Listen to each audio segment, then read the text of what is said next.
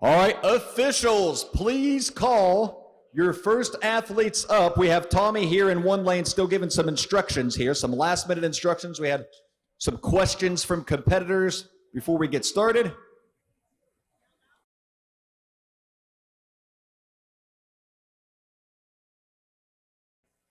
And here we go. Please call your first athletes to the logs, and we are going to kick this off in the max log event.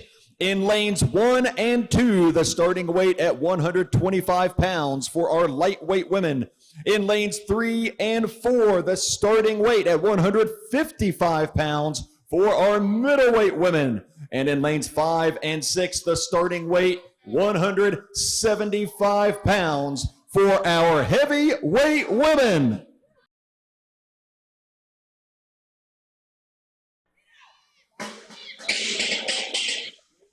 And you see right off the bat, these starting weights are not gimmies. They are heavy already, and believe it or not, it only goes up from here. We have some successful lifts already on the board.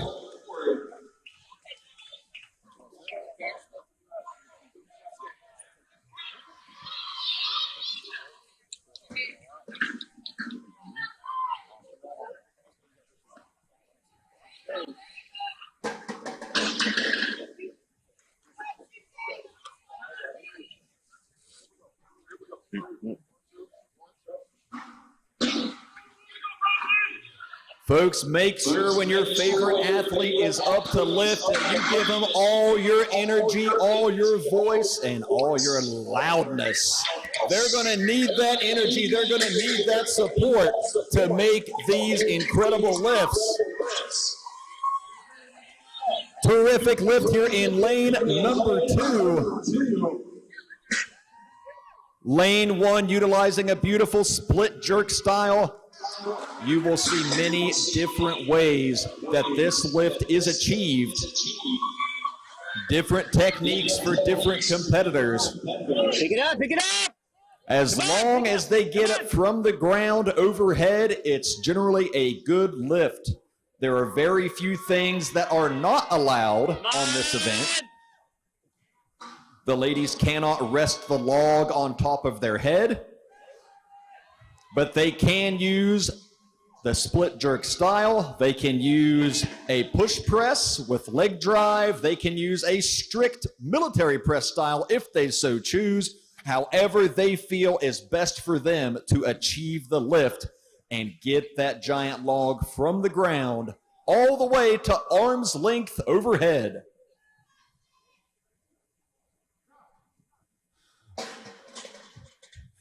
And lane 3 makes that lift look very easy, very comfortable lift for Jamie there.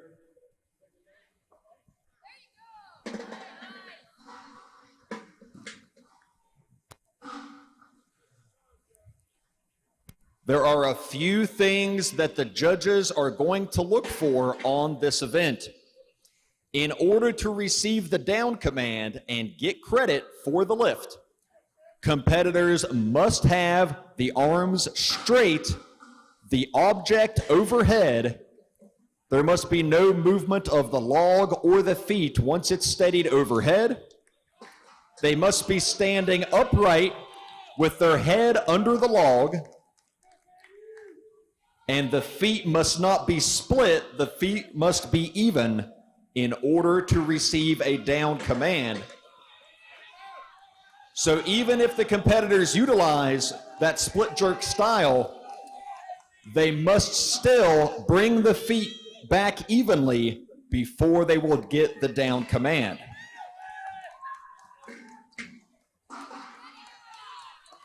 If the log itself is not steady overhead, they'll have to get that steady before they get the down command in order to get credit for the lift.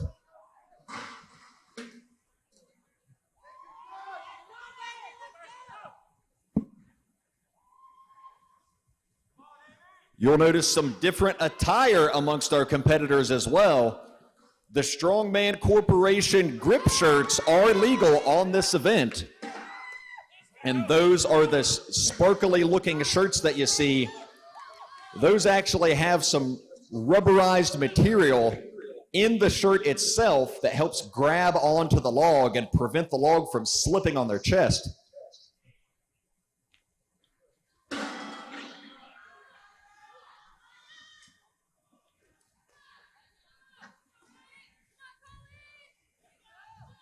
And you'll see a few different ways to clean the log as well. And when I say clean, I mean to get the log from the ground to the shoulders before they actually initiate the press.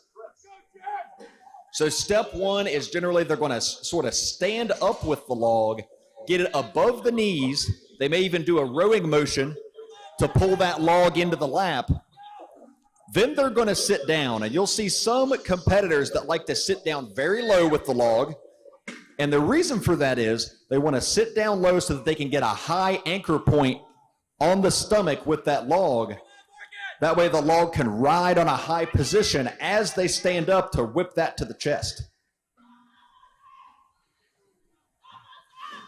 Some competitors prefer not to get quite that low and prefer to almost drive their hips into it to throw it up from a lower anchor point to get that log to the shoulders.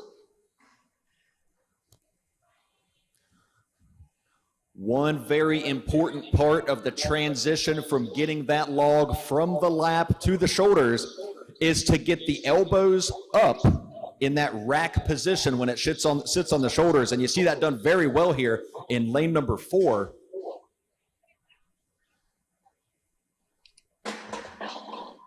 So they must get the elbows nice and high in that rack position on the chest in order to create a stable rack position and transfer all of that upward movement of the body, all of that leg drive into the log. Fire that bad boy overhead.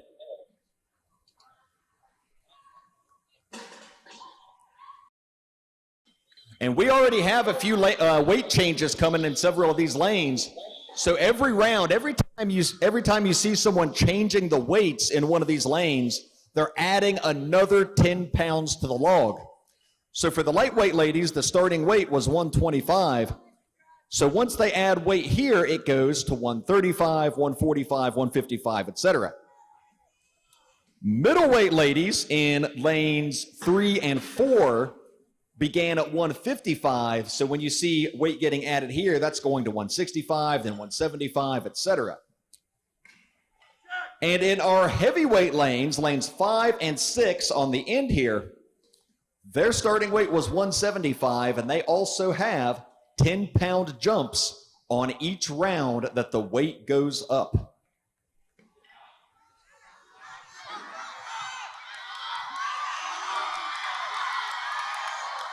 And what an incredible effort we saw there in lane 5. A well-earned lift. She fought for every inch of that lockout. She's got to be happy about that.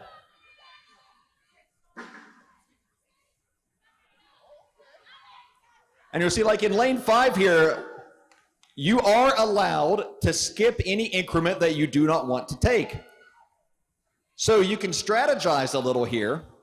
For example, if you come in at 175, but you don't want to take 185, you are indeed allowed to skip to 195. So you'll see several competitors that do not take the opening weight or that do take the opening weight and skip the next increment. The reason for that being is you don't want to take more lifts than you have to, because every lift that you make is going to take some of that precious energy that they're going to need for the rest of the weekend.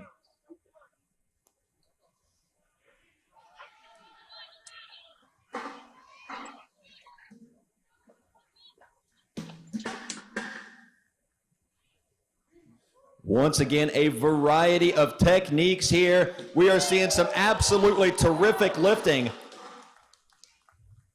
Seeing some very explosive leg drive. And again, when you're trying to lift the most weight possible, you really want to take advantage of that leg drive if you can. Some people feel more comfortable with different techniques.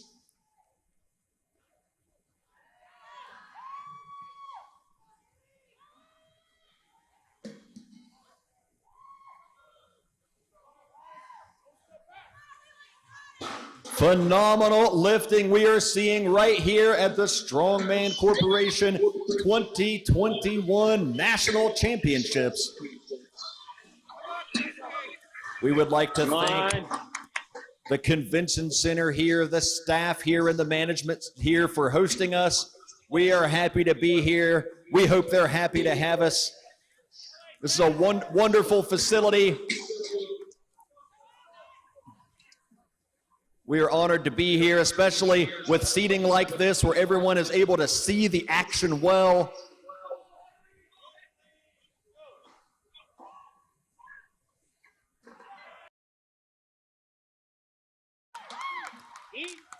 Absolutely terrific effort there in lane number 4.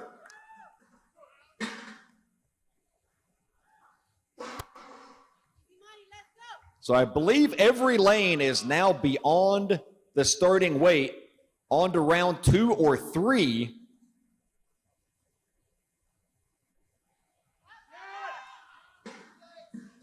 If they miss an attempt, they are allowed to retry it. They have a certain time limit in each lane.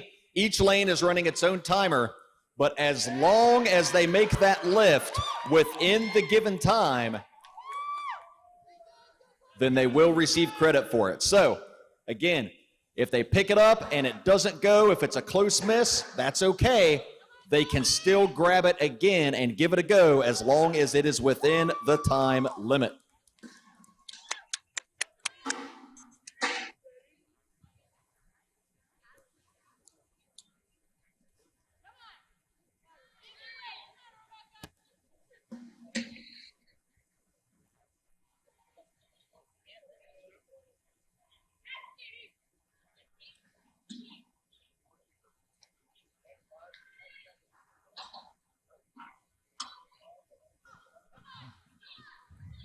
So they have 30 seconds to complete a lift.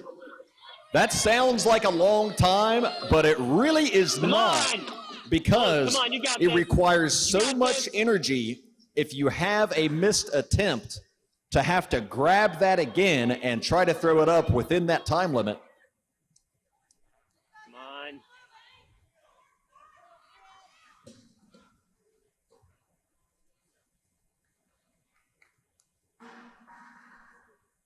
This event tests the entire body. That initial pick off the floor requires power from the hips and back. Once they pull it into their lap, then they have to drive upwards with the hips and quads while pulling with the upper back to pull that log into the chest so it's nice and tight against the abdominals so that the log doesn't slip. Then they have to push up with the arms, get those elbows up to create that rack position on the chest. From there, it's all about getting a big leg drive and firing the delts and triceps to get that thing overhead. So that is just as exhausting as it sounds, folks.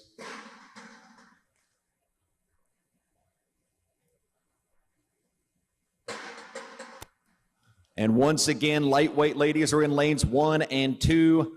Middleweight ladies in lanes 3 and 4, and heavyweight ladies in lanes 5 and 6.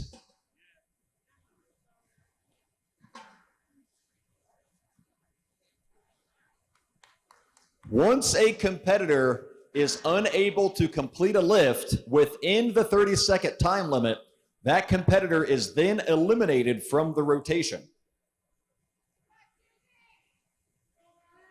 So you'll notice the lines are getting a little shorter at this point as several competitors have already been eliminated.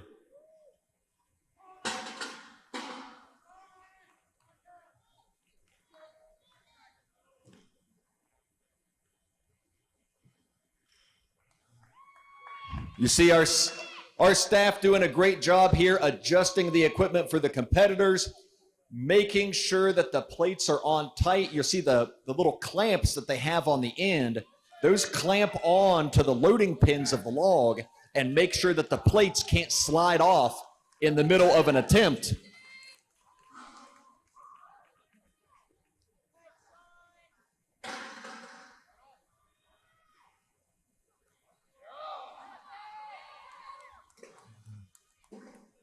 Absolutely fantastic lifting we are seeing here today. These competitors giving it everything they have in pursuit of the national championship. And a close miss there in lane number 6.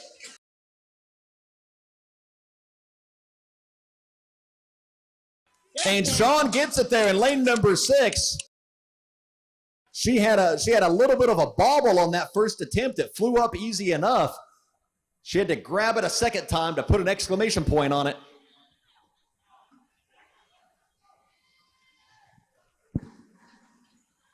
Come on.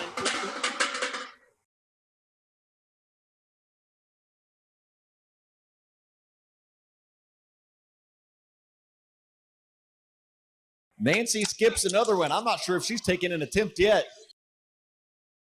She's got her poker face on.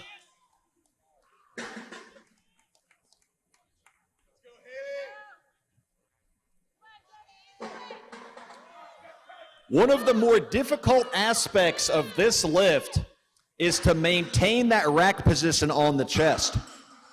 If you don't have the rack position secured with the elbows up and tight and plenty of tension into the log, what will happen when you dip and try to get that leg drive is that the log can start to roll down the chest. As soon as that log has any downward rolling motion, and she's okay. Lane 6, she's okay. She's going to walk away from that one. Glad she's all right on that.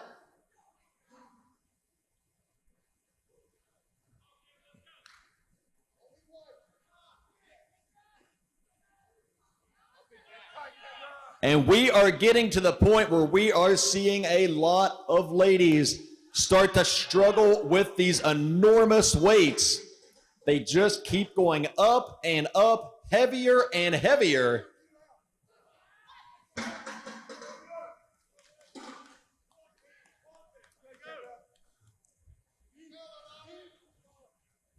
see some of our sponsors on the banner here, Rogue, Sirius Steel. Also, thank you to Generation Iron for their coverage of Strongman Corporation events. Make sure to check out all the articles from Generation Iron.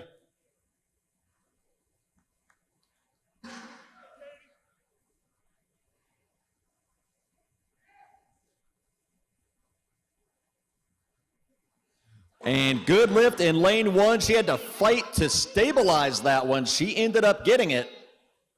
But you'll see sometimes they have to chase the log. If the log goes forward or backward, they'll have to move their feet to get under it in order to get it stabilized. So trust me when I tell you, that log can take you for a ride.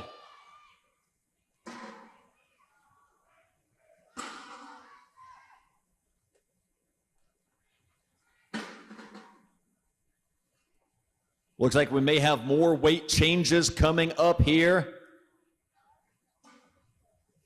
We may be consolidating some of our lanes at this point.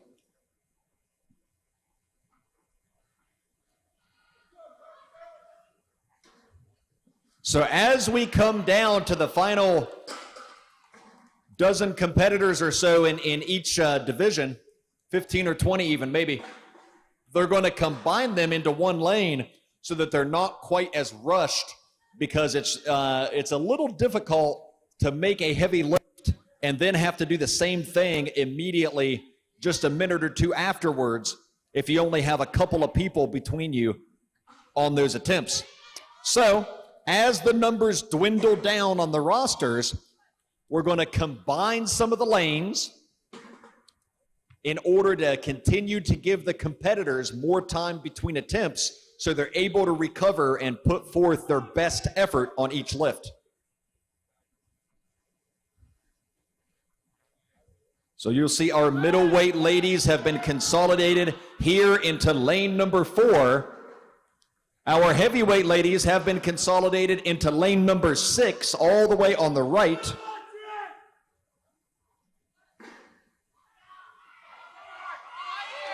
Lightweight ladies currently still in 2 lanes, in lanes 1 and 2. I think lightweight was our biggest class this year. So big shout out to our lightweight ladies. They really came out in force this year. Gigantic division.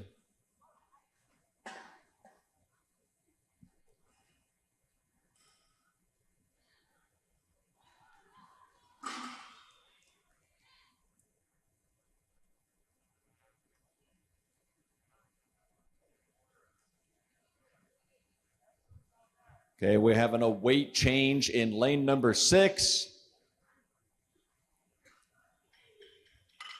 Looks like we're ready to roll in lane number 4.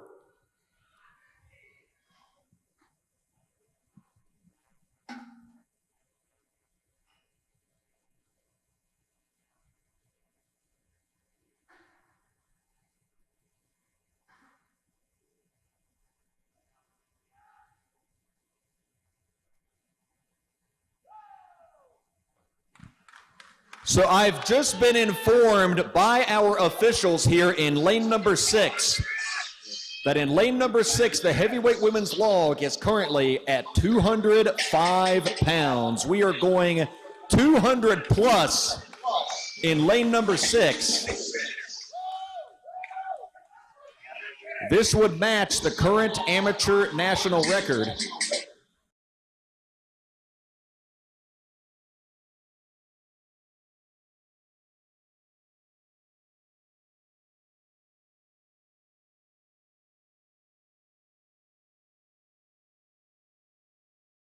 In lane number 4, we are currently at 185 pounds for our middleweight ladies. 185 currently. And a close attempt there. The question is, can she get that lockout and stabilize that lift? Plenty of explosive power.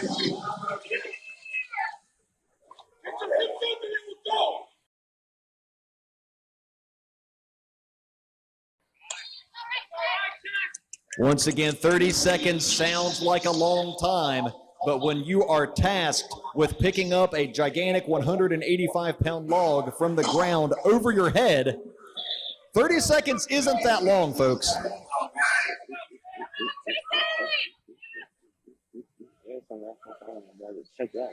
Big explosive power we are seeing here in amongst our lightweight ladies. Impressive lift after impressive lift here at the national championships.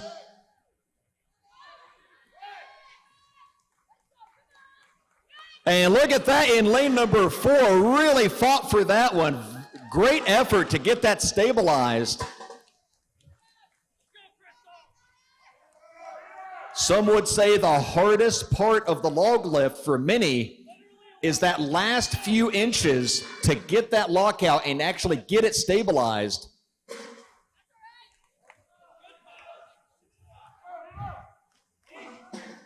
And as an example of what I'm talking about, it was just a few years ago when some fella named Eddie Hall, that some of y'all might be familiar with, was going for a log press world record, and he threw the log up with what seemed to be pretty good fashion off of his chest. Got his arms pretty much locked out, but again, he was not able to complete the lift and get it under control with his shoulders and upper back to hold it there and get the down command, and it cost him a world record. So the very top of that lift is so difficult.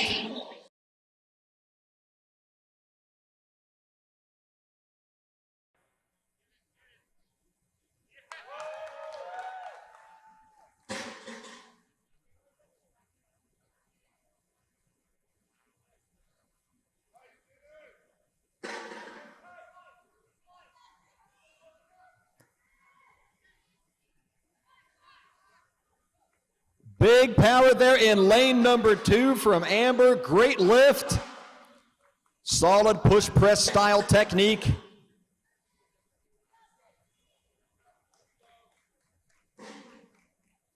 And Nancy finally makes her first appearance, I think, over there. Made it look easy.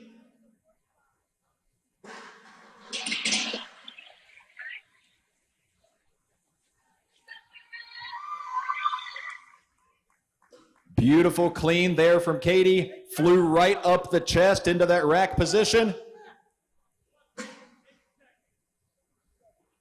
She still has some time.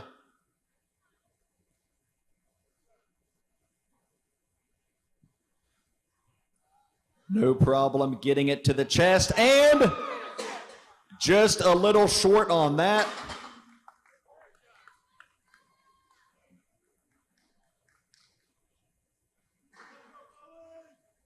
It's getting serious now. Some of our competitors are breaking out the smelling salts.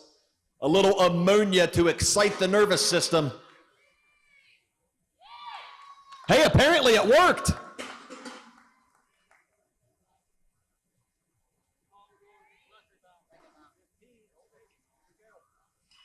All right, our esteemed officials here in lane number 6 have informed me that we are now going to 215 pounds in lane number 6 for our heavyweight women. This lift would exceed the current amateur heavyweight women's record on this lift.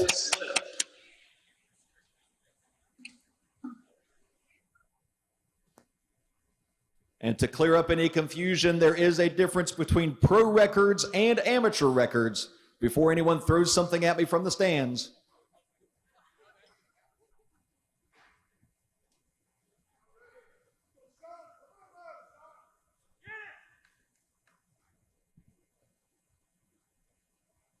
Lane number 4 is now at 195 pounds for our middleweight women.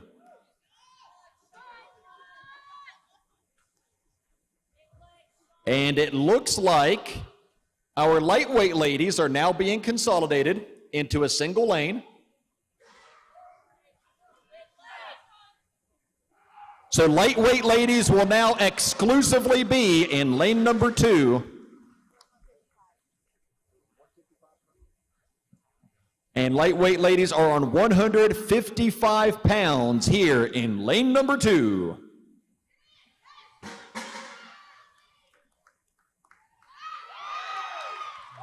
And there you have it, folks, 215 up and over, and it's good. The question wasn't if anyone could do this lift, it's how many of them can do this lift. The standard keeps going up and up, just like these enormous log lifts.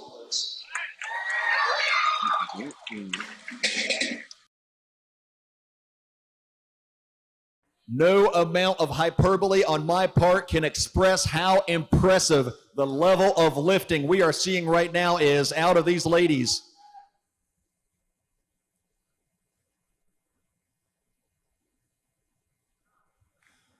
Another good lift in lane number 4 there for the middleweight women.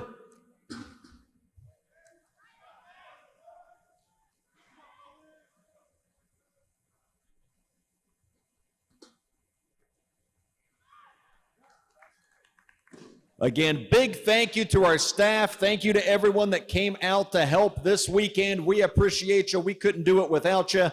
We love you from the bottom of our hearts. And here we go, 215, lane number 6. And honestly, makes it look pretty simple. Are we going to run out of weights? We may have to run to the local Dick's Sporting Goods and get more weights for these ladies, because that still looked easy for them.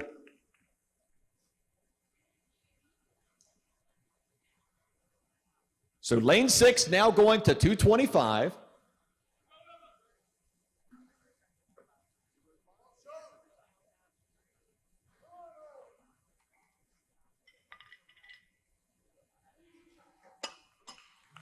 Three ladies left at middleweight. 205 pounds on the log here in lane number 4. This would exceed the current amateur middleweight national record.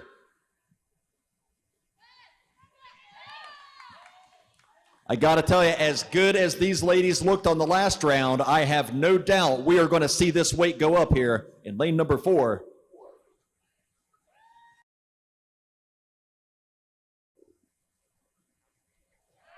And there you have it, new national record.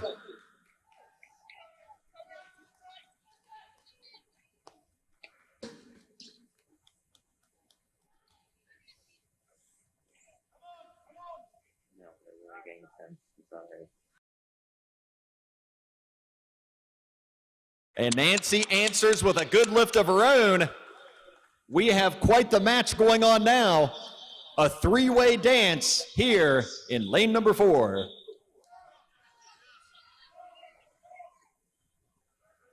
Easy time getting that up to the chest. And she's going to walk. She felt something she didn't like there. She's going to walk away from it, conserve her energy. She's going to have a great placing on that event. So she decided to save some energy, not go for that again. She's got 5 more events to do this weekend.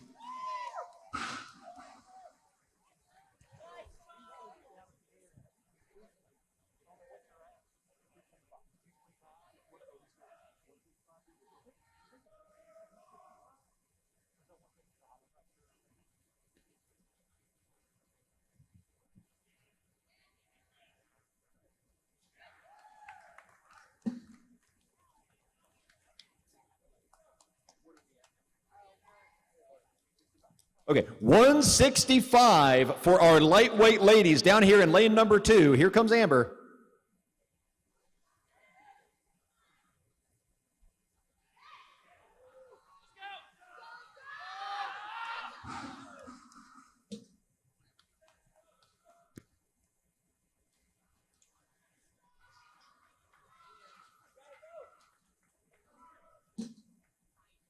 And she's going to walk away from that one. Great effort.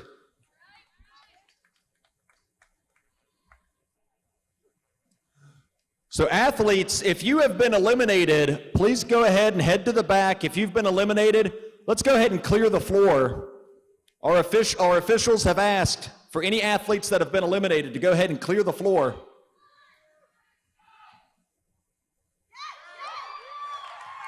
And these heavyweight ladies are still going down here.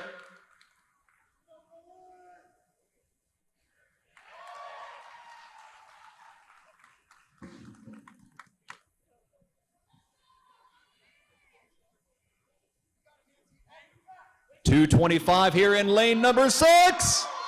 And it's good. What an effort. And now we go to 235 for our heavyweight ladies.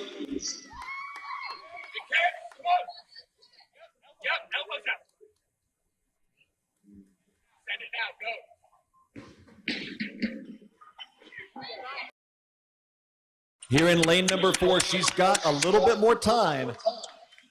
30 seconds goes quickly.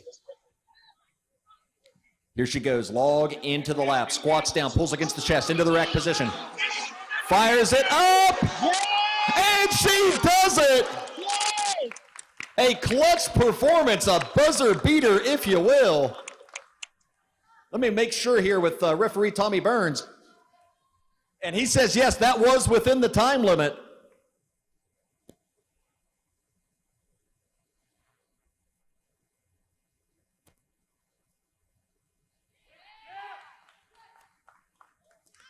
Fantastic lockout and control down here in lane number 2 with our lightweight ladies. Looks like we're down to maybe 6.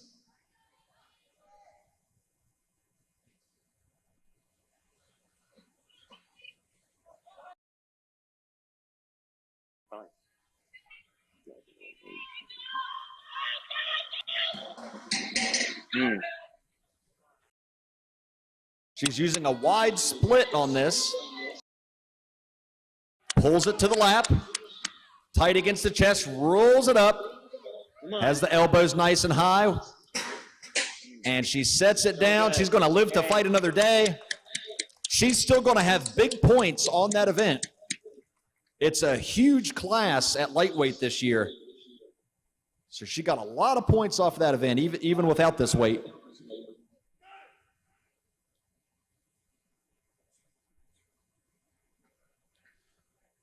The power on that clean, rolled it right up the chest. Big push press technique. Lots of power out of the triceps.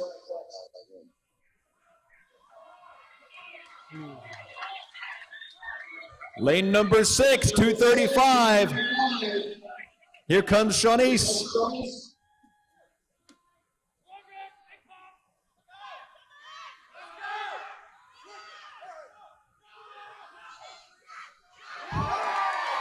And almost in synchronized fashion, we had our lightweight lane and our middleweight lane almost in perfect synchronization.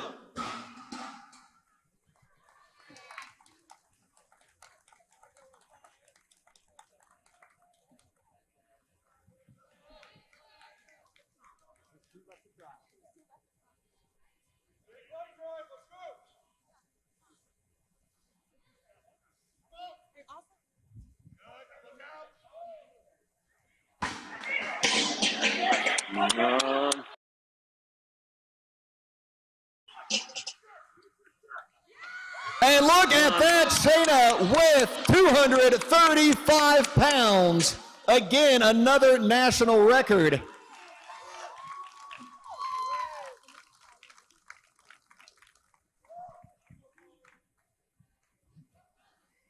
Colleen up next. Getting a little last-minute boost from the smelling salts there. 235 pounds, it's in the lap. It's up to the chest. Rack position steady. And look at that power. So you know what that means, folks. Heavyweight now goes 245 pounds with our final 2 heavyweight competitors.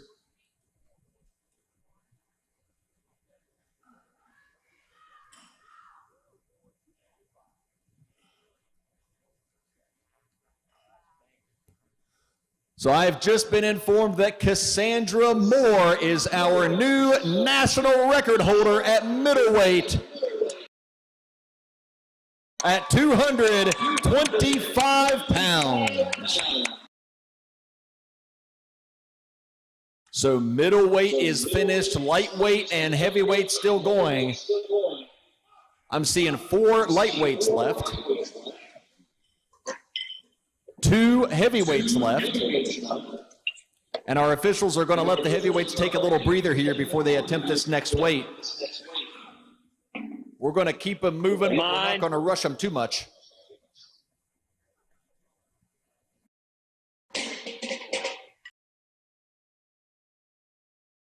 And then there were 3.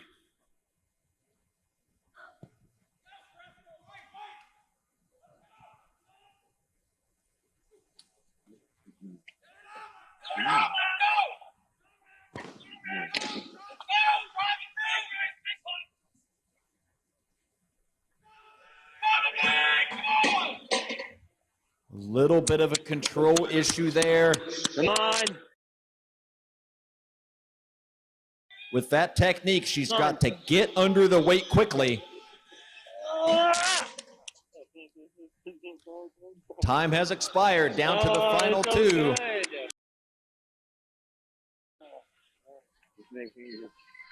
Make noise.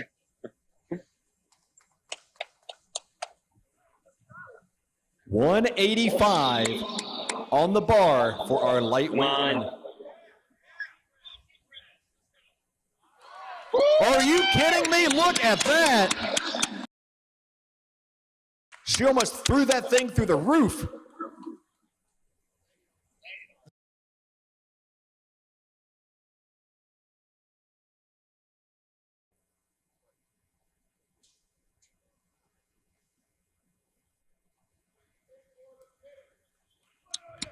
Moment of truth. 185 pounds. And here we go. Into the lap. Come on. Tight against the midsection, rolls it up to the chest. Elbows high. Come on. Position looks steady.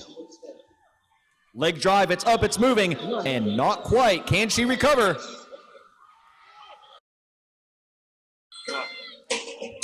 Using a terrific layback there, but was unable to get the lift. She's going to walk it off, live to fight another day, and save a little bit of energy for the next event.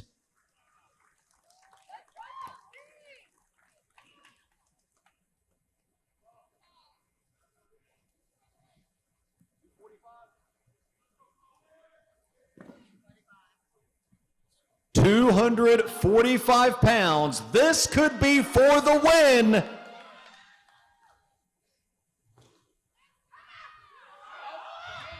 She has it to the chest. The log is steady, and here she goes.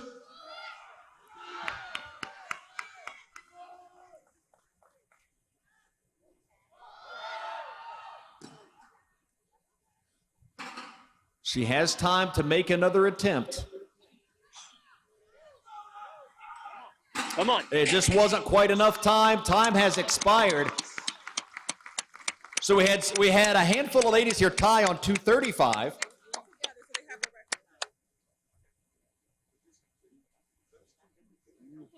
So Shayna and Colleen both hit 235 successfully, so they will share points for the event win. And they will share that national amateur record. I'm going to head down here to get lightweight results now.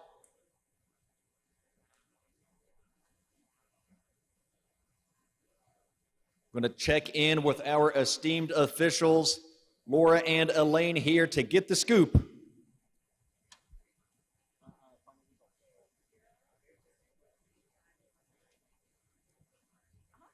So in lightweight women with 185 pounds, Kira Rickson takes the win in the lightweight division, our biggest ladies division here this weekend.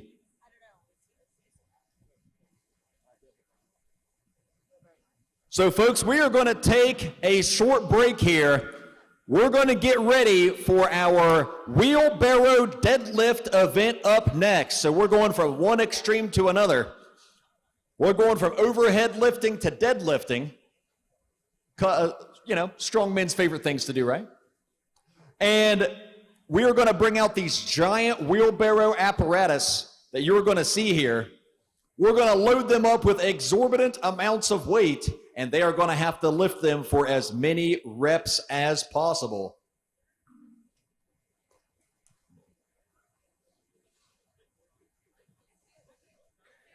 So these giant pieces of equipment that you see coming out now, these things aren't exactly light by themselves. The darn things probably weigh 200 pounds as they sit. That's a lot of steel right there. And believe it or not, we're going to pile a bunch of weights on these things because that's what we do.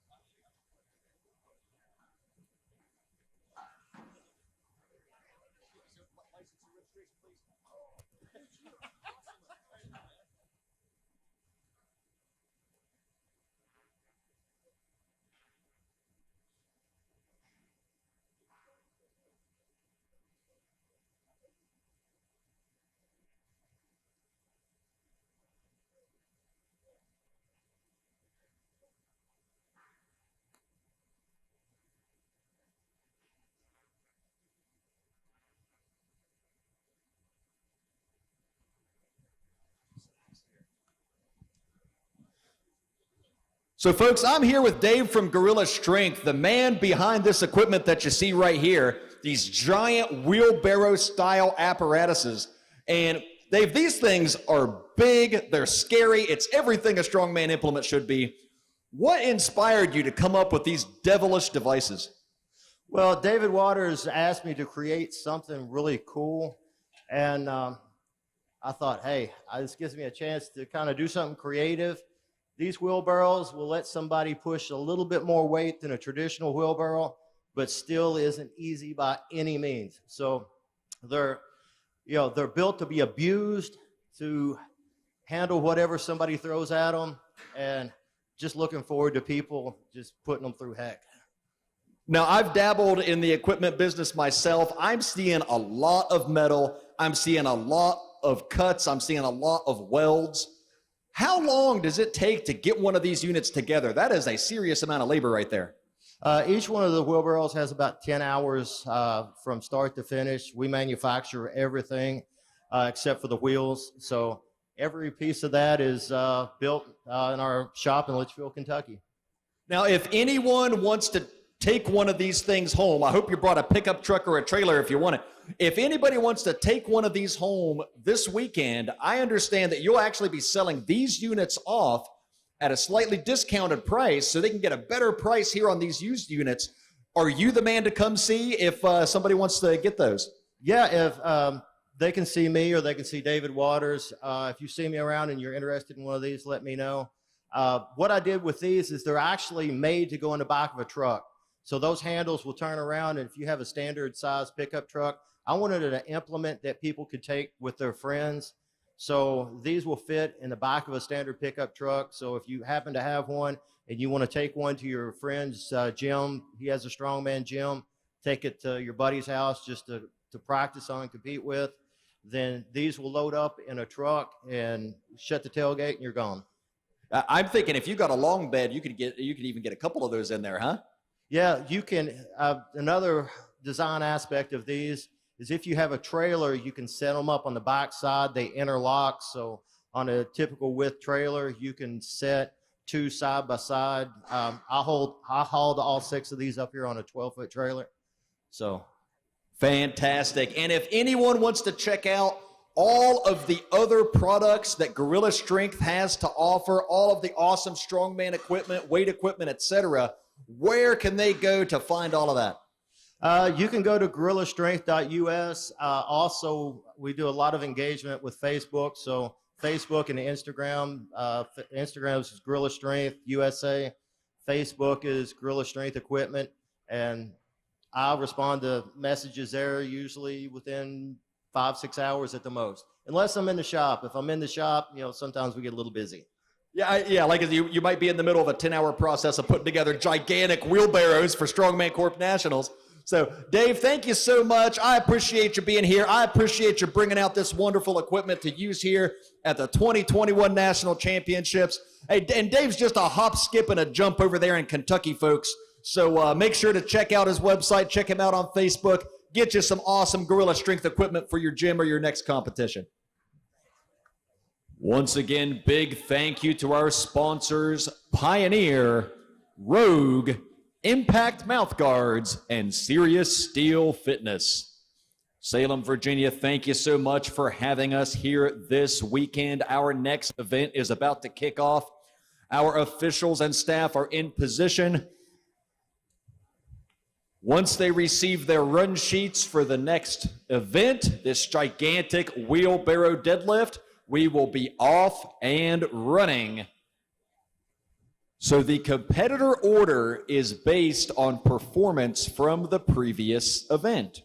So how these ladies did on the log press determines their order on the deadlift event. So if you did extremely well on the log press event, you get to go towards the end of the roster on the deadlift event. However, if you did not have such a great day on the log press event, you will be going very early in the running on the wheelbarrow deadlift event. Why does that matter? From a competitive strategy standpoint, it is always good to know what everyone else has done. So the later that you get to go in the rotation, theoretically, the more information you have as to what everyone else was able to do on that implement. And that can kind of help you strategize or simply motivate you to reach to a higher level. 5 lanes will be run on the next event. So lane 6 will remain empty. We will run only 5 lanes. We will run our heavyweight women first. So we will bring them out 4 or 5 at a time to compete. So some of the heats will only have 4 competitors because we're not going to use all the lanes for that. And then some of the lanes will use, or some of the heats will use all 5 lanes.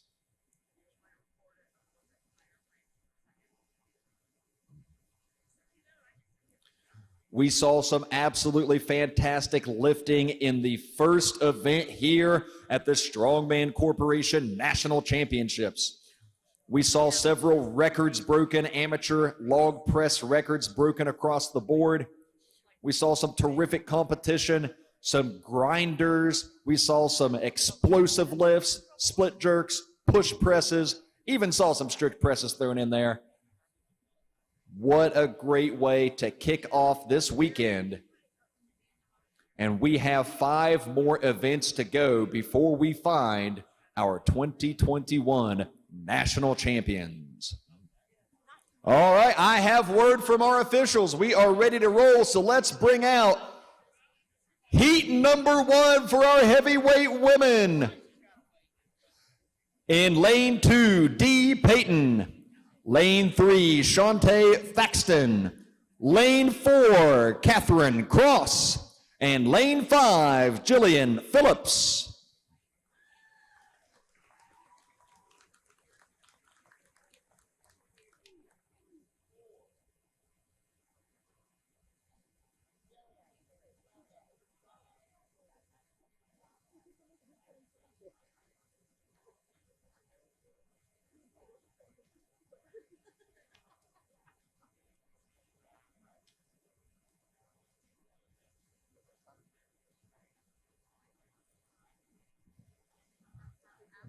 All right, we're going to make sure that all of the ladies are in position.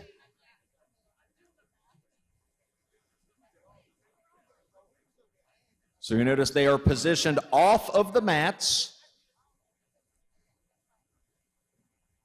Last minute instructions from some of our officials. I want to make sure that everyone is in the proper place before I give the signal. Ladies, listen for the whistle. Judges, when I say judges ready, give me the thumbs up, because if I do not see the thumbs up, I am not going to blow the whistle. Here we go. Athletes ready! Judges ready! And we are off. 60 seconds to do as many reps as possible. 450 pounds on this gigantic wheelbarrow. And you see over here in lane number 3 that Shantae is already off and running and putting up several reps. This is an extremely heavy event. 30 seconds to go. And these ladies are giving it their all here in the early goings on the Gorilla Strength Wheelbarrow Deadlift event.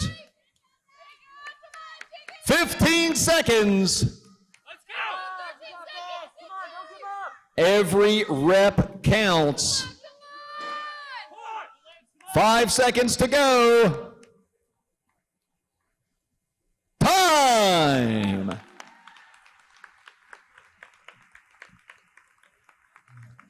Let's bring out our heat number 2. Lane 2, Jackie Hoyle. Lane 3, Catherine Powell. Lane 4, Amanda Schaefer. Lane 5, Megan Deely.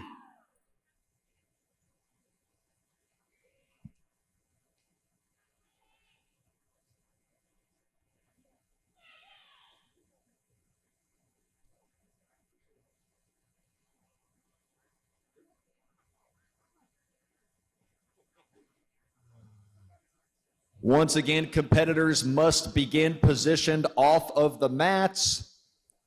Ladies, when you hear the whistle, that's when you get to grab the implement and start pulling.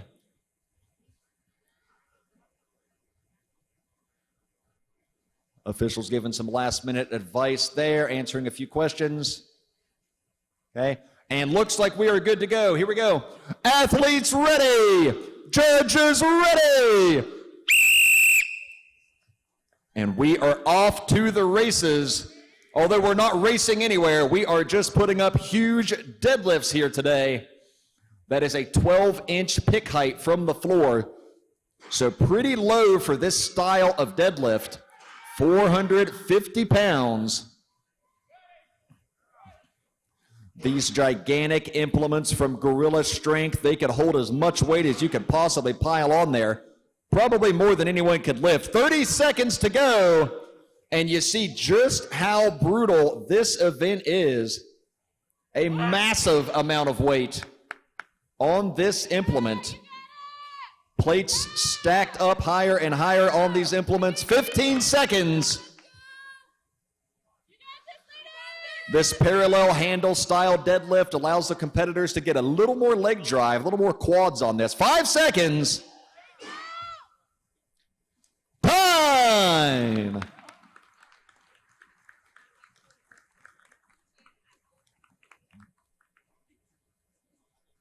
We are moving on to heat number 3. Lane 2, Alila Worley. Lane 3, Madeline Garcia. Lane 4, Liana Yang. Lane 5, Jane Nwaffer.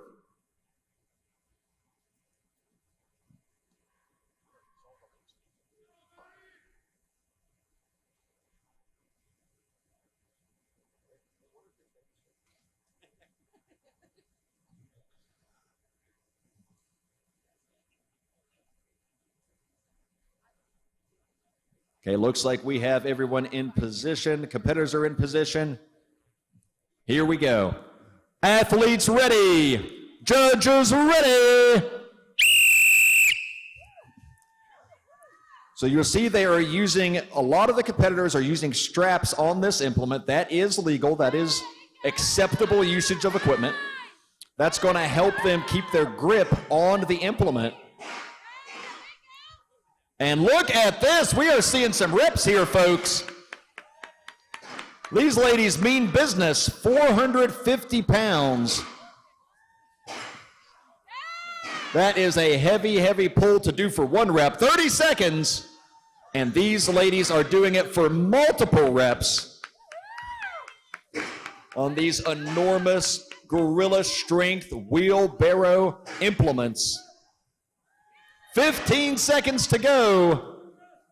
And our heavyweight ladies are putting on a show.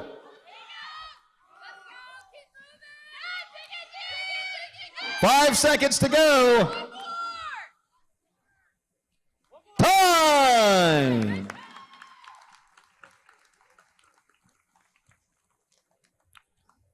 Let's bring out heat number 4. Lane 2, Rebecca Houston. Lane 3, Ashley Sorensen. Lane 4, Trissy Halls. Lane 5, Lalani Brown.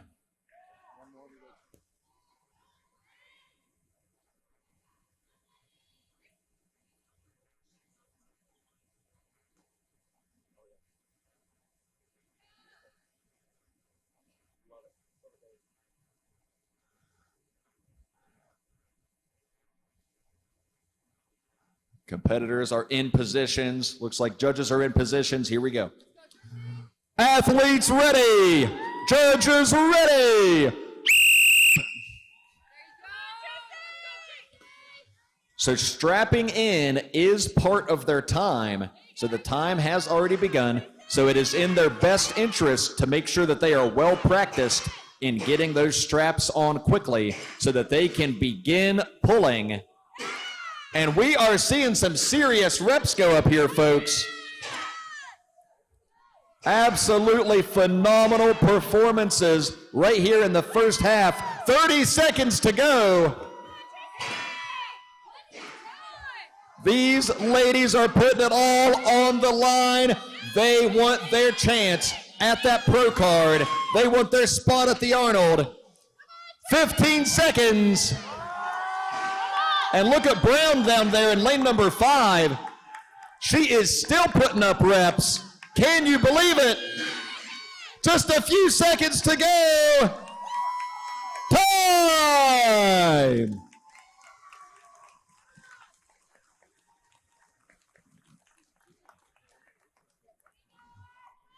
our fifth and final heat of our heavyweight women's division. Lane 1, Jennifer Lyle. Lane 2, Pauline DePinto. Lane 3, Sean Hairston. Lane 4, Shayna Vales. And Lane 5, Colleen Meredith.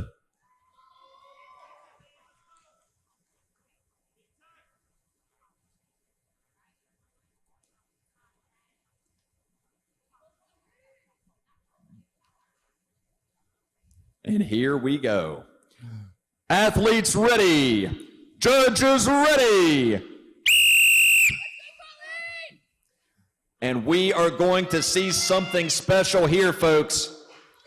Look at this. The reps are already starting to fly. Do not blink, folks, or you might miss several reps from this lineup. All of these ladies went 200 plus on the previous event on that log press. Some of them way over that mark. 30 seconds.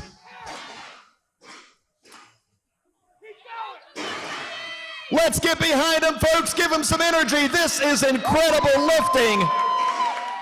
Amazing performances across the board. 15 seconds to go. They have got to fight and claw for every single rep. 5 seconds. Time! Have you ever seen 450 pounds look so easy? These ladies put up incredible numbers. And now we have a weight change as we prepare for our middleweight women's division.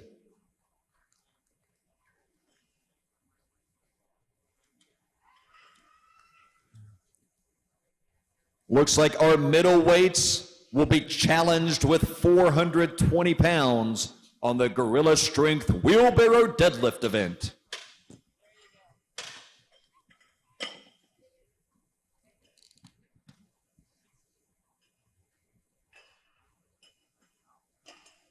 Big thank you to Rogue for sending this massive amount of weight plates we'll be using all weekend.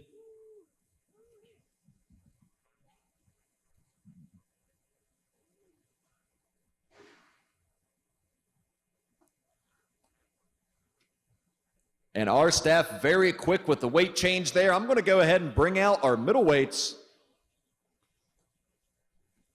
So heat number 1, lane 2, Maggie Alt. Lane 3, Kaylin Prow. Lane 4, Rosemary Dillman. Lane 5, Topanga Morgan.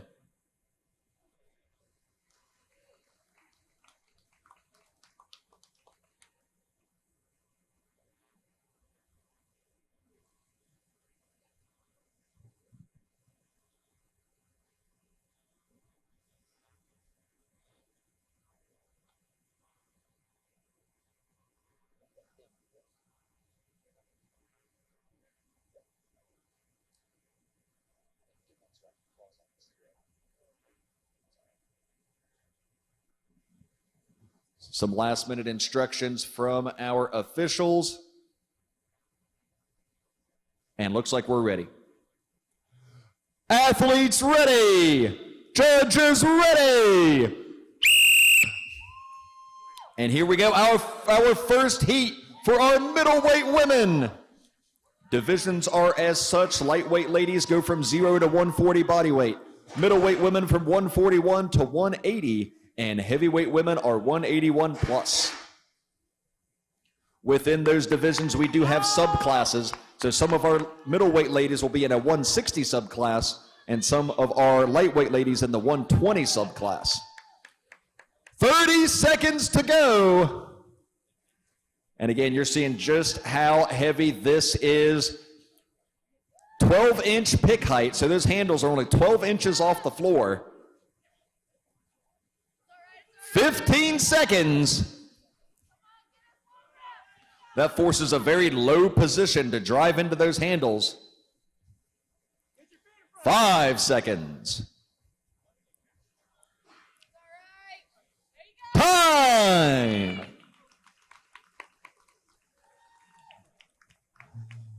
Please welcome heat number 2. In lane 2, Becca Strong. In lane 3, Teal Rounds. And in lane 5, Olivia Dubray. Excuse me, and in lane 6, I think that's a typo. I think we have a typo on the sheet here, folks. So I'm going to say Olivia is lane 4 and Morgan Patterson is lane 5. Because there is no wheelbarrow in lane number 6, so I don't think she's going to be lifting there.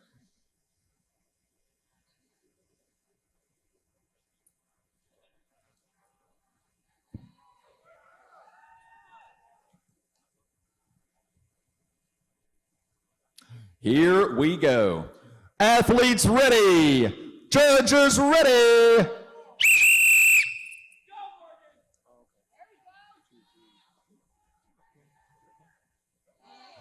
And there we go. First rep on the board over there in lane number 2.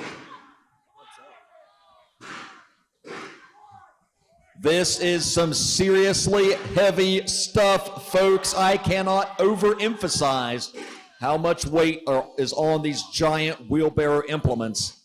They're heavy enough by themselves. I don't even want to pick the darn thing up empty. 30 seconds to go. And these ladies have to do it with piles and piles of plates added to them.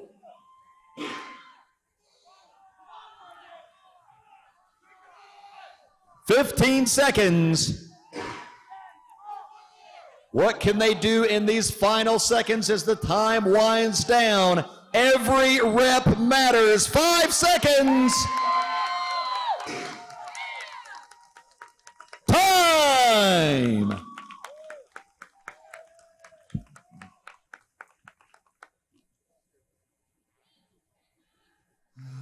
Let's bring out heat number 3.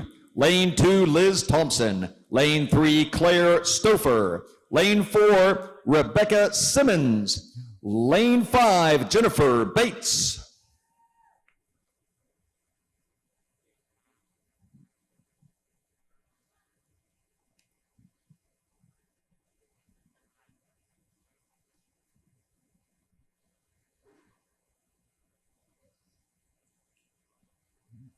And here we go. Athletes ready. Judges ready. And here we go. You see them getting their straps on quickly. They don't want to waste any time with that. And the reps are starting to move. Here they go. 420 pounds. They have to stand up with it, knees and hips extended, standing tall in order to get the down signal. 30 seconds. So they must get those signals on each lift in order to receive credit for the lift. Still time to get more reps. We have 15 seconds to go. And this is where they really have to dig deep. 5 seconds. Can anyone get one more? Time!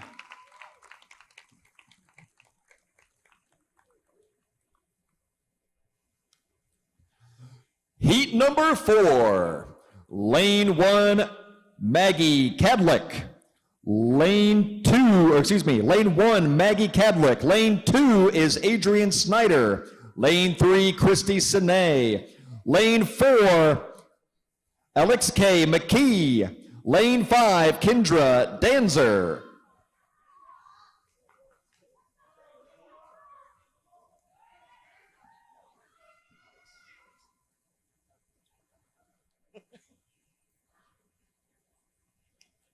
And here we go. Athletes ready. Judges ready.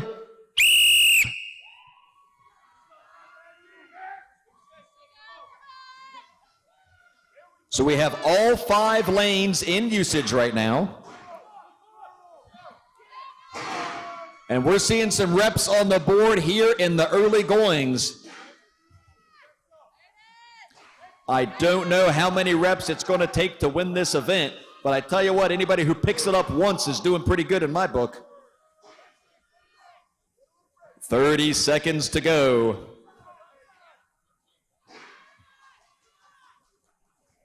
Lane number 5 having a lot of success here. She is just pounding out these reps. 15 seconds. They have got to dig deep. They've got to fight. They've got to get every rep possible with just a few seconds to go. Time.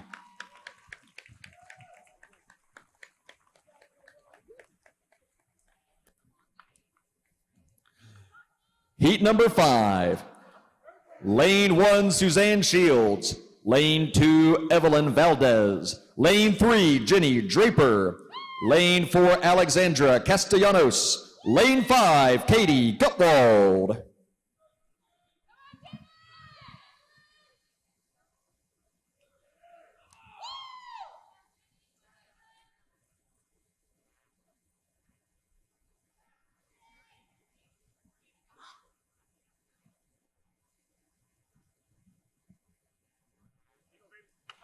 Athletes ready. Judges ready.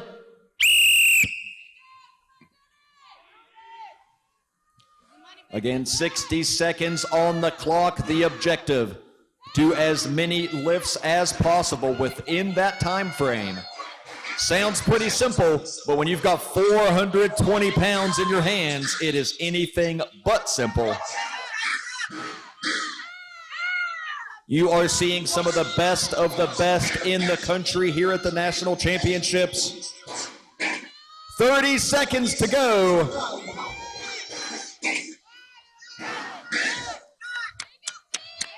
What a brutal event. This is taxing the back, the hips, the legs. Really wearing these competitors out with 15 seconds on the clock.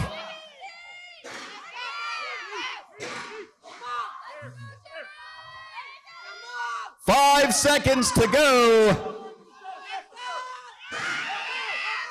Time!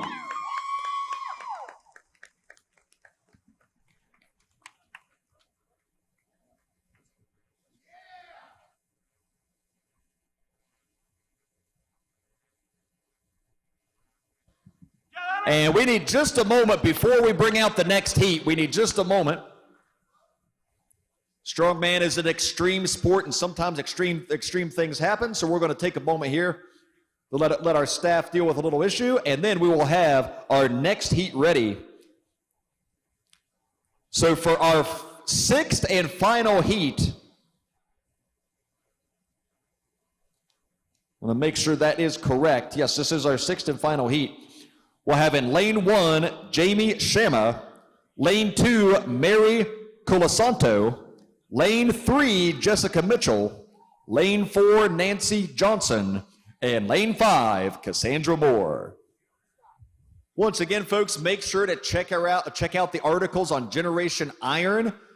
They have been covering Strongman Corporation events all year, and they have some great articles, some great pieces up about the national championships. Make sure to check them out. Big thank you to Serious Steel Fitness for supporting Strongman Corporation National Championships. Rogue Fitness, thank you so much for their continued support.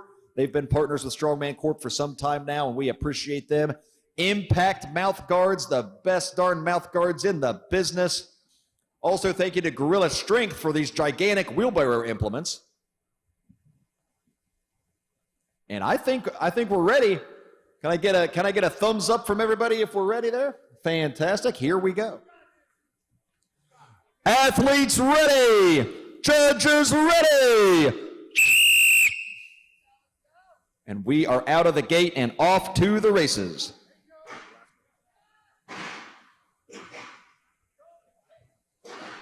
And holy moly, folks, look at this. Lane after lane, we are just seeing the reps fly up. 400 plus pounds in their hands on this Gorilla Strength wheelbarrow event, and they are making it look easy. Less than 30 seconds to go. They are motoring through these reps. 15 seconds. And look at them fighting for every last rep on this event. Just a few seconds to go. Time! And now we have our weight change.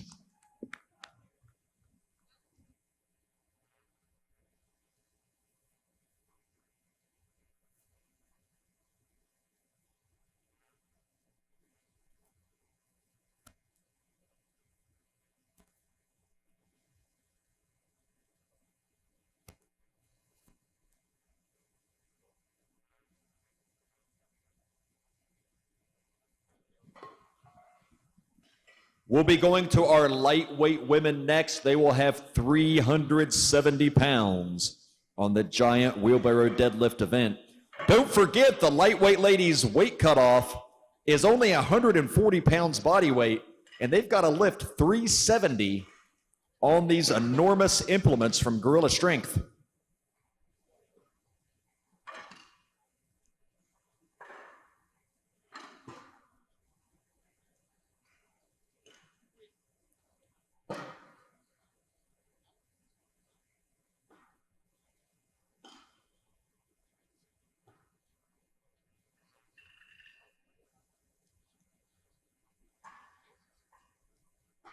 Big thank you to Salem, City of Salem, for having us here at the Convention Center. Big thank you to all the support from local businesses. If you haven't had a Strongman burger yet, make sure you go to Farmburgesa, get you a Strongman burger. I had one last night, good stuff.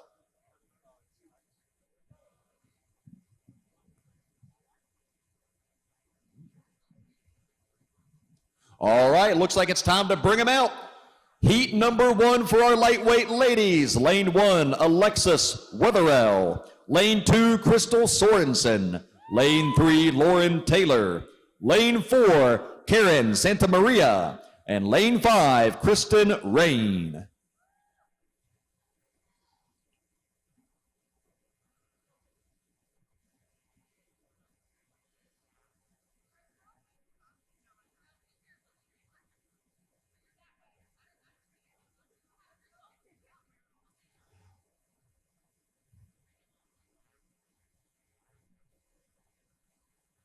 All right, athletes are in position, judges are in position, here we go. Athletes ready, judges ready.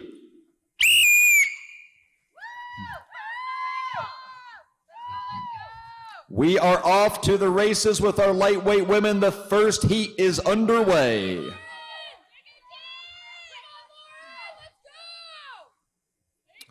370 pounds, 12-inch pick height on this deadlift event. Pretty low for a parallel handle event. 30 seconds. Who is going to be the first to have some success here with this enormously heavy deadlift event? And there we go. 15 seconds. Let's get one, Lauren. Let's go, Lauren. Let's get behind them, folks. Give them some energy. 5 seconds. Time.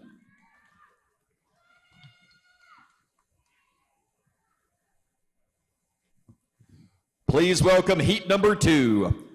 Lane 1, Katie Feely. Lane 2, Miriam Rojas. Lane 3, Emily Anderson. Lane 4, Deandra Flores. And lane 5, Amy Klickner.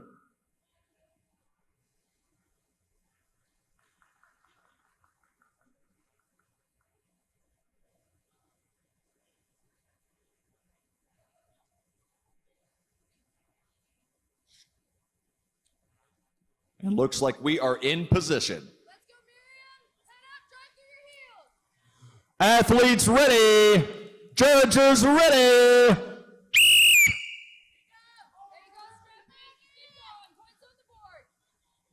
You're seeing a few different types of straps being used here. Some ladies prefer the figure 8 straps, which sort of wrap around your wrist twice. You loop it over the handle and then it wraps around your wrist again.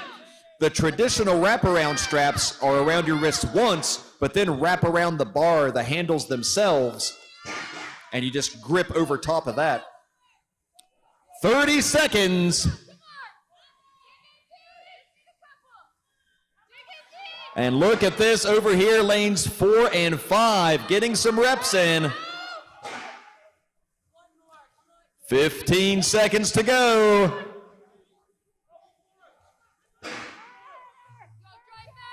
This is a heavy, grueling, taxing event. 5 seconds on the clock. Time!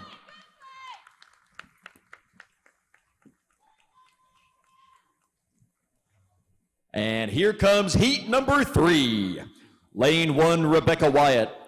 Lane 2, Victoria Day. Lane 3, Kiara Medina. Lane 4, Vina Neighbor. Lane 5, Destiny Taylor.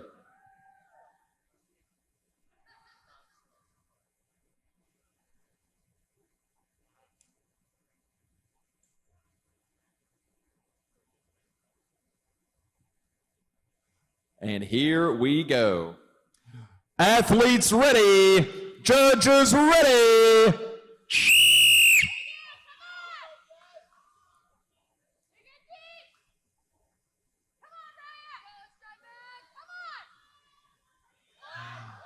And there they are. The first reps are on the board.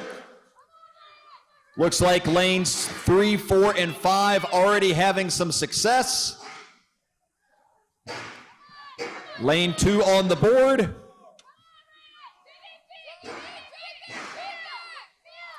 "30 seconds.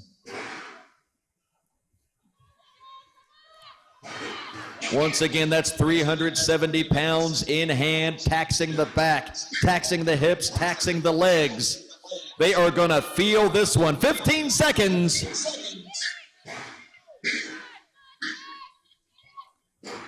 Amazing performances we are seeing right now. 5 seconds to go. Time! Just look how we had a buzzer beater rep or two in there.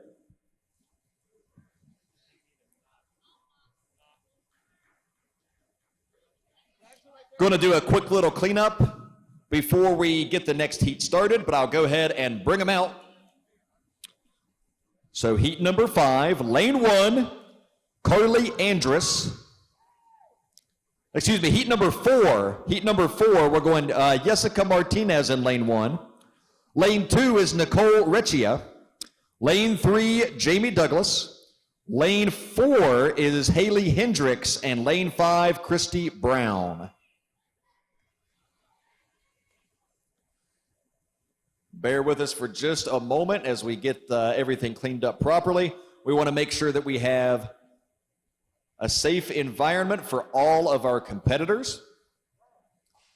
So anytime that we have to stop, do a little cleanup, adjust equipment, anything of that nature, we're going to do so to make sure that everyone gets a fair shake and make sure that everyone is lifting in a safe environment.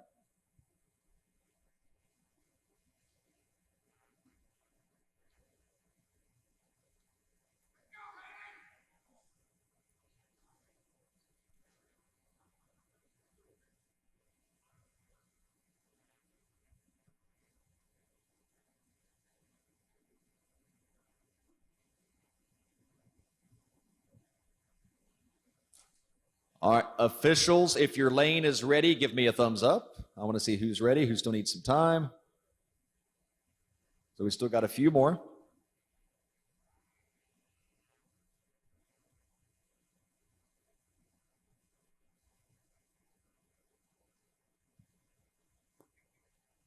Okay, looks like we are good to go. Judges, don't forget to give me a thumbs up. Athletes ready. Judges ready.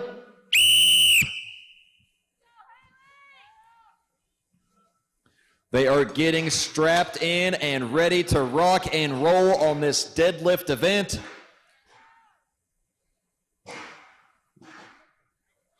Lane 1 off to a great start. Lanes 3 and 4 almost in synchronization over here, just hammering out the reps. Remember, they have to stand up tall to get the down signal. 30 seconds left. Knees must be extended. Posture must be straight.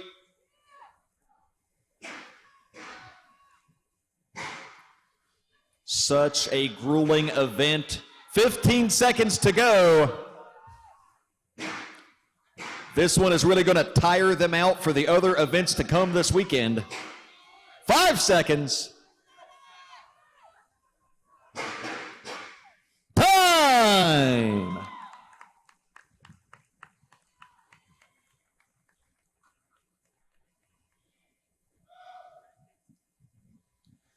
Now heat number 5. Lane 1, Carly Andrus. Lane 2, Cynthia Martinez. Lane 3, Jess Garcia. Lane 4, Raquel Walters. Lane 5, Christy Smith.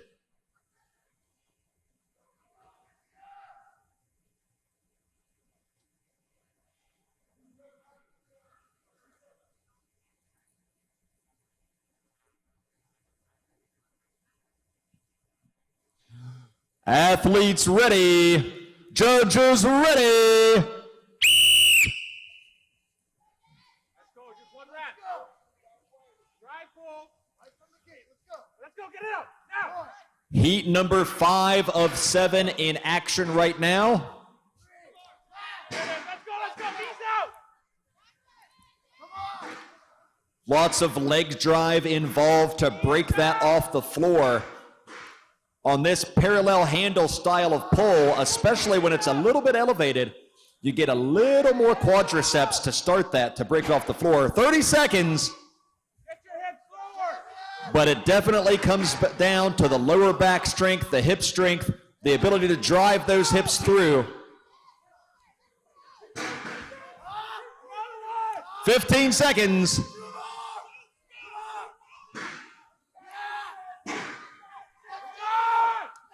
5 seconds to go.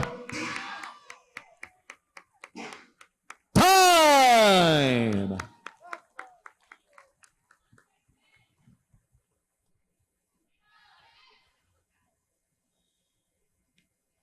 Let's bring out heat number 6.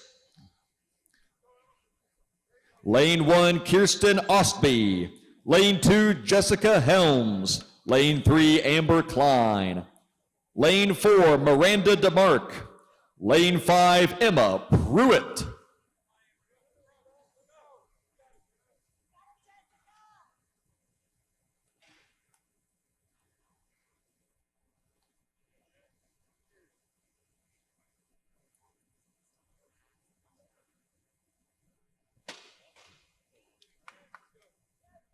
Just making a little equipment adjustment here in one of our lanes.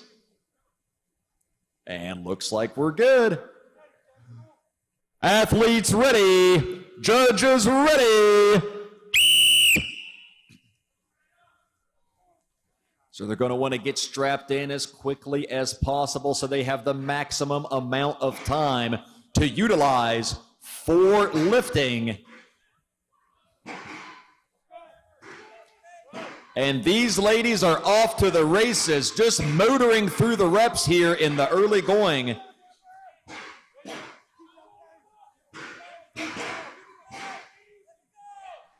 "30 seconds to go, so they're at the halfway point.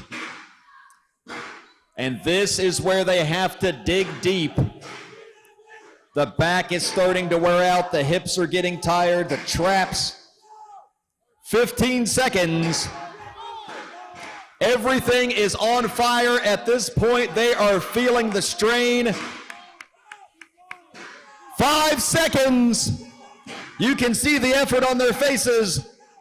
Time.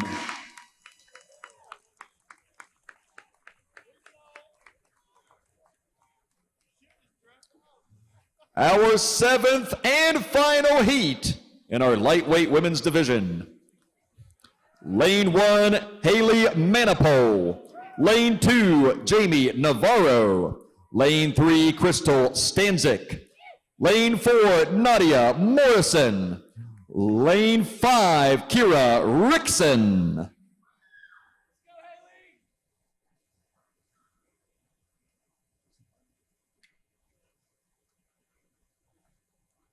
Our final heat in our lightweight ladies division for the wheelbarrow deadlift. Athletes ready, judges ready. And here they go. Do not blink, ladies and gentlemen. These are some of the best of the best. I expect to see some serious reps moving here, and they are delivering.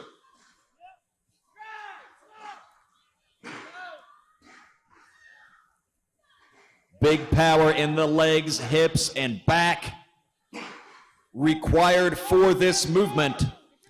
30 seconds. So they are past the halfway point. They've got to keep going. They've got to block out the pain, forget about the discomfort, and just keep going. 15 seconds. They have their eye on the prize, that national championship, that pro card status. 5 seconds. Time!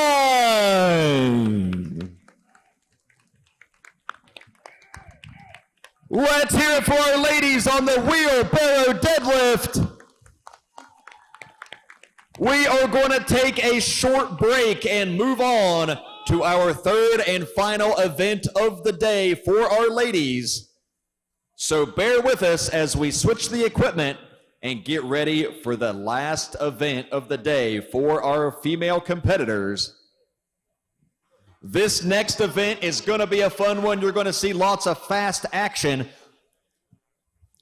You see our signs that we have up here on these big uprights. They're going to have to throw sandbags over those signs. There's going to be a series of bags. They're going to have 4 bags apiece that they're going to have to grab and hurl through the air over top of those. Time will be determined by when the bag hits the ground on the other side, and the fastest time to finish wins. This is a fun, fast-paced event, and I cannot wait. I hope you're having a great time here at the National Championships. Thank you all so much for coming out and joining us. I hope you're enjoying yourself as much as I am. Thank you to Strongman Corporation and Dion Masters for continuing to bring me out here to do this sort of thing. I really, greatly, truly enjoy it. So thank you to everybody at Strongman Corp. Thank you to Chad Clark right here with the mop. Hey, Chad has had boots on the ground right here in Salem. He's had boots on the ground promoting this event, getting it on the news, getting it in the paper. He don't want to talk. He's running away from me. He knows I'll stick a microphone in his face. But Chad is the man this weekend. Thank you so much. If you see the guy with the gray beard and the kilt running around, make sure to shake that guy's hand. He's done a lot for us here. We all love Chad. All right, looks like we are ready to go for our sandbag toss event. Let's bring out heat number 1 in lane 2, Dee Payton, lane 3, Kitty Cross, lane 4, Jillian Phillips, lane 5, Catherine Powell, and lane 6, Amanda Schaefer.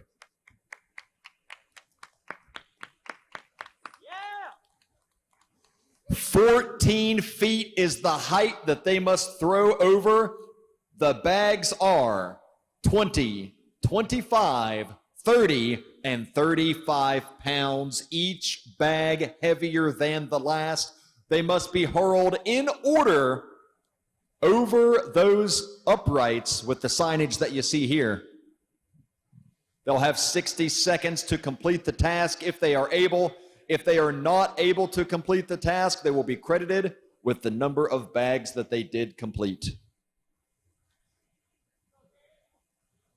And here we go. Athletes ready. Judges ready.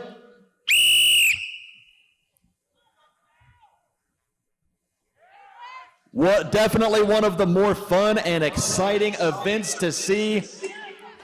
See these bags hurling through the air.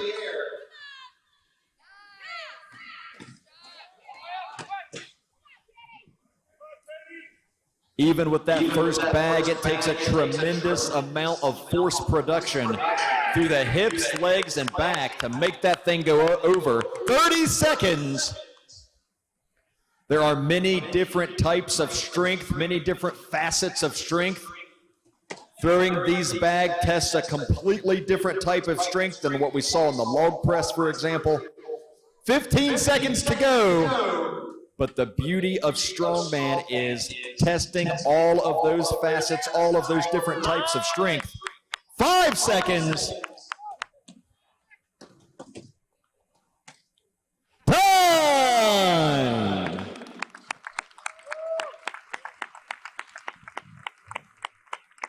Heat number 2, lane 2, Megan Deely. Lane 3, Liana Yang. Lane 4, Shantae Thaxton.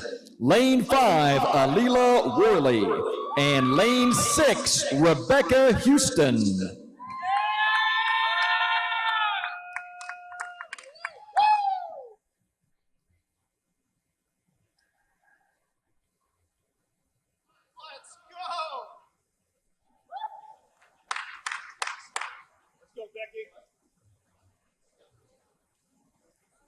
Just making sure everyone's in proper position. Looks like we are good.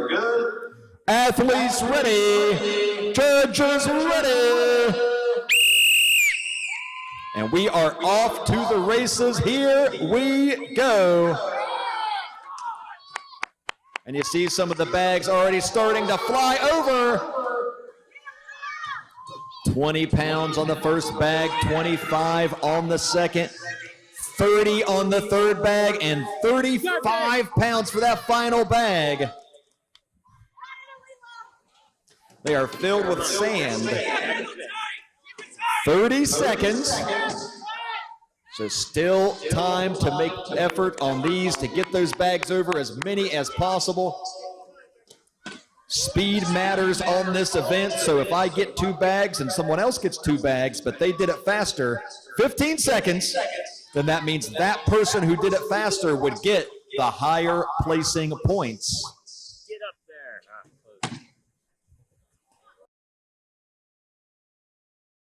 there. Time!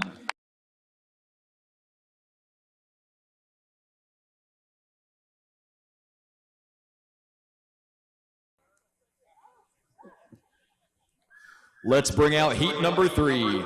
Lane 2, Jackie Hoyle. Lane 3, Madeline Garcia. Lane 4, Trissy Halls. Lane 5, Jane Nwaffer. And lane 6, Ashley Sorensen.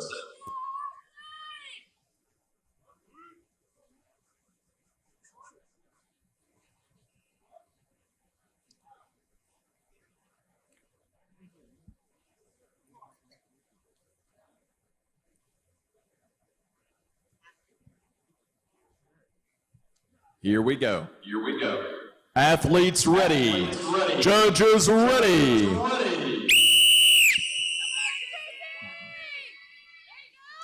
Let's see, can anyone finish this entire series of bags? So difficult to throw these in succession because each throw saps a little bit of energy and wears you out for the next one. You can only summon that explosive power so many times before it starts to dwindle. 30 seconds.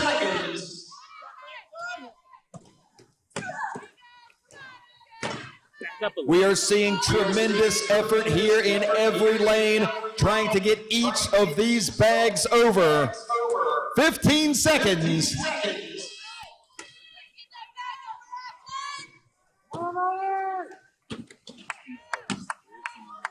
Let's hear it for him, folks. They got 5 seconds. Time!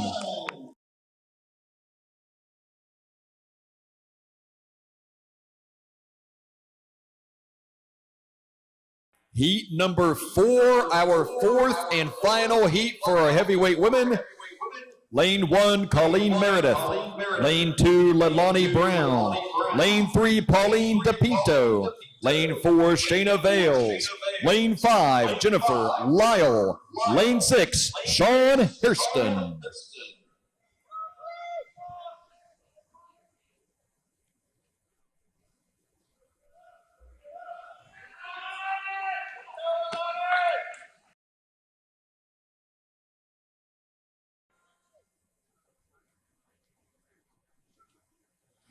Athletes ready.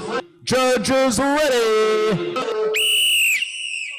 And here we go. These are some of the best that we have seen so far.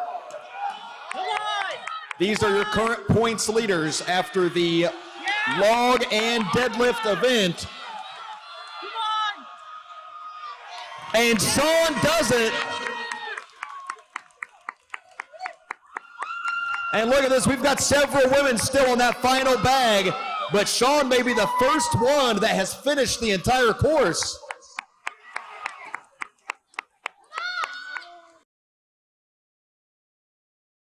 "20 seconds. They are fighting for everything they're worth to try to get that final bag over.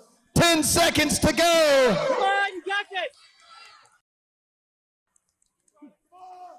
Time is winding down. What can they do? Get it! Time! What an amazing contest we had there in that final heat for our heavyweight women.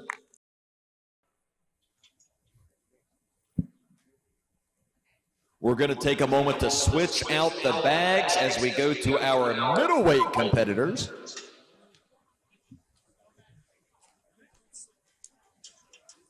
Excuse me, it's actually going to be the same bags. They're just going to lower the uprights. So it's going to be the same bags, 20, 25, 30, and 35.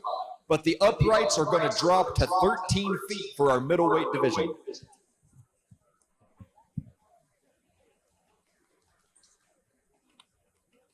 So we saw in our heavyweight class just how difficult it can be to get all of those bags over. I might be wrong, but I think only one competitor got all the bags over.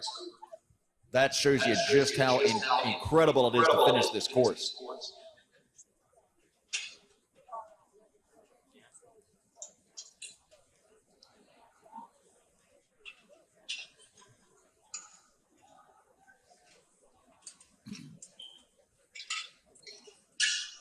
One of the great things about strongman is that this sport will test you from every angle, every direction, every facet of strength. And that's how we determine who is truly the strongest, who is truly the best, and who deserves to be the national champion.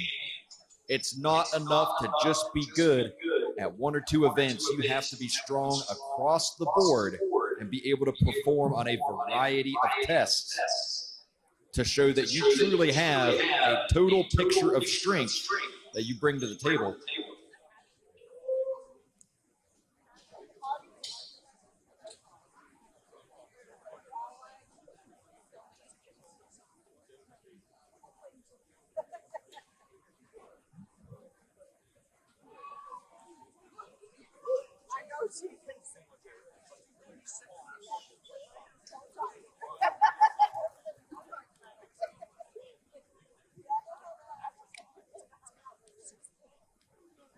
All right, let's bring them out. Heat number 1, lane 2, Maggie Alt. Lane 3, Kaylin Prow. Lane 4, Topanga Morgan. Lane 5, Olivia Dubray. Lane 6, Morgan Patterson.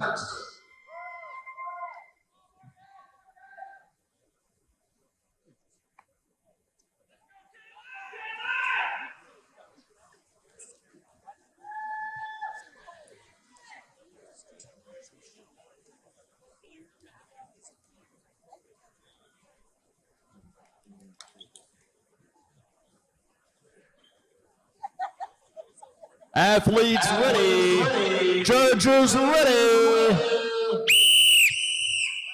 And here we go, 20 pounds on the first bag.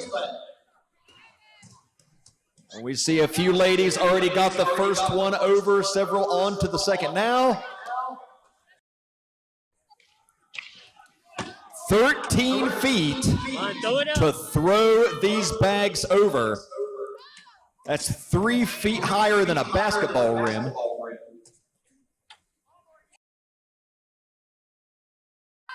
"30 seconds.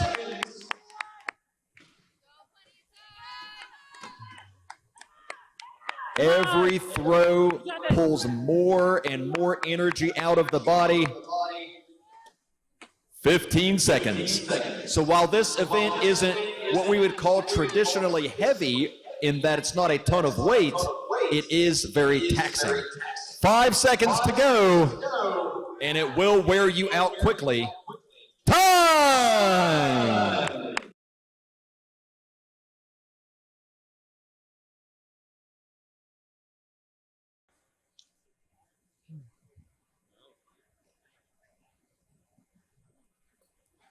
Heat number 2. In lane 2, Alex K. McKee. Lane 3, Evelyn Valdez. Lane 4, Claire Stouffer.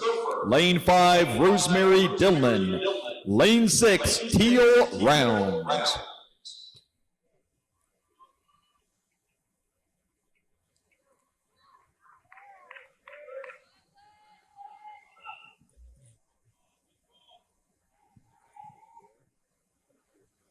Athletes ready, judges ready. And they are out of the gate, and look at that. Over there in lane number 2, those bags are flying. She's gonna take out the lights in the ceiling here.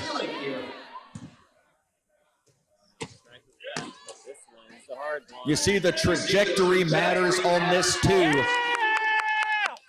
If you get that upward force, it may not be enough if you don't have the trajectory to get it over. 30 seconds to go.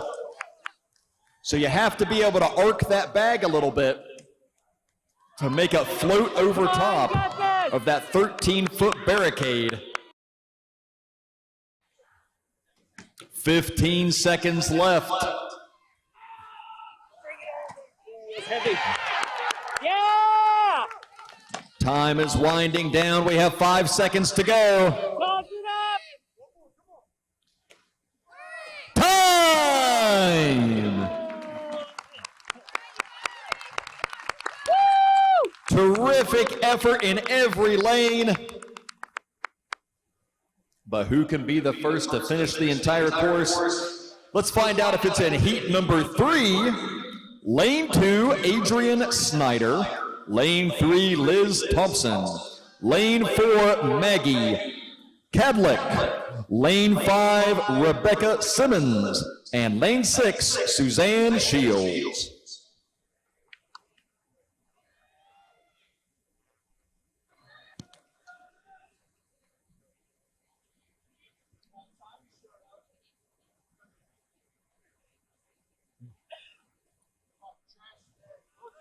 Athletes ready, judges ready. Here we go, let's see what they've got. And look at this, bags flying through the air like meteors. Do not adjust your television set. This is not a meteor shower. This is the sandbag toss here in our middleweight women's division at the Strongman Corporation 2021 National Championships. 30 seconds to go, and it is raining sandbags here in Salem, Virginia.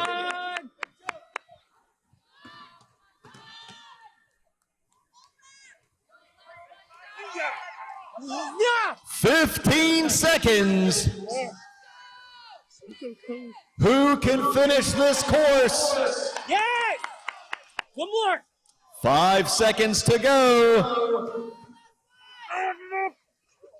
Time!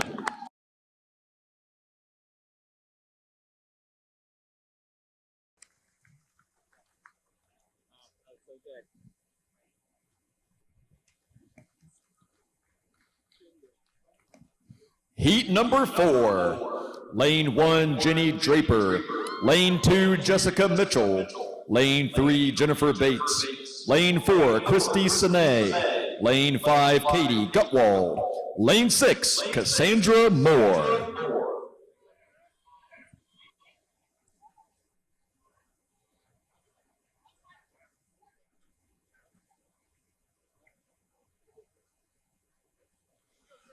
Athletes ready. Judges ready. And here they go. Look at those bags flying. Yeah! Somebody warn air traffic control. One more! We're going to have reports of unidentified flying objects coming in on the news tonight. Yeah! Keep it up, keep Don't it up. worry, that's just our strong woman competitors hurling sandbags.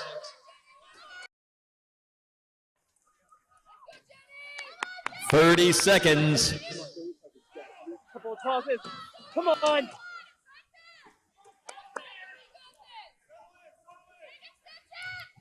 Again, 13 feet is the barricade height. 20, 25, 30, and 35 pounds. 10 seconds to go.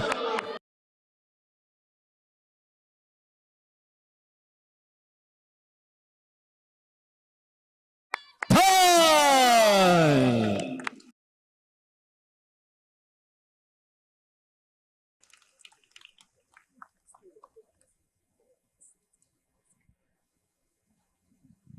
All right, that brings us to heat number 5, our final heat for our middleweight women's division. Lane number 1, Rebecca Strong. Lane 2, Jamie Shama. Lane 3, Alexandra Castellanos. Lane 4, Nancy Johnson. Lane 5, Kendra Danzer. Lane 6, Mary Colasanto.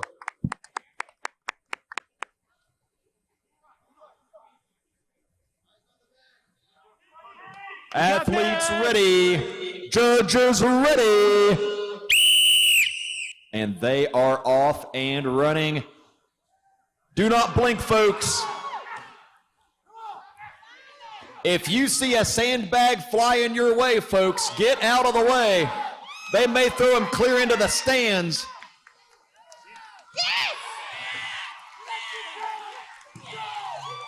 What a performance we saw over there in lane number 5. 30 seconds.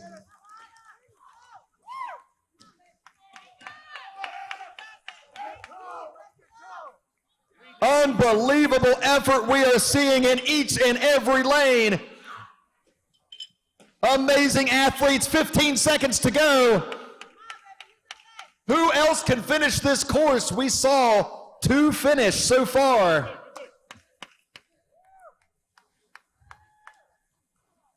Time! That concludes our middleweight women's division. We now move on to the lightweights.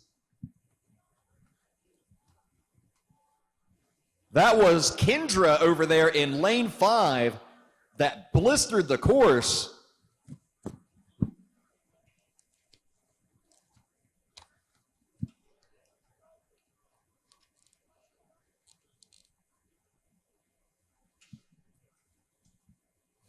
So again, the weight of the bags will stay the same for the lightweight ladies. The difference is we're going to lower the barricade 12 inches so that they will have a 12-foot barricade height to throw over. Okay, looks like things are adjusted and ready. No, not quite.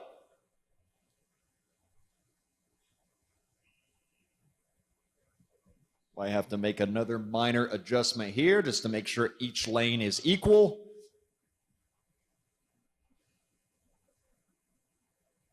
And we're good. Hey, real quick, thank you so much to our volunteers that came out to help this weekend. Can we give them a round of applause?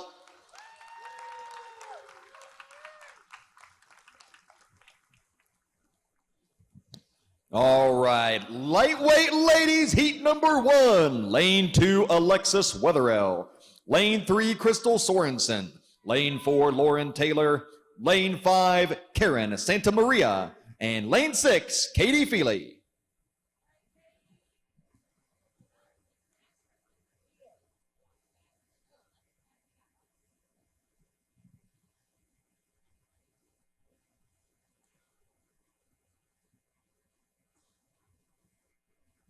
And here we go.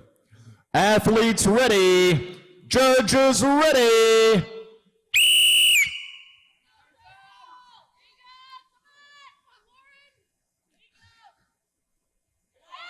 And the first bags are up and over in several lanes. Now, one thing to remember on this event, folks, if a sandbag gets stuck on top of the barricade, which does happen once in a while, believe it or not, then it does count as a successful throw. 30 seconds. So in case we see that happen, don't panic if a sandbag gets stuck on the top. It does count as a successful throw at that point. They are allowed to move on to the next bag in the case that that happens, which we'll probably see once before the day is over. 10 seconds.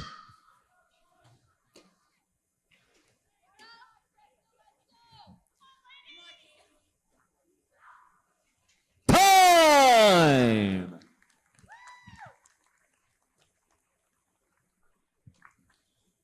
Heat number 2. Lane 1, Miriam Rojas. Lane 2, Emily Anderson. Lane 3, Rebecca Wyatt. Lane 4, Nicole Recchia. Lane 5, Christy Brown. Lane 6, Christy Smith.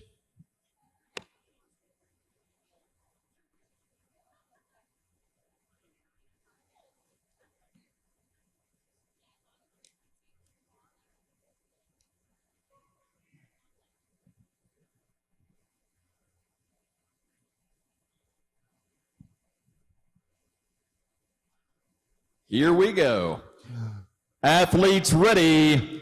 Judges ready.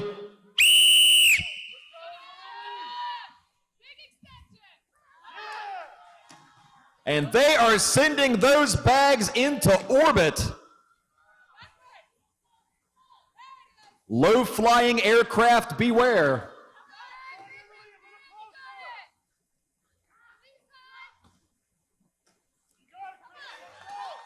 Tremendous efforts we're seeing right off the bat in this event. 30 seconds to go. They've got time. We have at least one athlete that's on the final bag at this point. Come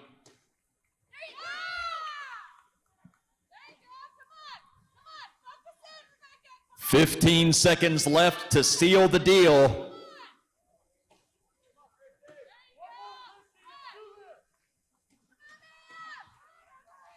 5 seconds.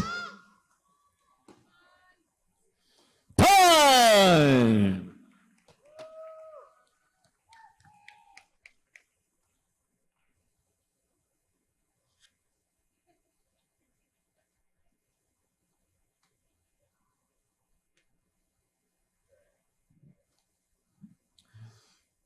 Heat number 3.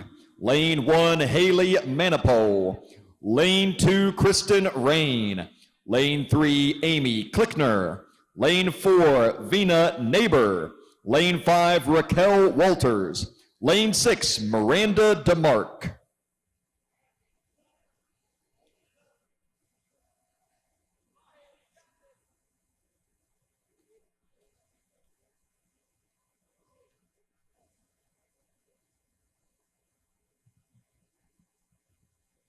Athletes ready. Judges ready.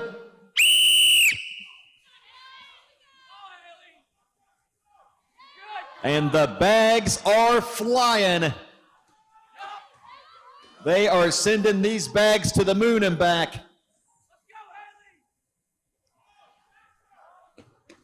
Jeff Bezos needed a rocket ship to go to space. Our strong women just need some sandbags.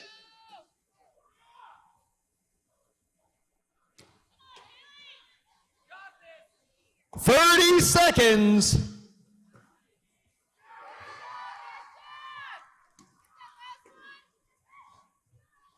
You can see with each and every throw, it just drains that explosiveness out of the body. They have to summon that power over and over. 10 seconds.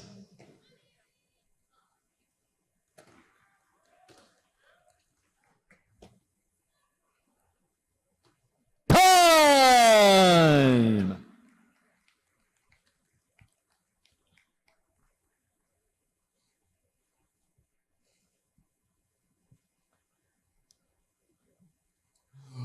Heat number 4, lane 1, Victoria Day. Lane 2, Carly Andrus. Lane 3, Deandra Flores. Lane 4, Kiara Medina. Lane 5, Destiny Taylor. Lane 6, Jessica Martinez.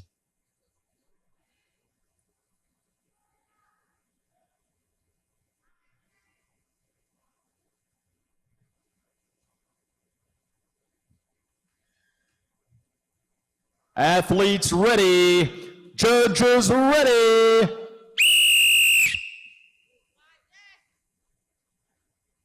And here we go. Sandbags up and over. Look at them go.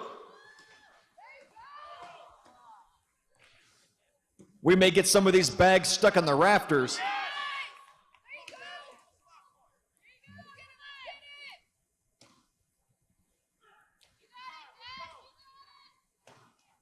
Big power required from the hips, that explosiveness from the hammies. 30 seconds.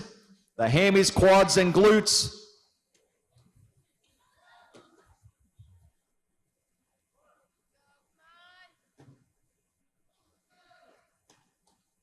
"15 seconds on the clock.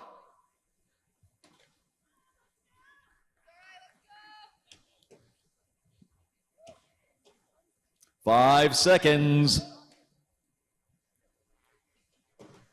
Time!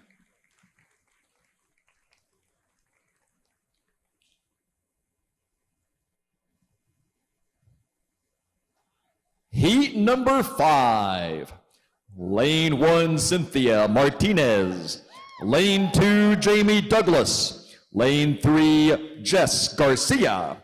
Lane 4, Emma Pruitt. Lane 5, Jamie Navarro. And lane 6, Haley Hendricks.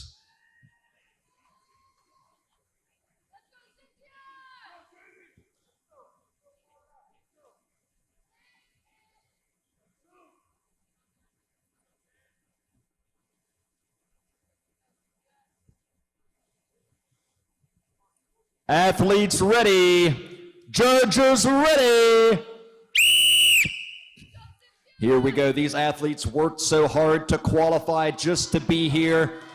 They had to place well enough at local shows in order to qualify for this, the 2021 National Championships, and now they get to strut their stuff and show what they can do at the national level against the best competition in the country. Ladies from all over the United States are here. 30 seconds.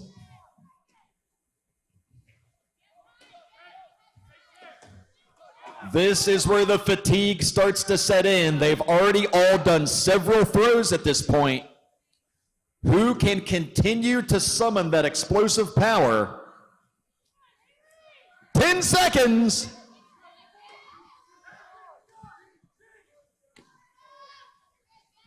They've got to dig deep. Time!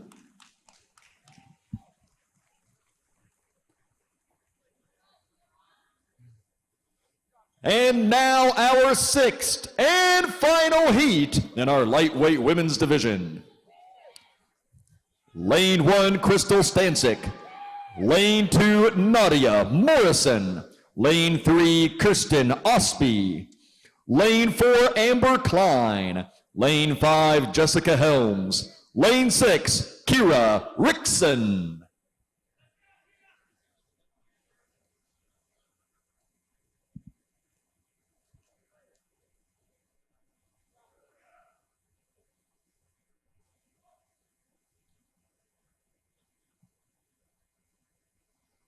Athletes ready. Judges ready.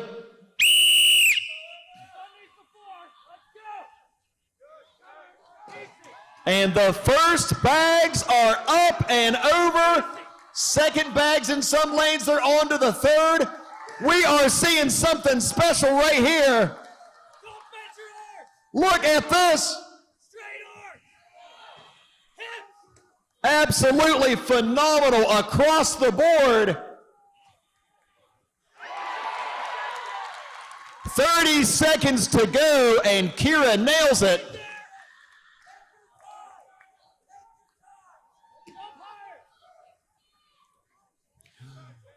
Unbelievable. We have several women fighting to get that next bag over with 15 seconds on the clock.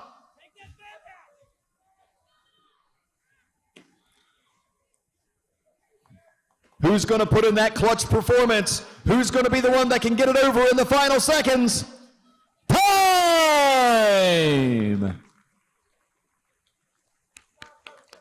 That concludes our ladies' events for the day. Folks, we are going to have a short break, and we will be back with our men's events after a short lunch break for our staff.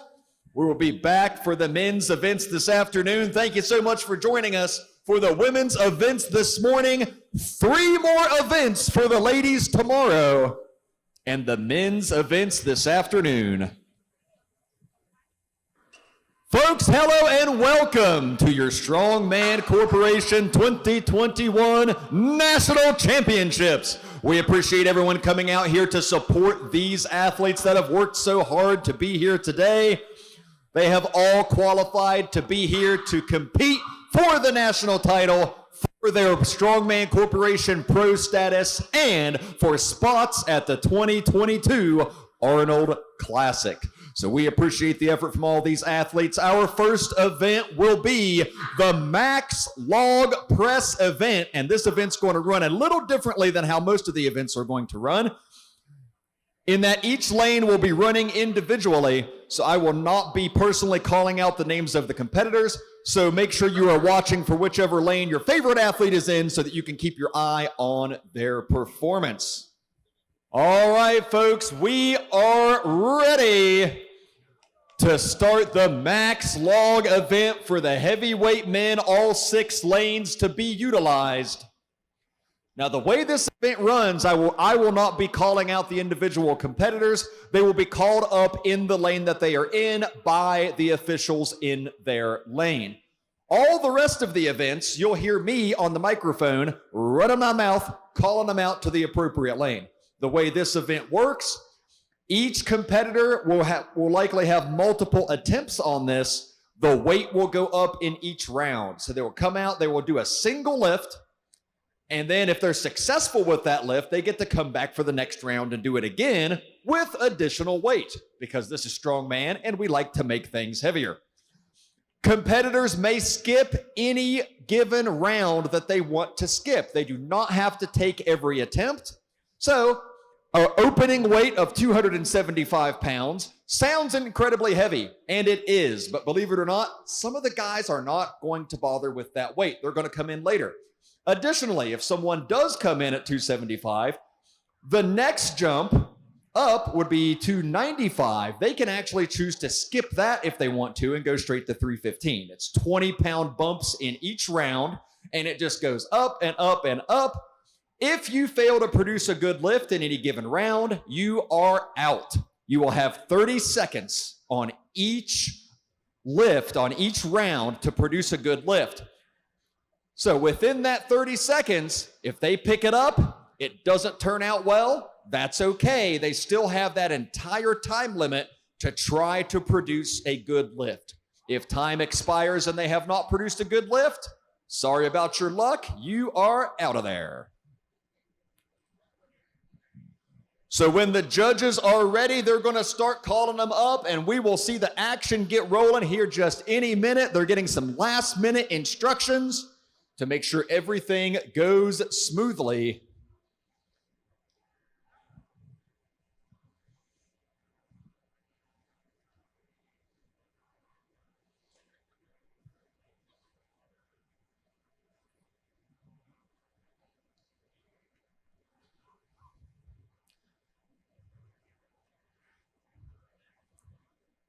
After the show tonight, folks, make sure you check out Generation Iron and the articles that they have up about this national championships this weekend.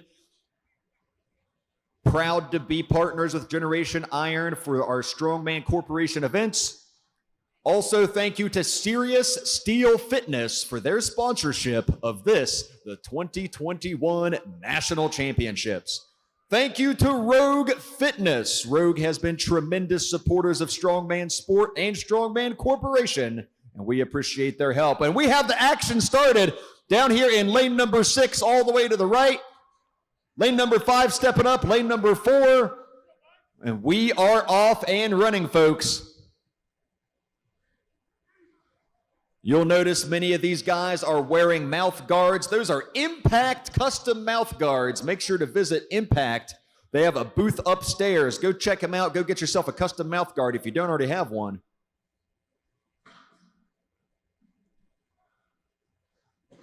So again, the weight in each lane is 275 pounds on this max log lift event. It will go up in each round after everyone in each lane has had a chance to go at it.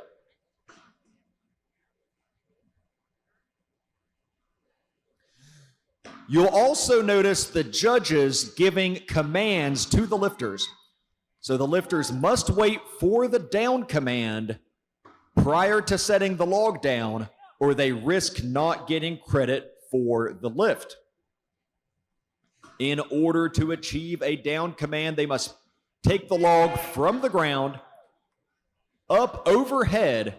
They must have the knees extended.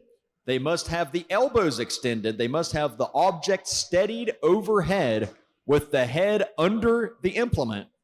They must have an upright posture, and they must be motionless. So the object must be steadied.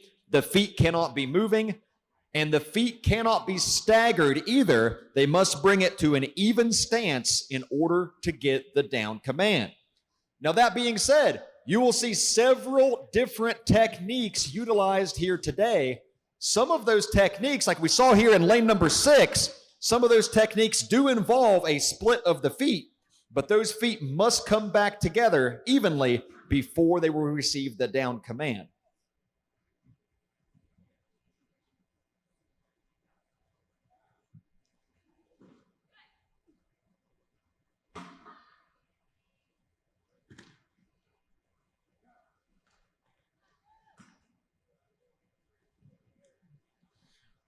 We are seeing lots of impressive lifts go up at this point.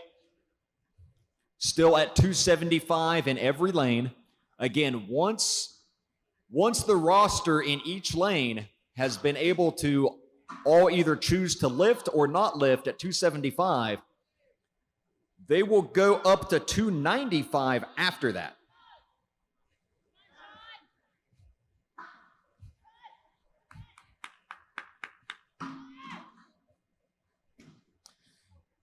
It is just crazy to think that you could walk into any gym in America at any given time, and there may not be a single person there who can put 275 pounds over their head.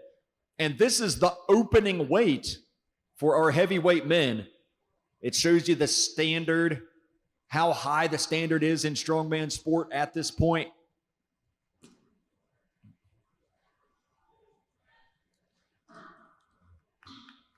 You see a lot of guys opting for the push press technique. That's where they're going to use a little bit of leg drive to drive that log up off the chest and then finish the lift with the triceps and delts to get it locked out overhead. Probably the most popular technique you'll see here. You're also going to see some guys almost go for a flat-out strict press. That's not nearly as common because you're not going to get that power out of your legs. You'll see some go for a split jerk style technique or a push jerk style technique where they actually launch the log upward and then get their body under it in order to get that lockout. All of those techniques are legal and will be qualified as a good lift as long as they get that down command.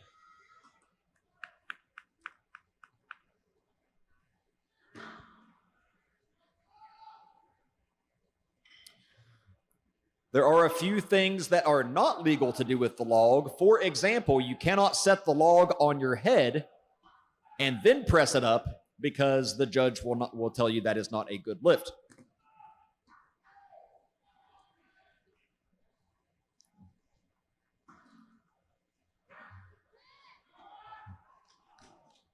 And you'll notice in some lanes, they're tightening up the clamps on the logs to make sure that the weights don't get loose and start to slide off on anyone. Safety is of paramount importance, especially when you're lifting gigantic weights over your head. We want to make sure that everyone has the opportunity to compete as safely as possible.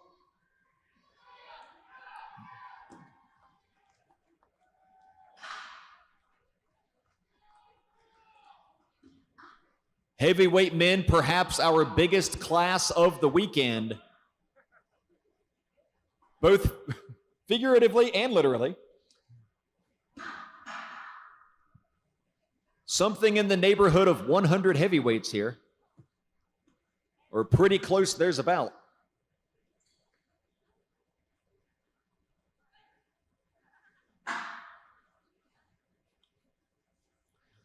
Speaking of the divisions, so just so you know how the classes work here, so lightweight men are up to 175 pounds, so 0 to 175. They have a subclass of 150 as well. Middleweight men go from 176 to 231 with a subclass of 200.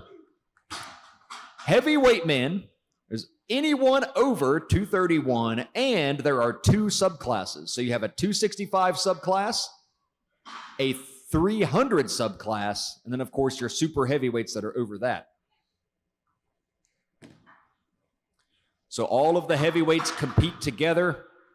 They will be scored both in their subclass and versus the entire overall division. So we will crown a 265 national champ, a 300 national champ, a super heavyweight national champ, as well as an overall heavyweight national champion.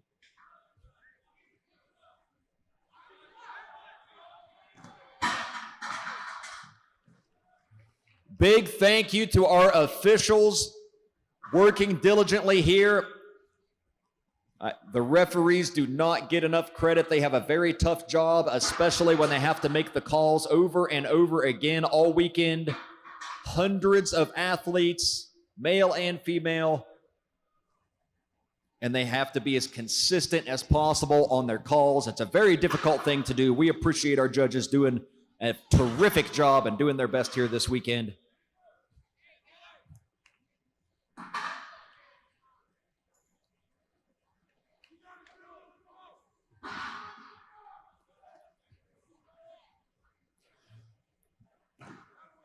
Big thank you to Strongman Corporation for continuing to put on terrific national championship events year after year.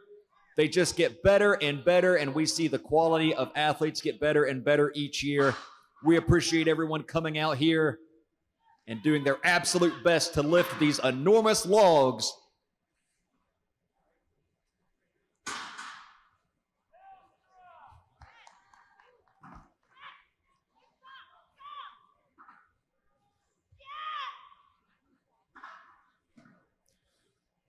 Folks, when your favorite athlete comes up to lift, make sure you give them lots of noise, lots of energy, and lots of love, because they can certainly use it.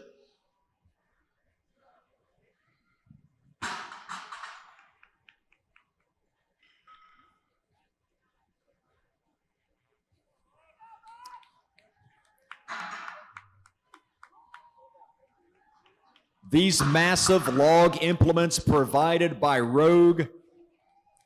Rogue always providing quality strongman equipment.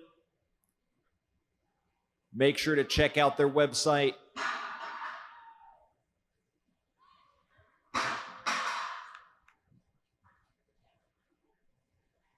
And we are starting to see some guys really fighting here for these lifts.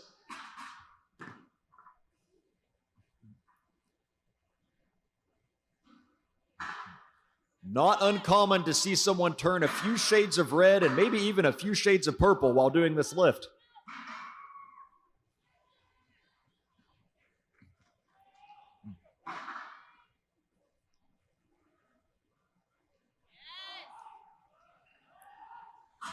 We talked about different methods of getting the log overhead. You'll also see some variation in how they get the log from the ground to the chest. So generally they're gonna stand up with the log until it's well above the knees, and then they may even row it a little bit into the lap to get it further in. They're gonna squat down, and some guys like to squat down very low, and the reason is that allows them to anchor the log at a higher point on their stomach in the top of the abs there, so that they can really squeeze that against the top of the abs and have the log ride high on their stomach on the way up to get to that rack position at the shoulders. Some prefer to kind of launch it off the hips, so you'll see a difference where some guys don't squat down quite as deep and they almost throw it off of their hips to roll it up the chest. In order to get that strong rack position, they have to push the elbows up in front. As that log rolls up, you'll see them kind of violently jam their elbows under there to get their elbows nice and high and create a good rack position. These heavyweight guys all have giant, massive chests to set that log on too, so that certainly doesn't hurt the case.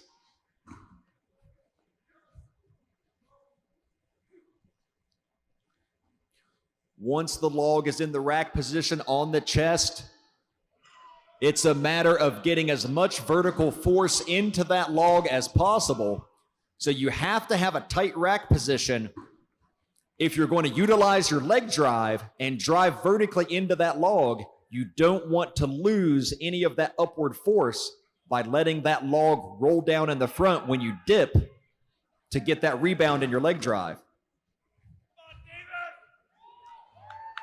Once they pop it off the chest with a little bit of leg drive, they're going to use the triceps and delts to finish that lift, to drive those arms up to extension overhead. The upper back, the delts, those are going to come into play to stabilize that log at the top of the movement. You'll probably see several guys get the log extended overhead, but not be able to control that lockout in order to get a down command. Because stabilizing the log is much more difficult than stabilizing a barbell. It's just a bigger, more unwieldy implement. So the very top of that movement is sometimes the most difficult.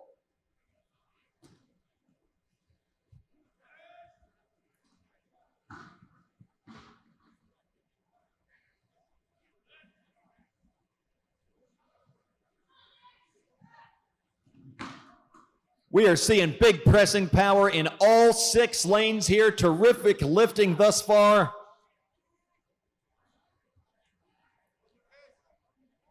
Looks like all the lanes have moved up at this point.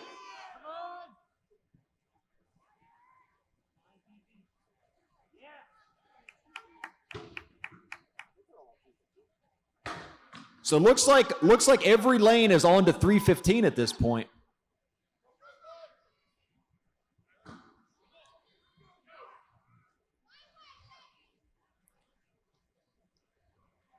So you are seeing 300 plus pound presses right now.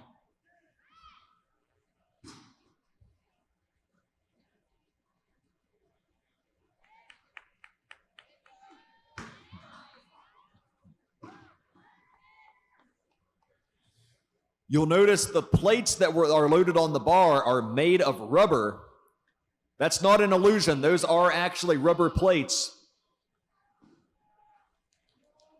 Those are useful for these overhead style events where sometimes you need to get out from under that thing if things go sour, and you can drop that without worrying about the plates shattering or without destroying the floor. Because we like it here in Salem, we like it here at the Civic Center, and we'd like to be invited back, so we don't want to destroy their floor. So we use the rubber plates, and we brought out the stall mats.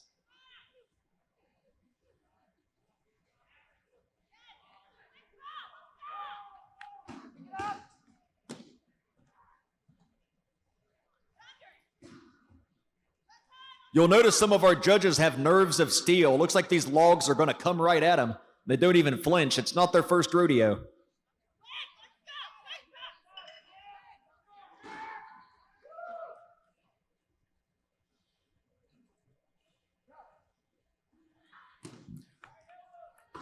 Another thing you may notice on this event especially are some of the fashion choices. And what I mean is those shirts that look like they're a little shiny, those shirts that look like they have a little bit of a glimmer to them, those shirts have a rubberized material that is imbued in the shirt. It's on the shirt, and that helps prevent the log from slipping on the way up.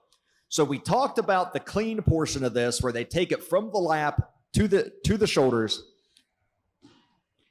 And the rubberized shirts help with that by helping prevent the log from spinning or slipping on the shirt. So you see a lot of guys utilizing those shiny looking, glimmering shirts. In strongman circles, we call them grip shirts.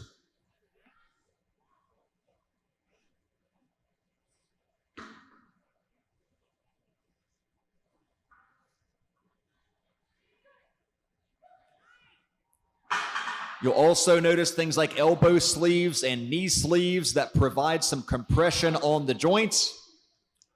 Those serve quite a few purposes. They help you get a little more extension out of those joints.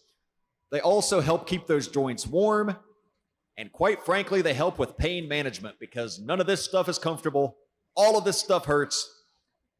And it just feels kind of nice when you have a little compression on your joints. Especially at this point after these guys have trained for months and months, weeks and weeks to get ready for this national championship. They have put in the work. Their bodies are feeling it. A lot of these guys are going to take a little time off after this to let everything heal up and feel better.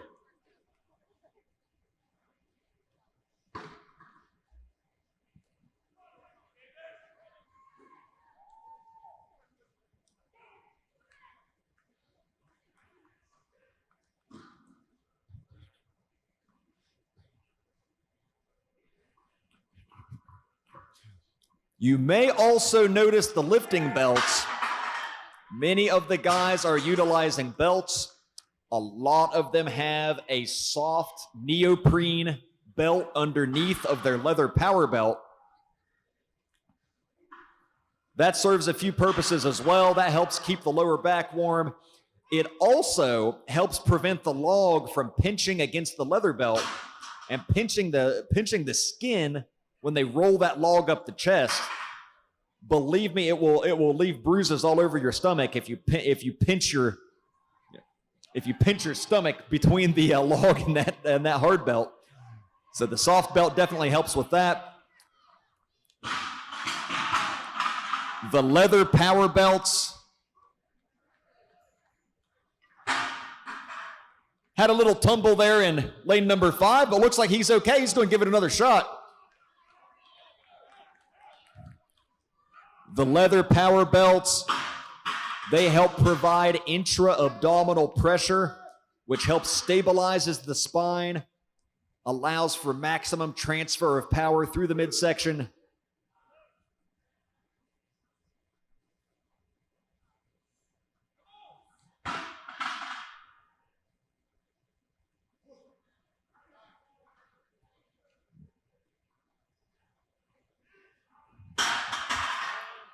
So it looks like each lane is at 335 right now.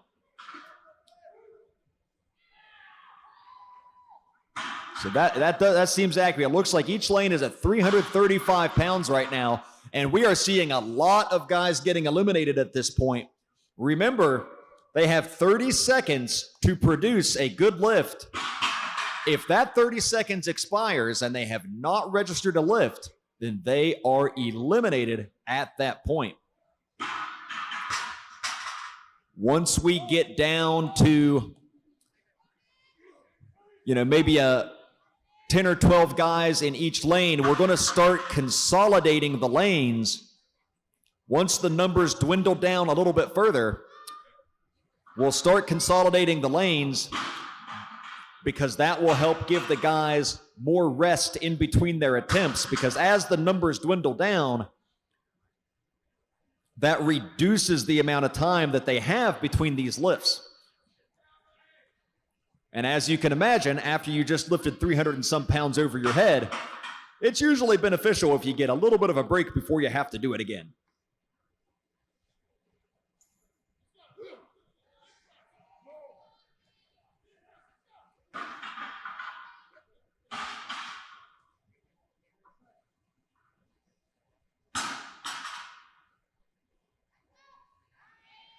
We are seeing some tremendous efforts here. That's 335 pounds, and some of these guys are just launching it overhead. And look at the fight here in lane number 3. What an amazing effort. He was stuck about 4 or 5 inches from lockout there, and he just grinded until he got it.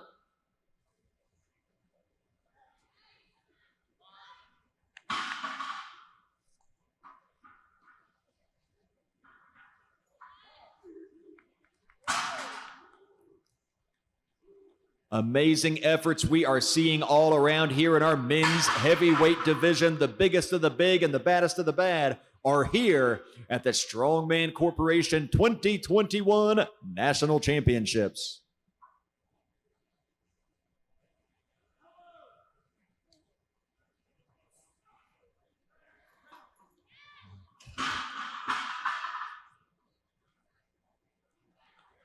It has been a big 4 or 5 weeks for Strongman Corporation. Seems like just yesterday we were at America's Strongest Man in Texas. Then it was on to the Olympia for America's Strongest Woman. We had Masters Nationals as well. Now we're here at Open Nationals. We have some weight changes going on in a few of the lanes, so a few of these lanes are going up to 355 pounds already.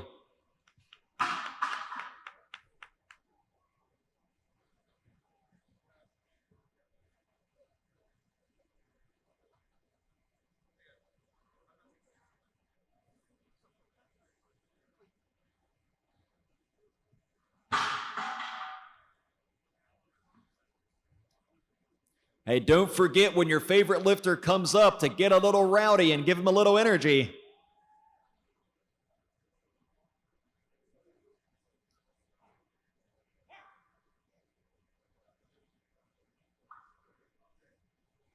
$335 over there in lane number 1, $355 in lane number 2.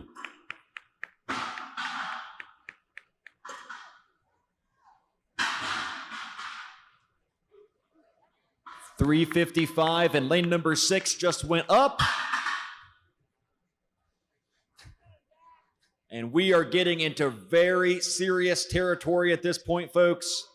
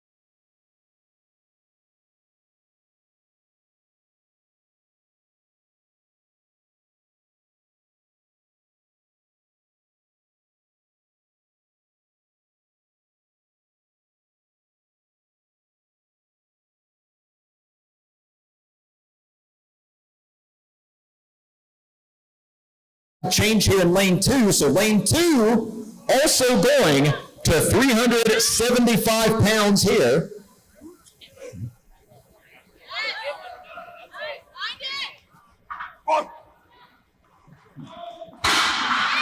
Any athlete that has been eliminated, please head to the back. Any athlete that has been eliminated, please exit the competition floor.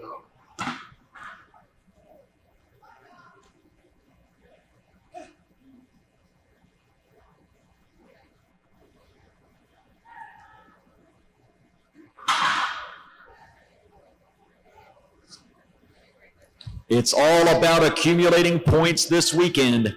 You don't have to win every event, but you want to gather as many points as possible, place as highly as possible on as many events as possible, because the total points over 6 events is what determines our champions at the end of the weekend.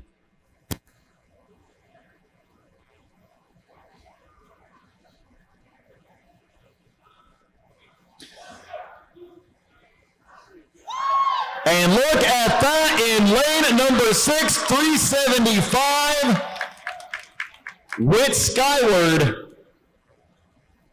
Beautiful lift.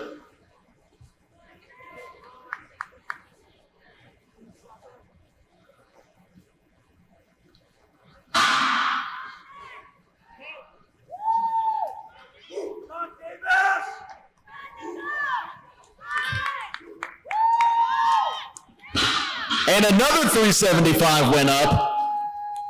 Might have tweaked his leg a little bit there. He's hobbling off.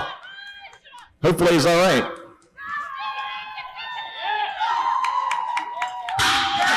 And how about that in lane 2? Boy, that is a long way. He has to press that thing. That is a tall guy with very long arms. That log had to virtually touch the ceiling for him to get that lock out.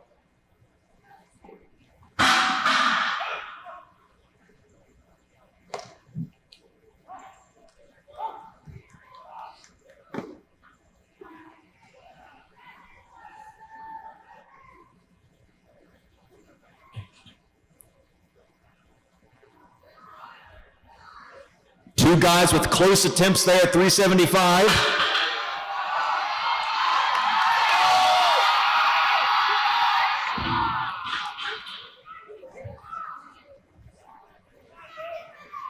And I don't think he got credit for that one. I don't think the judge gave it to him.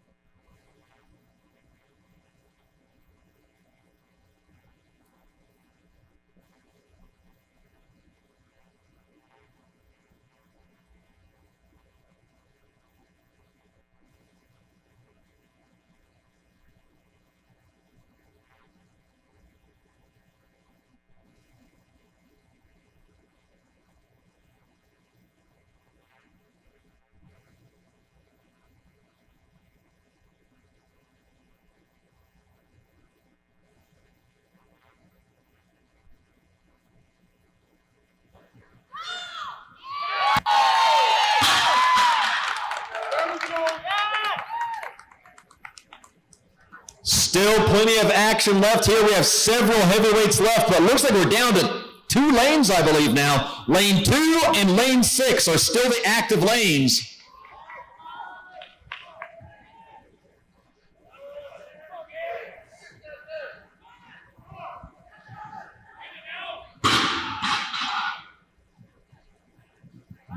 And we are seeing some tremendous efforts here. Didn't work out for him there in lane 2. Gave it everything he had.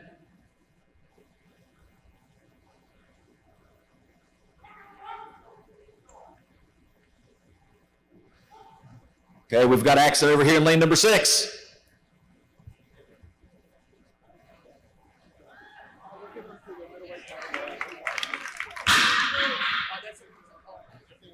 Okay.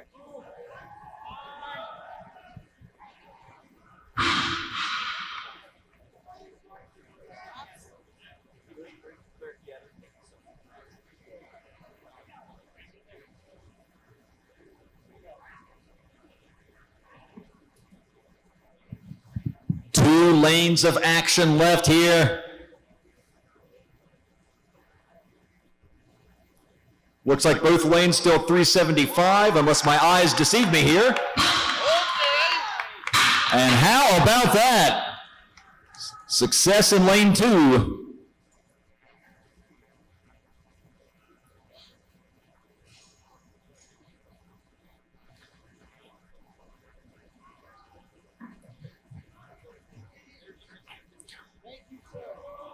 It takes a special kind of person to wake up in the morning and say, you know what, I think I'm going to put almost 400 pounds over my head today.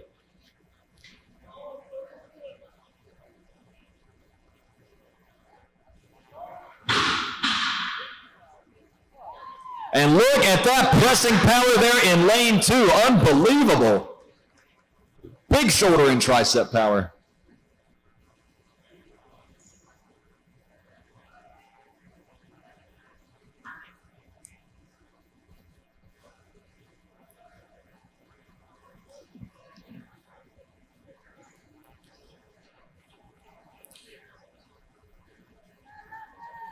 I'm going to take a wild guess and say all of these guys had the Strongman burger last night, the special burger for one of the local restaurants.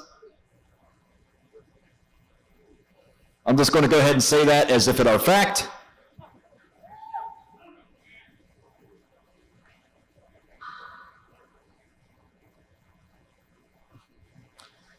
Big, powerful clean there in lane 2. And it's good. Sort of a hybrid technique there, more of a push press with a step forward. Not so much a jerk. Whatever the technique is, it certainly worked for him. He was able to control it. He was able to get his feet together. He was able to get the down call. So he gets credit for the lift.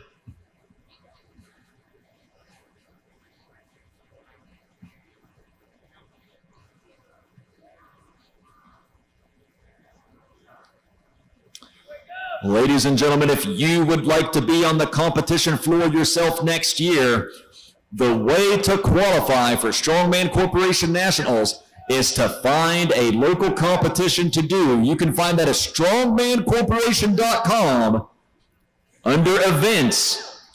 Find a competition that works out for you, that you can attend, that you can sign up for, and that's how you punch your ticket to Strongman Corporation Nationals. There are no special invites. Everyone had to qualify to be here.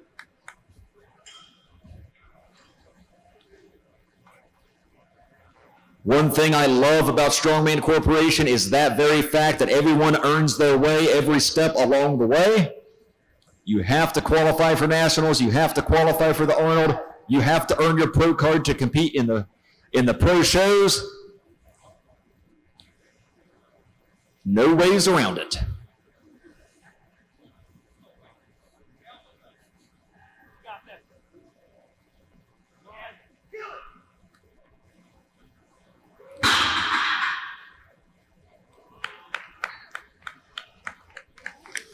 And you notice some guys will take an attempt at a weight. They'll have some time left and they don't go for it again because they felt it. They either know that it's not a good idea to try it again, or they just want to save some energy and not take the risk. Because remember, they have 5 more events to do this weekend, 2 more today, 3 tomorrow.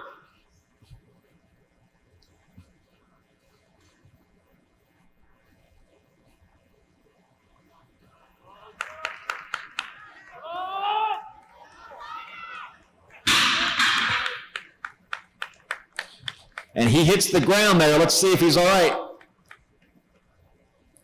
Official Chad Clark checking on him.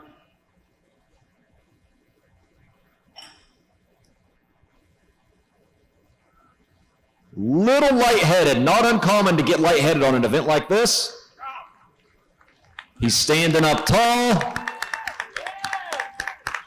They're getting that belt loosened up for him. He's walking away on his own power, folks. Fantastic. Like to see that. You know, when you're in a Greco-Roman wrestling match with a 375-pound log, sometimes things happen. So good to see that he didn't get hurt there. He was able to walk away from that.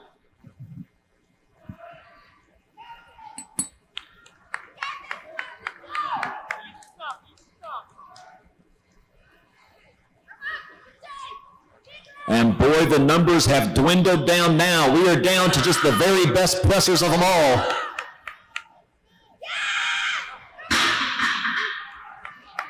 Looks like that was moving well, just got out of his groove a little bit. Powerful clean to the chest, he's got good position. Lost it forward there, said no thank you, I'm gonna live to fight another day.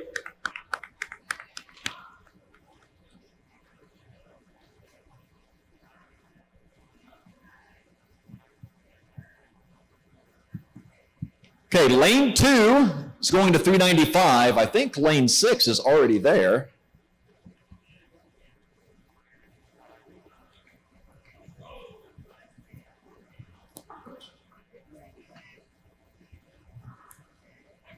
Yep. So, lane 6 is at 395. We got half a dozen or so guys left over here. Referee Brian Bonet is going over a few things with them to figure out how they want to approach this.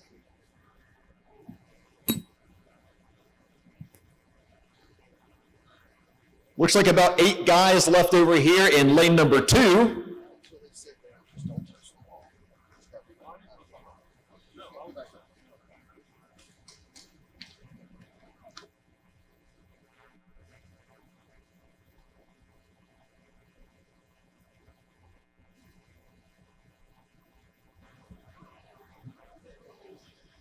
So we are just shy of 400 pounds in each lane now, 395 on each log.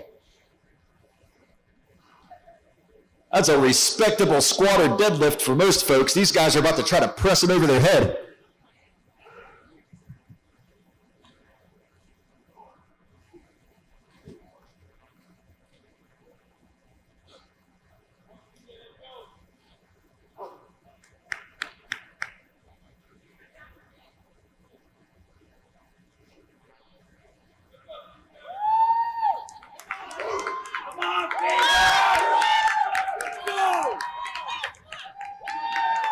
And here we go.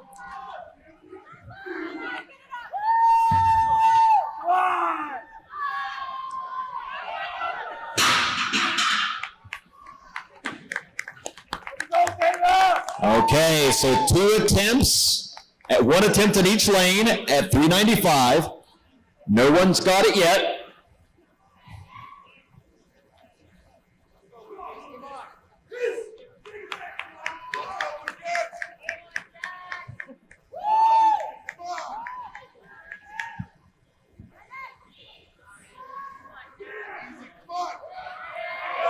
Oh no, very close there in lane 6.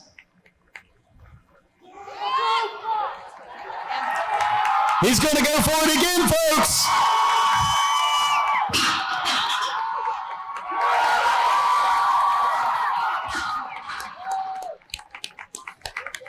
And 395 just not there. This is an incredible weight, folks.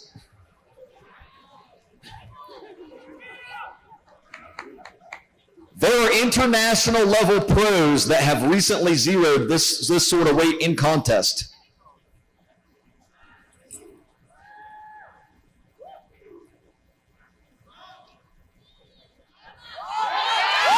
And we have our first successful lift at 395 in lane 2. And this just in from the Salem Scientific Association. That last lift did register on the Richter scale. We have seismic activity.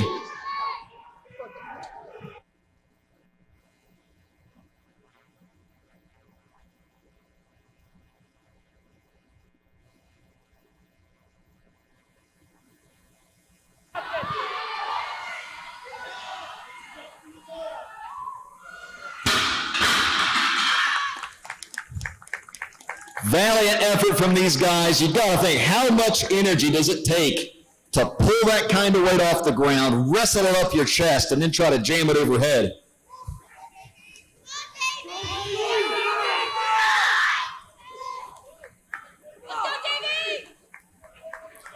Here we go. The next two guys are up. Lane 2 up to the chest. And he's got it in lane 2. Lane 6 as well. What a lift. Are you kidding me? 395 pounds.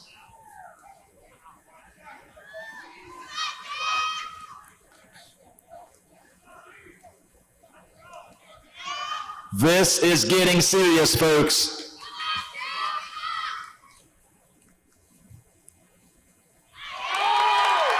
And lane 6 making it look like a feather.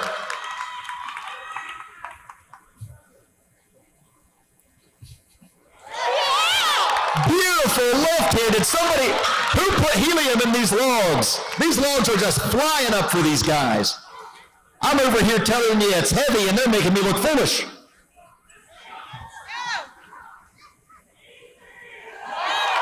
Big Tom Evans with a nice easy press at 395.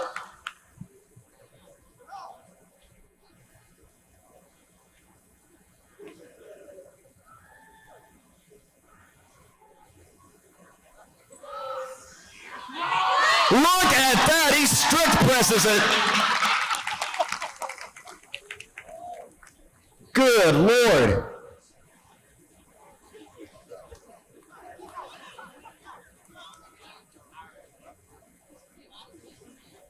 He told me before the show he had something to get off his chest. Apparently it was a giant log. So lane 6 is going to 415. Lane 6 to 415.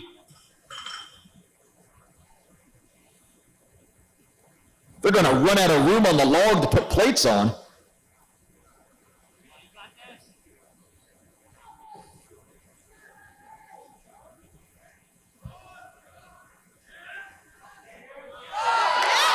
Look at that. Man, this guy's arms are so big he blew the sleeves out of his shirt. Look at that.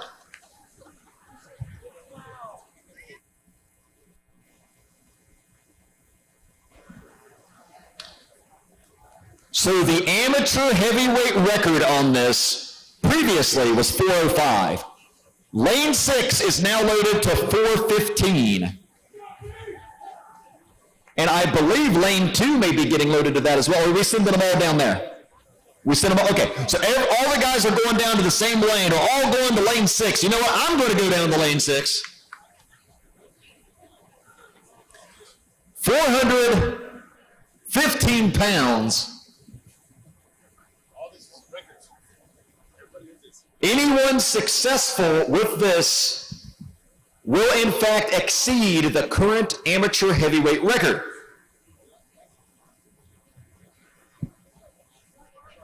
We have several contenders here. I'm seeing like 8 big brontosaurus-sized dudes about to tackle this. Buffets beware, these guys are going to be hungry after this.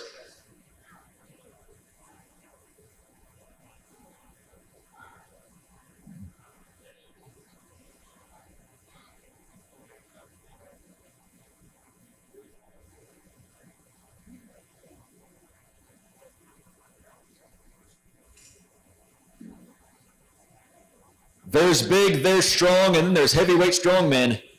And you are seeing the biggest and baddest of the bunch right here.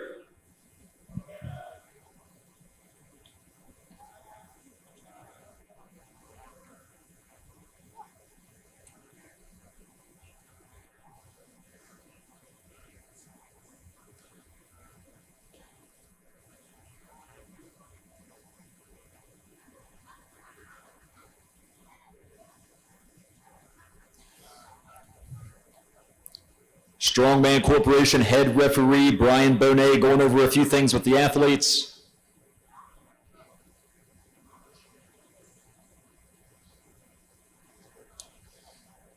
You'll notice we took some of the logs that weren't in use to the back. That was to allow our middleweights and lightweights to warm up a little bit back there and stay warm, since they have a long pause from the original warm-up session to when they get to go.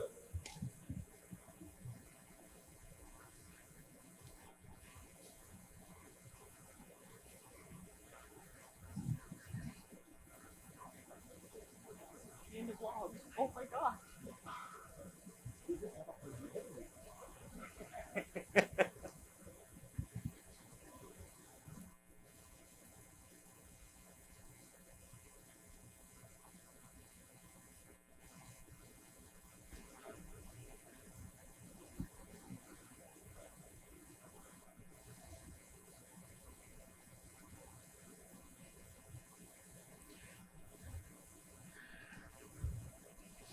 And looks like we're about ready to start them.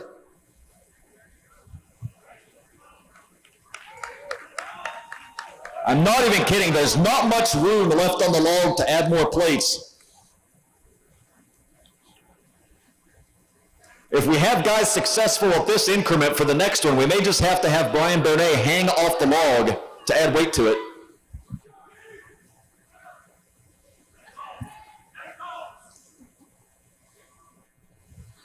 .415. He didn't like the way that felt going up the chest. He said, no, thank you. He's going to walk it off and get ready for the next event. All right, Jack, set it, go. Come on, Jack. There we go. Big, powerful, clean to the chest. Solid rack position. And he's got it! 415 pounds and a new Strongman Corporation heavyweight amateur national record.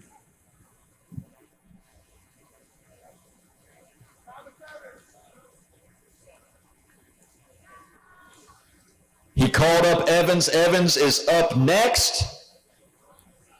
Tom Evans just competed a few weeks ago at America's Strongest Man in Texas. He was one of the amateurs that was able to qualify and compete with the pros.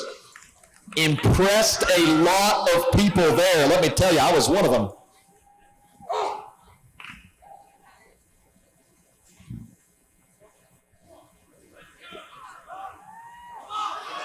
Look at that power. Get behind him, folks.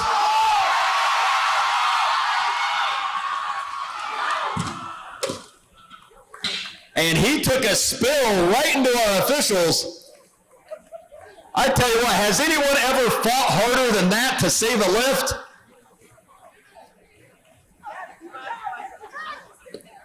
But Brian said he's not going to give him credit for that one because he tried to kill him.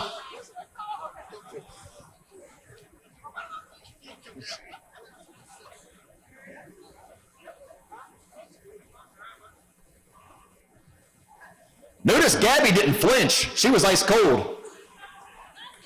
Brian was scared for his life.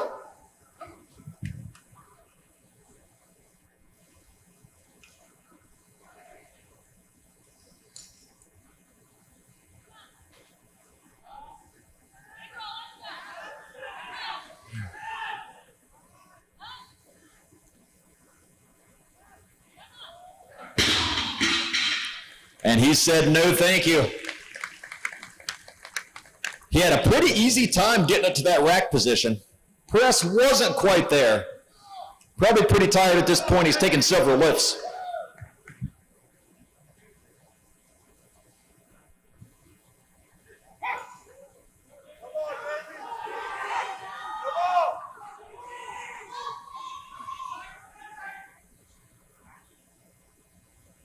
Pulls it above the knee, sits down in the lap. Squeezes against the chest, rolls it into the rack position, elbows up. Takes a moment to get steady. Pops it, he's a little lightheaded. Chad's going in to check on him there. When you have that kind of weight crushing down on your chest, the log, because of the size of it, the log pushes your head back. It's not a comfortable position. Even for these guys, gigantic dudes, a big chest, it's not a comfortable position to have that on your chest in that rack position that pushes your head back, kind of makes you look up, smashing down on your chest at the same time, lends itself to making guys get a little bit lightheaded under extreme circumstances like this when it gets really heavy.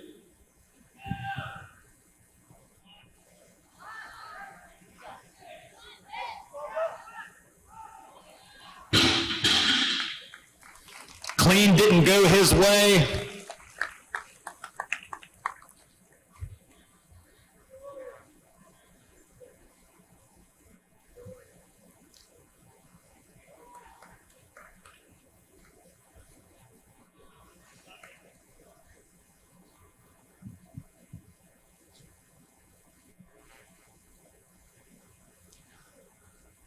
Pulls it into the lap, sits down nice and low. He's got it high against the abs.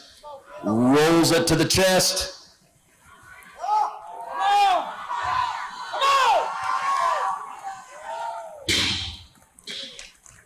Didn't quite have it. Again, last lift at this weight. So we got one more guy to try it. I believe we've had one successful thus far.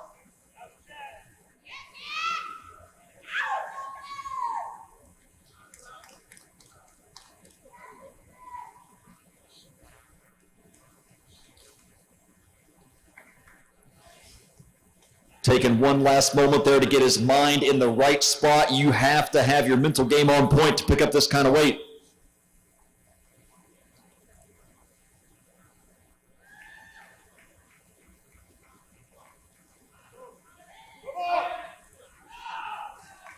And there he squeezes against the chest, rips it up to the rack position.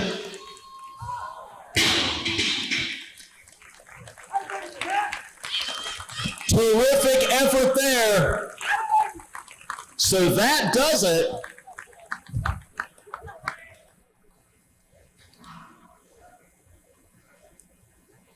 Officials conferring here. Jack, don't you dare. Jack, walk away. So Big Jack over there with the giant red beard and the ball cap on takes the event win at 4:15.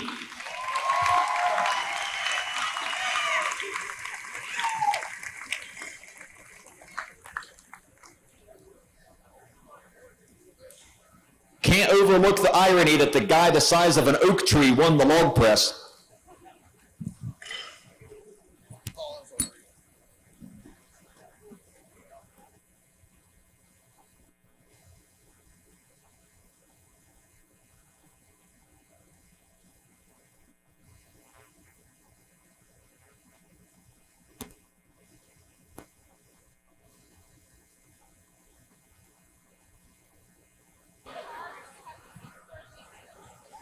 And here come the middleweights.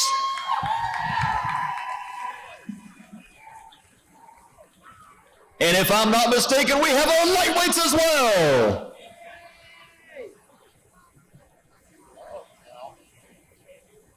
So we're doing what?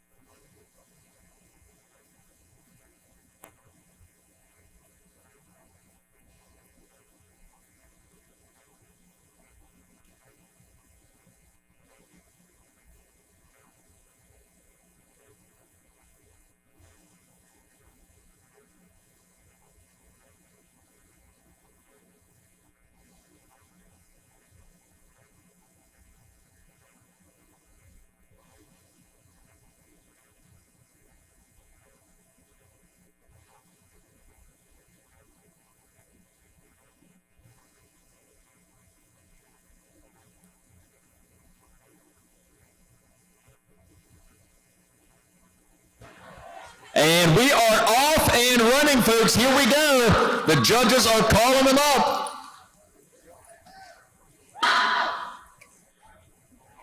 For your information, 255 pounds is the opening weight you're seeing here. So 255 is the starting weight for our men's middleweight division on the logs. That is lanes 3, 4, 5, and 6, and the lightweight men in lanes 1 and 2 is 225. 225 in lanes 1 and 2.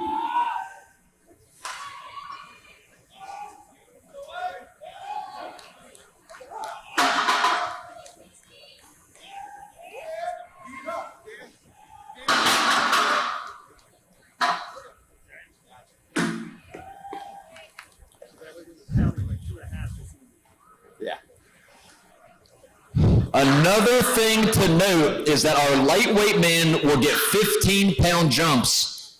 Our middleweight men will have 20-pound jumps. So from round to round, that's how much it's going to go up. Again, lightweight men on this side, middleweight men on this side in lanes 3, 4, 5, and 6.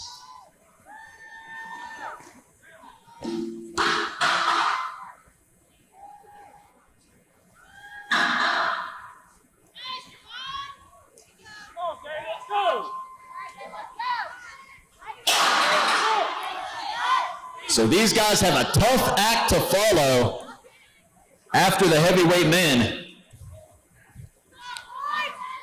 Again, don't forget, they have 30 seconds from the time they step onto the mat.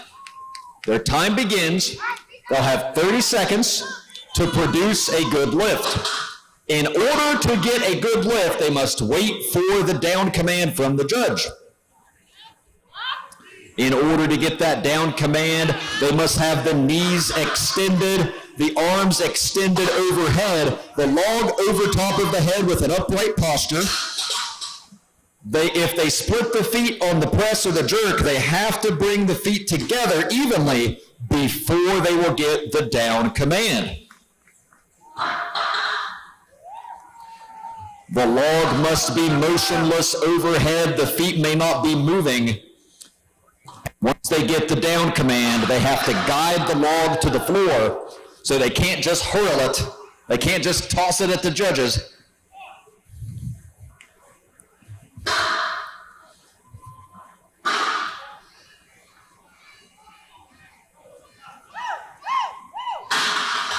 We are seeing several guys have lots of success thus far.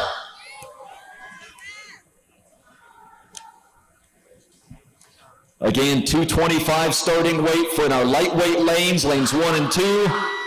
255 at our middleweight lanes.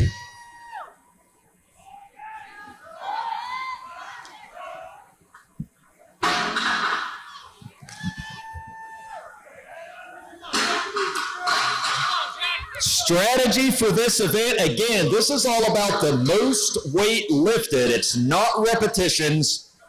It's not for speed.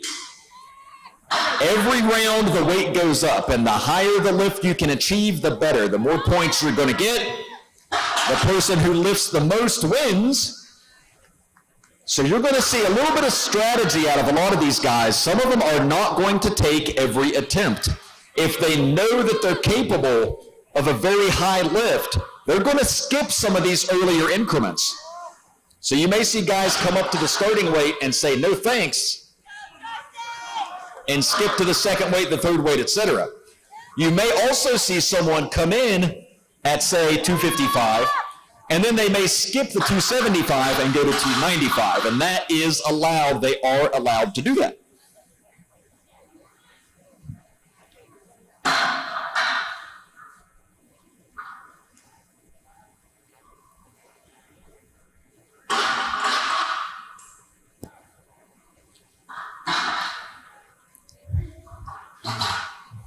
Several different techniques on display here. Again, we talked about the clean when the heavyweights were out here. We call it the clean, basically getting the log essentially from the ground to the shoulders before the press. you'll see some guys like to get squat to a very low position. And when you have that log in your lap and you squat to that low position, what that allows you to do is anchor it against the top of your abs, a higher anchor point for that log.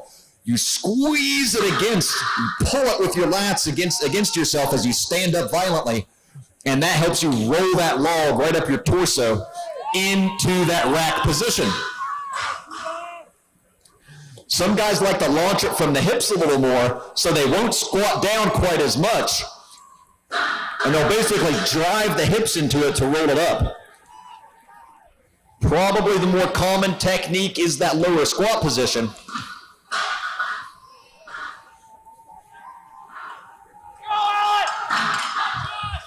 Once they get that log to the rack position, again, they want to have the elbows up high in order to stabilize. That's right.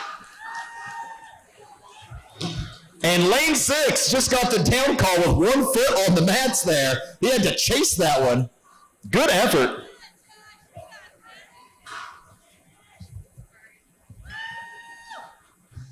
But again, once they get to that rack position, they want the elbows nice and high in order to create a solid rack position so they don't lose any transfer of energy, any transfer of power from the lower body when they utilize that leg drive. If you see someone dip with the log and the log starts to roll down the chest any at all, that means they have lost some of that transfer of power, and that upward force doesn't go into the log as well.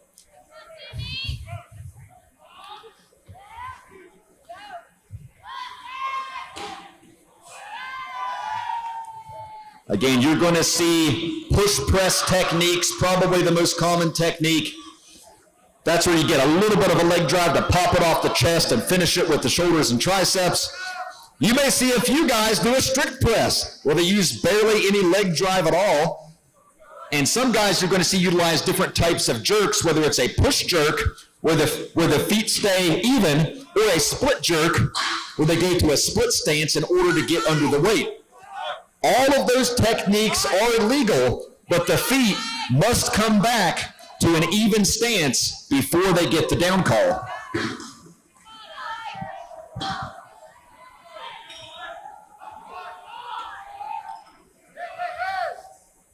All right, we've got a weight change in a few lanes already. Looks like lane 6 going up to 275.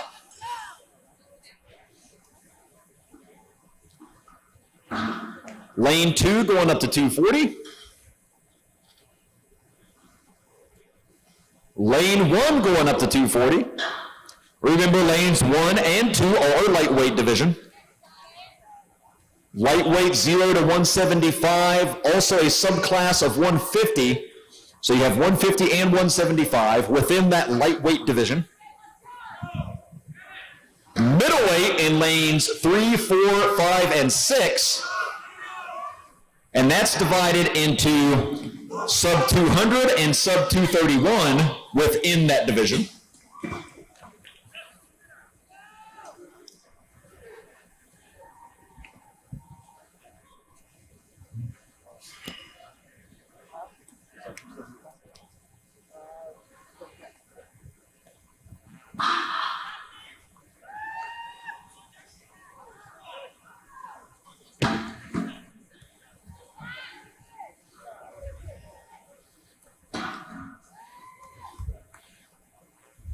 So we're at 275 in our middleweight lanes now. 275 in our middleweight lanes, 240 in our lightweight lanes.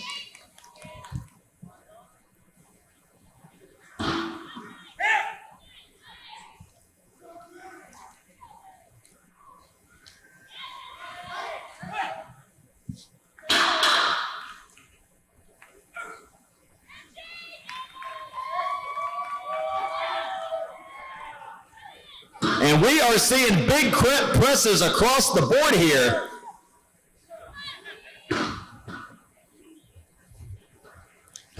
Lots of guys still in the rotation at this point.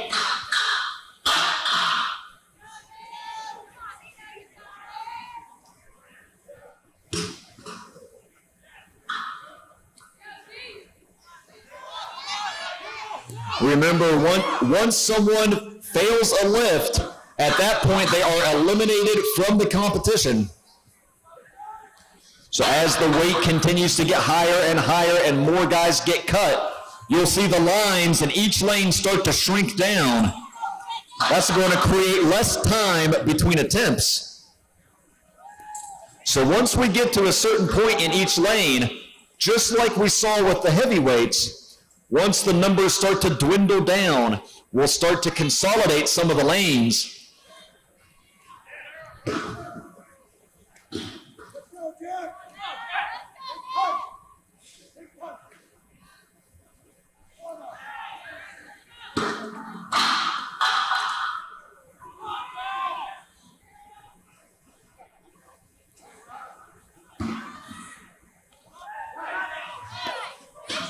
We are seeing some fantastic performances in each and every lane. Lane 1 just barely off the mark on that. Seeing some real heartbreak misses here that are very close.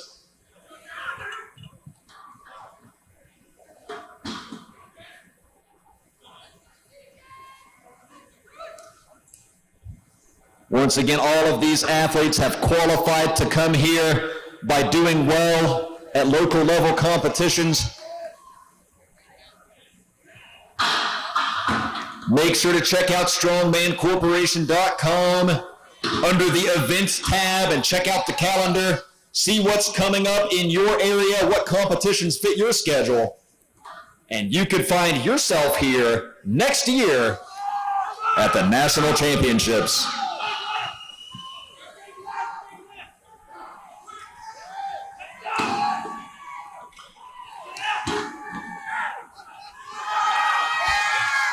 Phenomenal lifting we are seeing right now. Big efforts. Again, this is a very grueling, taxing event. Pulling that log off the ground taxes the back and the posterior chain. When you get that log into the lap, in order to stand up with it, you have to engage the hips and quads. Pull with the lats to pull that thing against your stomach, your chest. And as you explode up with that, you have to drive your elbows under the log in order to get that rack position. And from there, a little bit of leg drive, and it's delts, triceps, upper back in order to press that thing up and get that lockout stabilized.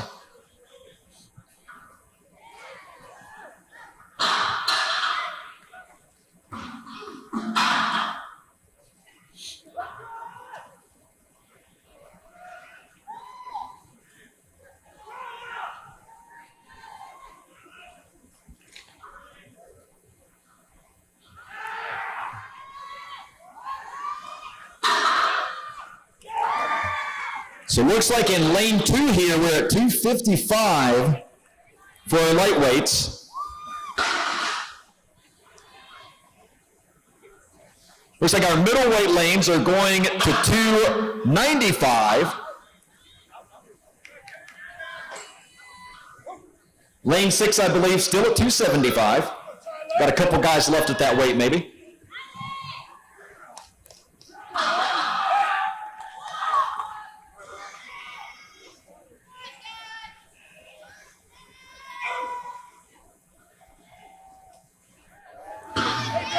Just a reminder,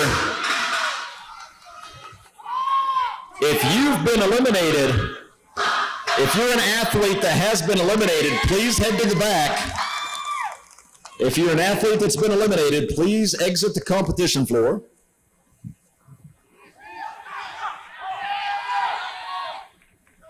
And what a fight for that lockout in lane number 3, a well-earned lift.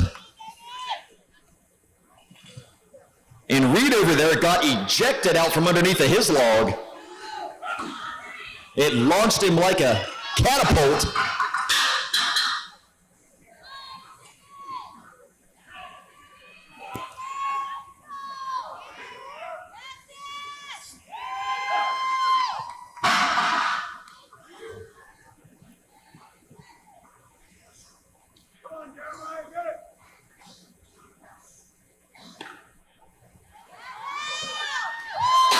Beautiful split jerk technique there in lane number 2.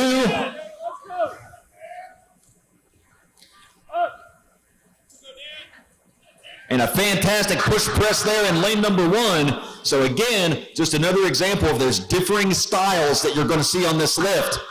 Each lifter has to figure out what works best for them and utilize that technique in order to make these lifts.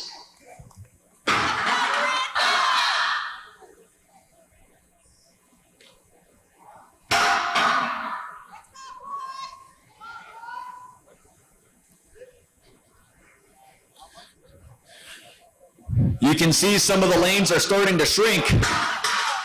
We've had several eliminated at this point.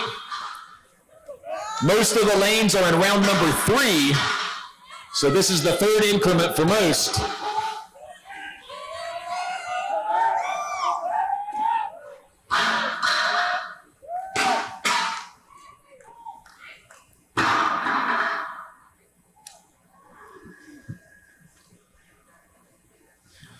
You'll also notice differences in the intensity and the personality of the lifters.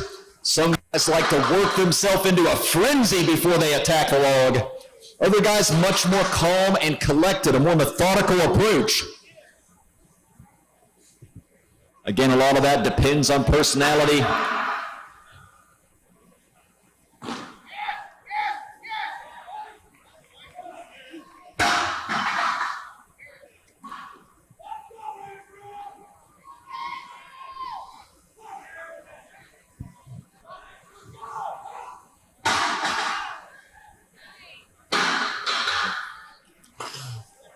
Big thank you to Serious Steel Fitness for being involved and sponsoring the national championships this weekend.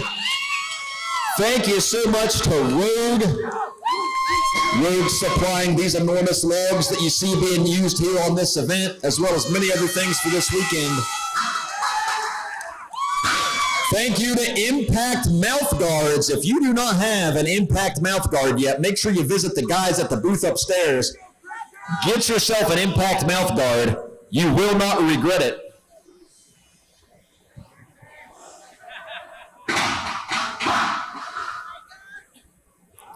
Thank you to Pioneer, makers of the finest belts on the market. You can get beautiful custom jobs, beautiful custom power belts from Pioneer.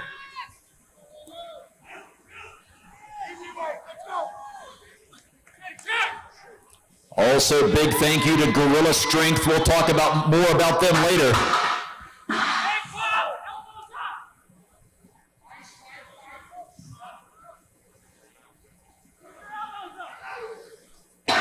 Middleweight lanes now at 295.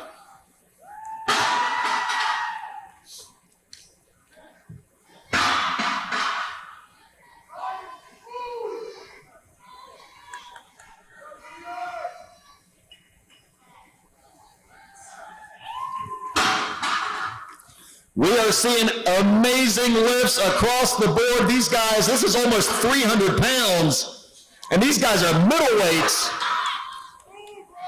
Remember, middleweight division cuts off at 231. Looks like our lightweights have been consolidated into one lane at this point.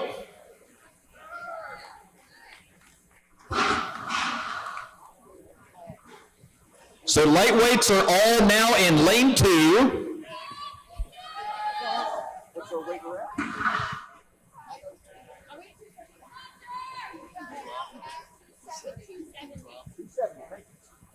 So lightweight lane number 2, they're currently at 270 pounds. 270 in lane 2 for our lightweight competitors. That's 100 pounds more than a lot of these guys.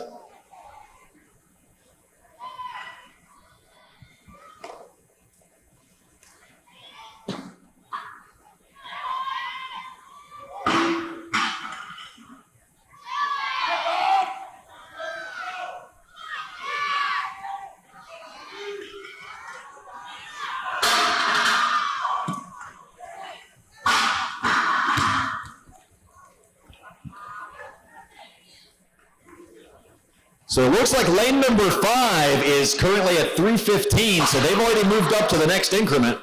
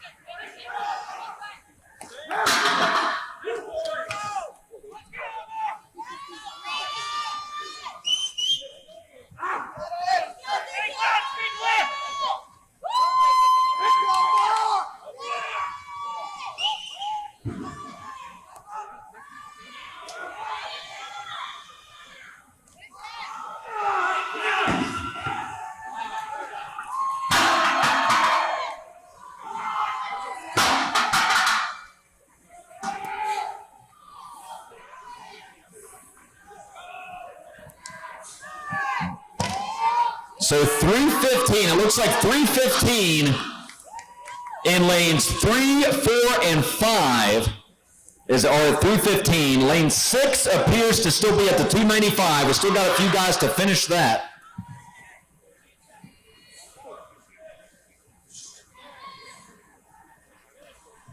Again, you see the numbers starting to dwindle down.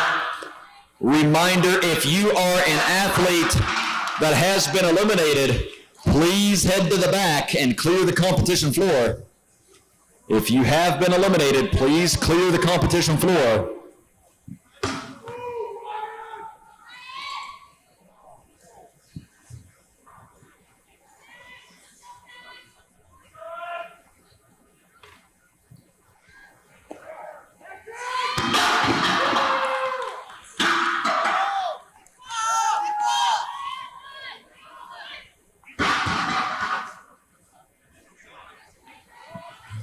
Pulling a heavy log from the floor into the lap, driving the hips up to roll that thing up the chest, getting that secure rack position, and then launching it overhead. That is exactly as taxing and difficult as it sounds. And you're seeing a lot of these guys really starting to feel the effects of this right now. This is getting heavy.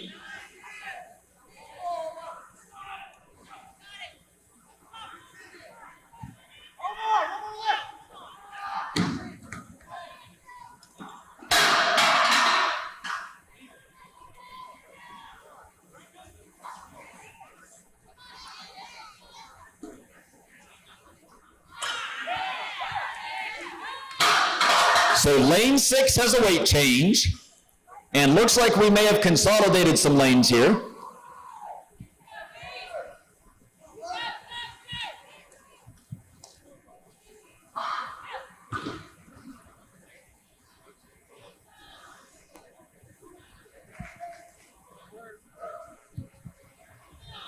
So looks like lane 6 is now at 3:15. Lane 5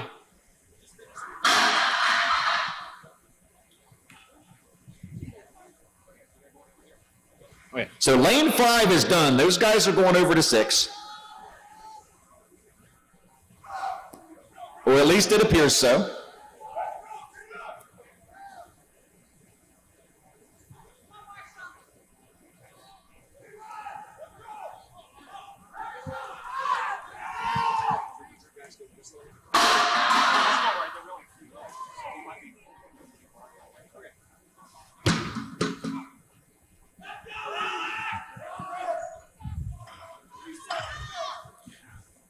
Don't forget to give your favorite lifter some energy, some noise, and some support when they come up to lift.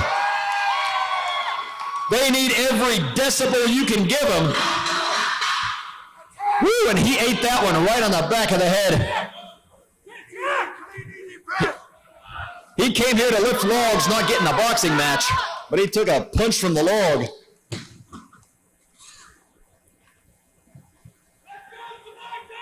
Well, you barely phased him.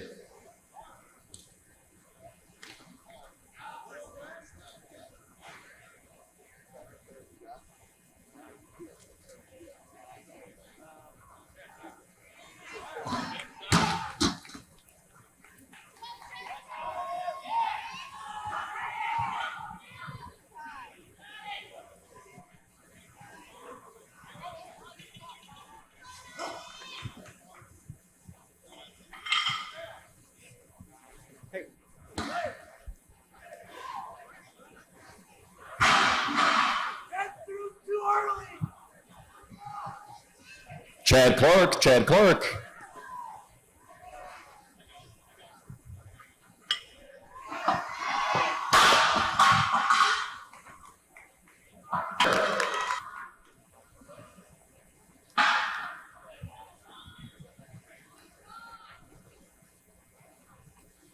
So again, you're seeing a lot of our lanes consolidated at this point. We're down to 1 lane for lightweights, 2 lanes for middleweights. Sean Mulligan up at 315. Rips it up to the chest, good rack position.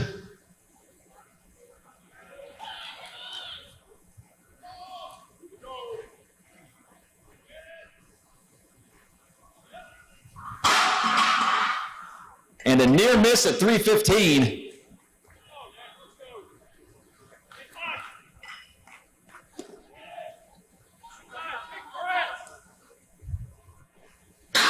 So it looks like we're down to 1 lane now for middleweights.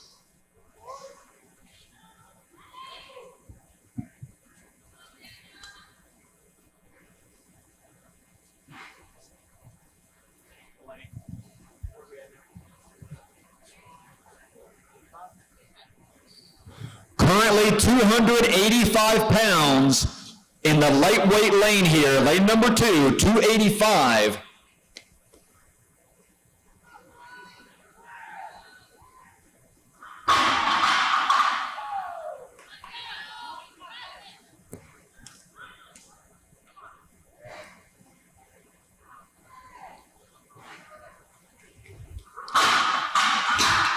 He's trying that push press technique, getting a pop off the chest.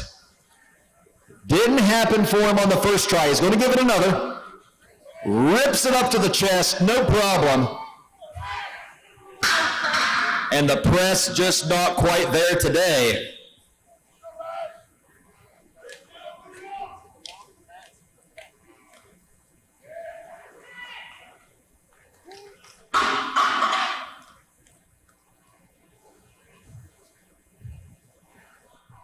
So it looks like we're still 315 over here in the middleweight lane. So lane number 6 has all of our remaining middleweights.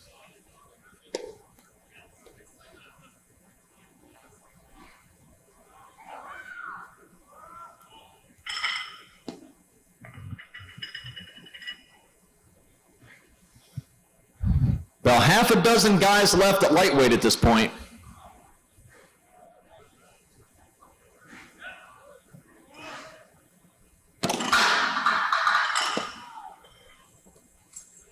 We are down to the nitty-gritty here in our max log event.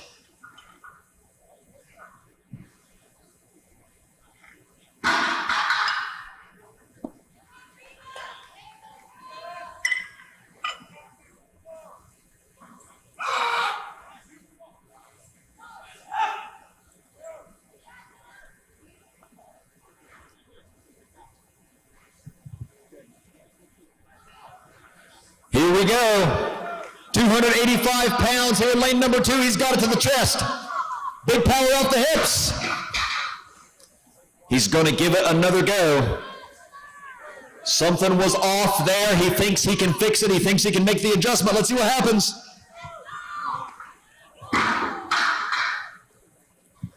And I tell you what, that second attempt was closer.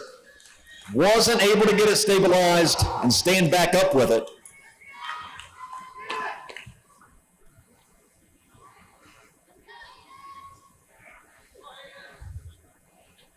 I believe we are now at 335 in lane number 6.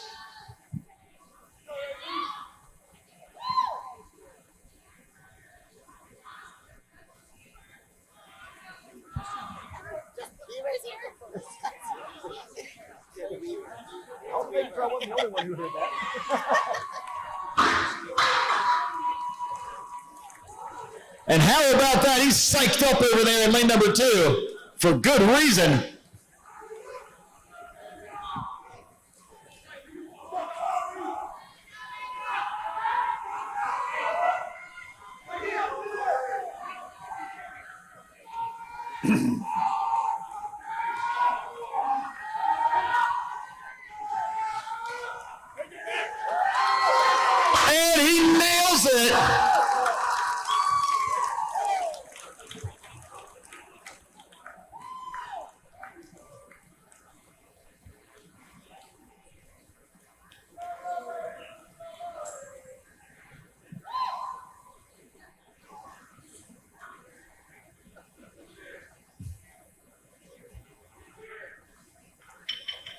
And look at that, makes it look easy over here in lane number 6.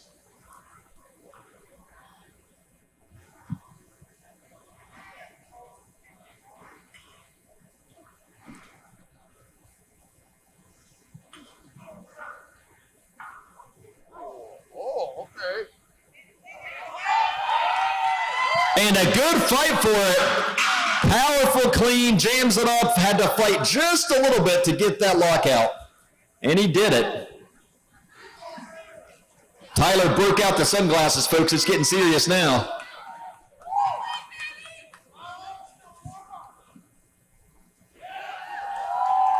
And how about that? His future's so bright, he's got to wear shades. Tyler nails it.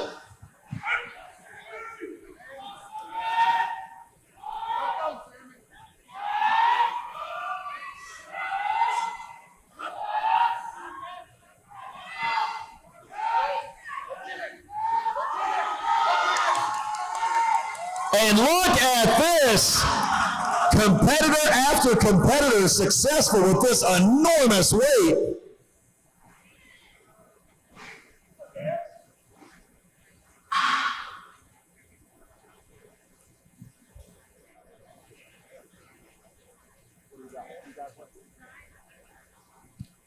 All right, so we have 2 gentlemen left at 300 pounds in the lightweight division.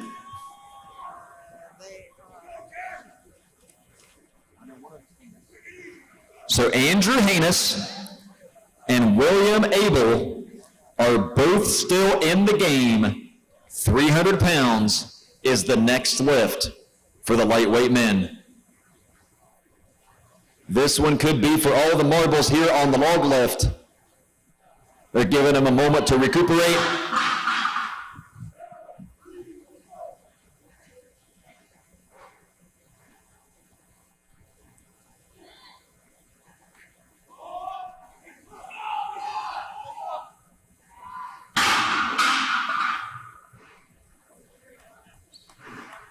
Still several middleweights left, about a dozen guys left here. That's going to dwindle down by the time they're done with this, though.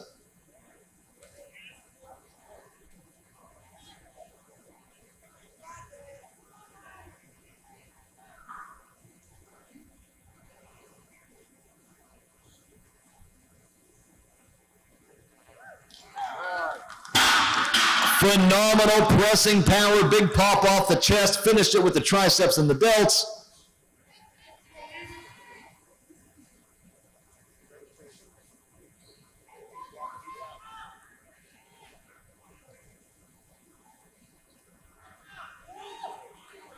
Another phenomenal lift here in lane number 6.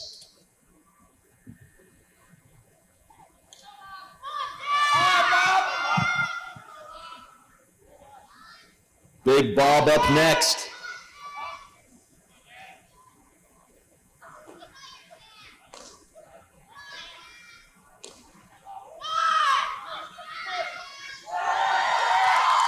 Terrific lift.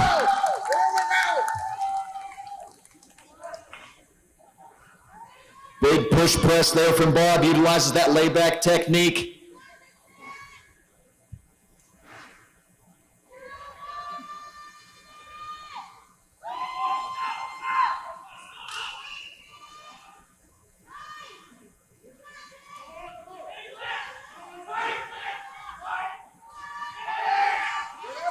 He's got it up to the chest. He's working to stabilize it. Here it goes.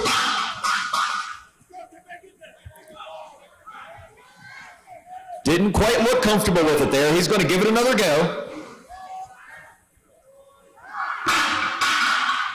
And sometimes when you're done, you're done. And he knew it on the clean.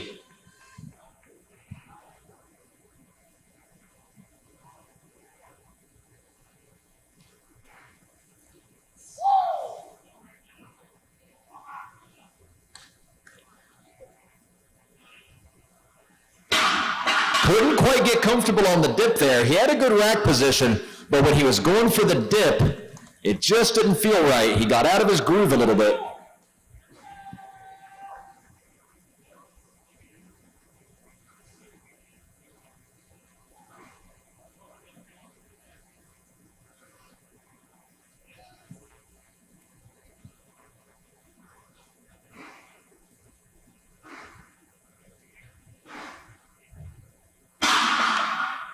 And he's going to walk away as well.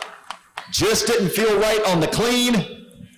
He knows he's got a deadlift here in a few minutes, so he's just going to go to the back and rest up. Let's go, man.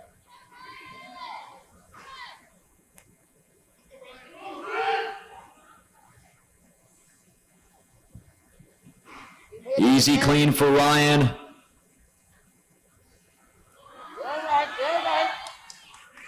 Didn't feel stable on the first go. And that was close, but he took a lot of time. Can he recover? Well, he just had some trouble getting his legs into it.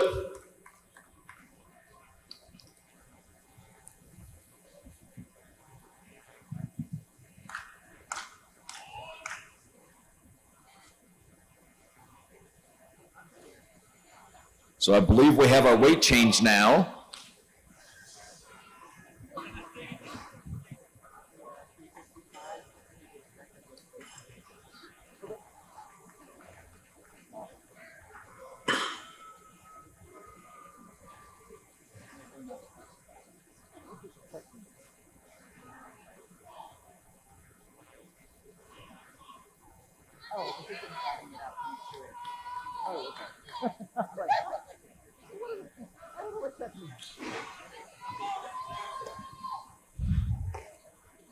So we are now at 355 in lane 6 for our remaining middleweights. And so you know, that exceeds the current amateur middleweight record for Strongman Corporation, which was 345. So everybody who nails this lift is going to be in excess of that. Here's Andrew Haynes over here in lane number 2. Look at that, 300 pounds.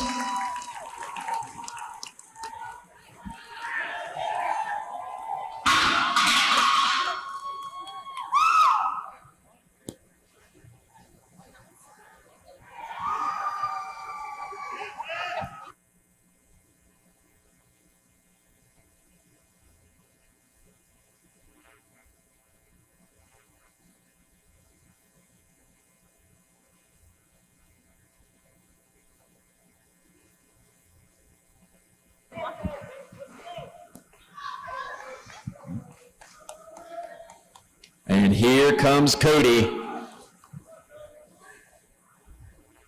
going for 300 pounds on the log.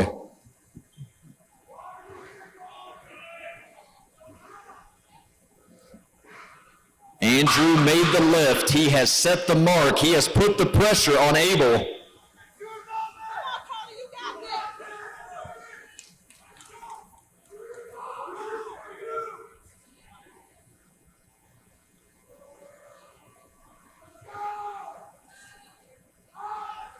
He's got it to the chest.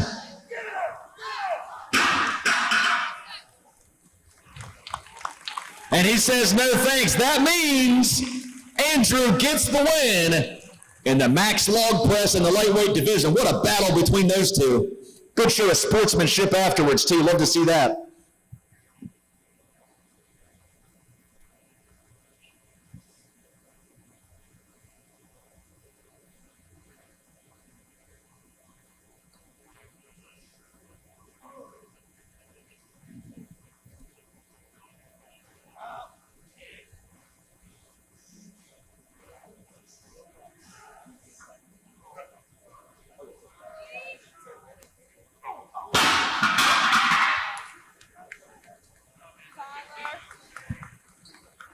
All right.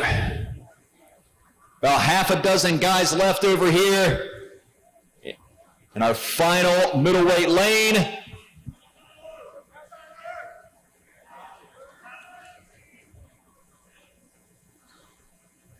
Here comes Young. Low squat position, gets it up to the chest. Explosive lift. Holds it steady, puts an exclamation point on it, and he gets credit for the lift.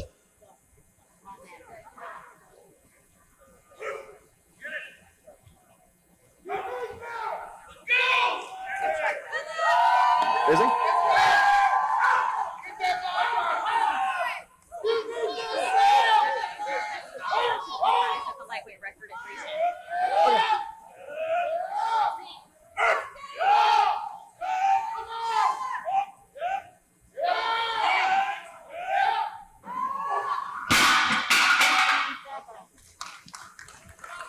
He's going to walk away from that one, live to fight another day.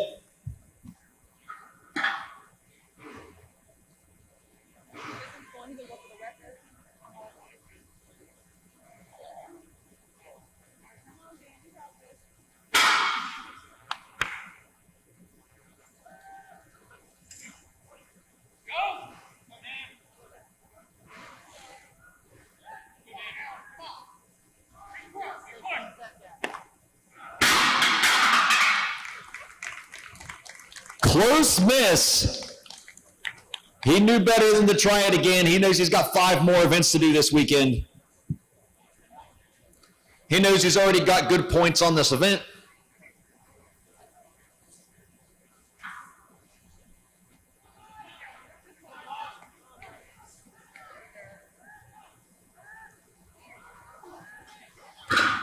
Close call on that. Can he recover in time to give it another go?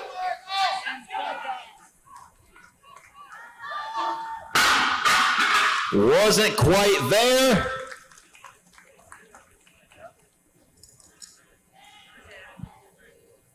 So again, 355 pounds.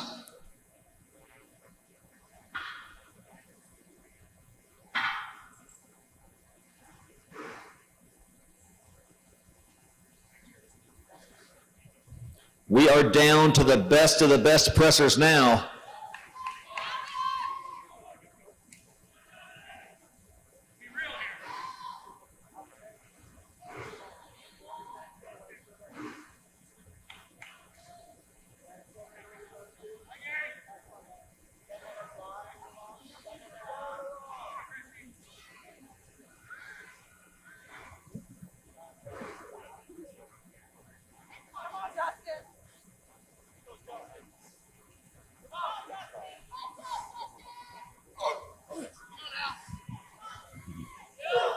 Big power up to the chest. Launches it off. Waves it off. Oh, he's got to take a minute. Got a little lightheaded there, I think. But he's okay.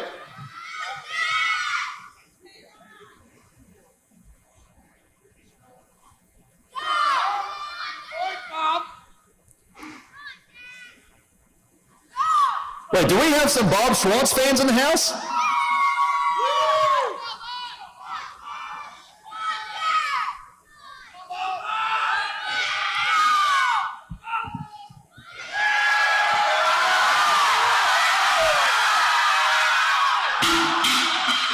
What an effort. And he took that one on the cranium. We're checking on him here. Our officials are checking on him, fellow competitors. We're going to get some paper towels.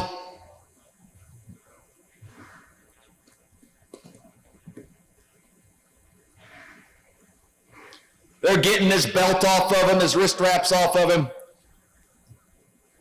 That log clocked him on the head there, folks. He's okay. There we go. He's up. He's up.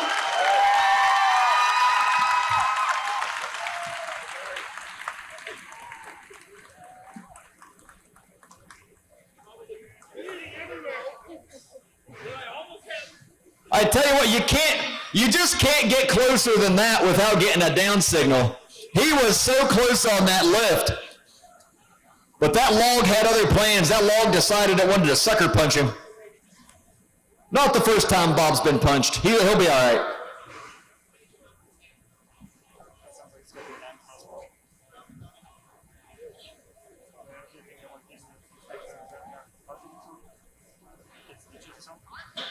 All right, folks, it is go time in the lightweight division here because Andrew Haynes is going to attempt an additional lift to go for the national amateur record.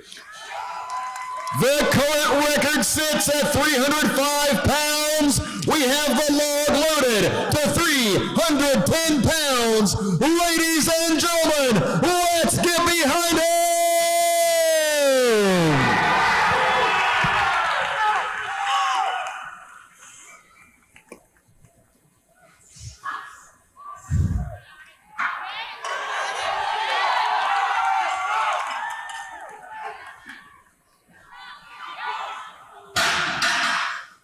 He still has some time. He's going to take a breather. Now is the time. He's got to get in there and do it.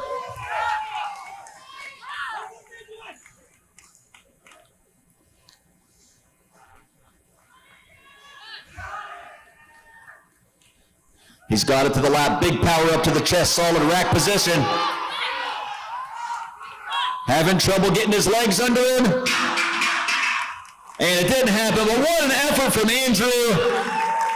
Just couldn't quite get his legs right on that.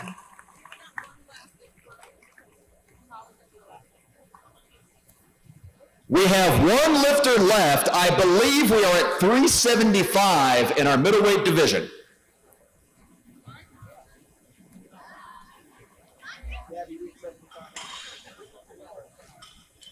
£375.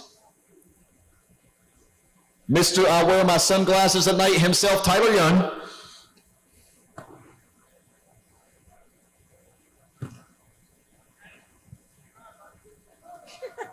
And here he goes. Our final log lift of the day.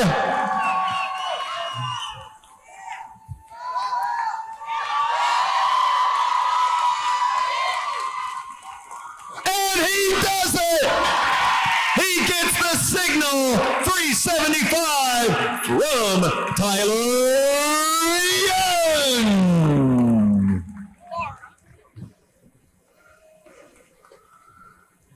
We are going to take a brief intermission and then get started with our deadlift event. Folks, make sure to hit the concession stands. No need to go hungry while you're here at the Strongman Corporation National Championships. We got nachos, we got hot dogs, we got freshly baked cookies, we got all the good stuff to keep you growing. So go hit the concession stand, get you a refreshing beverage and something to eat. We will be back shortly with our Wheelbarrow Deadlift event from Gorilla Strength. We are just a few minutes away from starting our Wheelbarrow Deadlift event. These gargantuan implements brought to you by Gorilla Strength. Make sure to check out Gorilla Strength online. Give them a like, give them a follow. Check out all that Gorilla Strength has to offer, including these enormous wheelbarrows, which will be for sale this weekend. If you want to take home one of these at a discounted rate, go see my man Dave from Gorilla Strength, right there in the blue shirt. If you want to take one of these bad boys home, you get a best price you're ever going to get on one this weekend.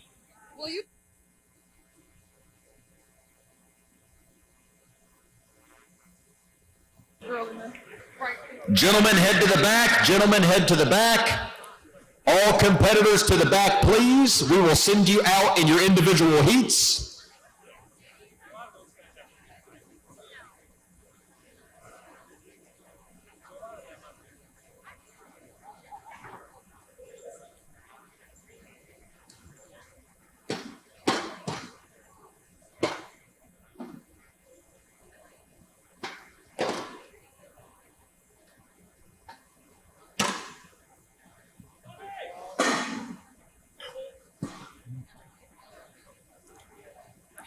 If you really want to see the heavyweights move quickly, tell them there's a free steak buffet in the back.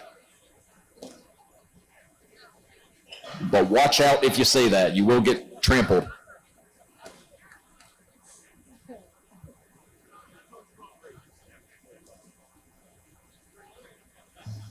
This event, quite a bit different from our previous challenge. This is a deadlift for reps. So they have to grab the handles on these gigantic implements, and they have to stand up with it as many times as possible in 60 seconds. Unlike the last event, there are not multiple turns for each competitor. Once they go, they do as many reps as they can, and then they are done.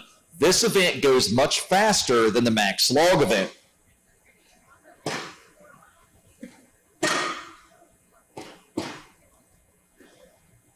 £740 in hand is what our heavyweight men have to deal with on this. And you see that we've braced the wheels on these barrows so that the implements have a harder time moving and sliding around. With that kind of weight on them, and as hard as these guys are going to be pulling, they're probably still going to move a little bit.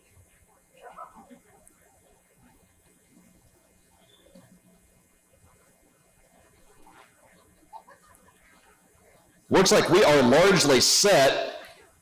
Our officials just making a few last-minute adjustments.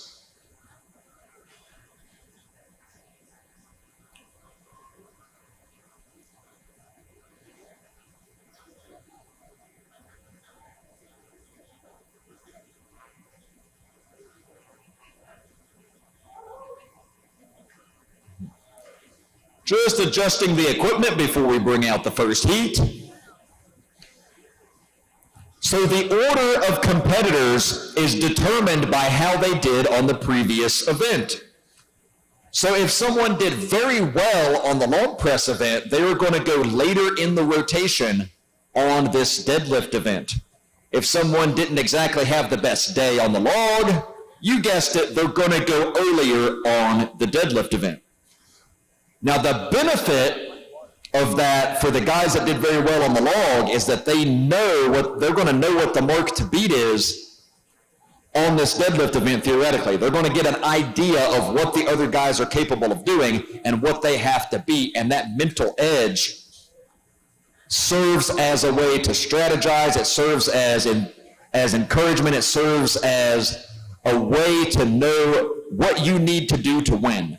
And that motivation is a great tool to have. So going later on in the rotation is an advantage, and that will be based on how they placed in the previous log press event.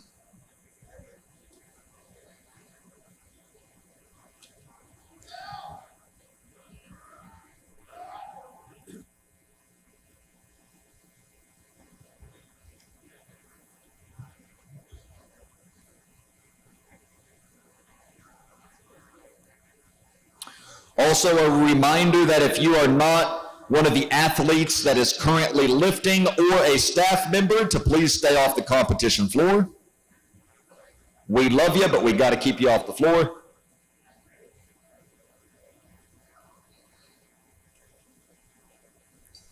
Also, another reminder that it's Hayden's 15th birthday.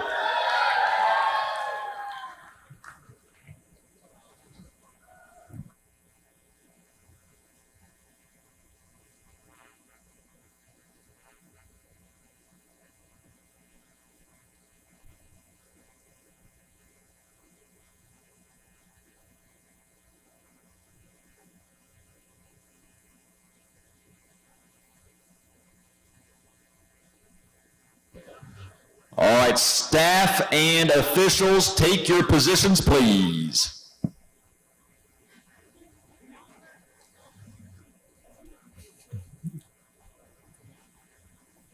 All right, I'm going to start bringing out heat number 1. In lane 1, Carlos Lerma. Lane 2, Brian Jardine. Lane 3, Connor Gordon. Lane 4, Warren McDonald.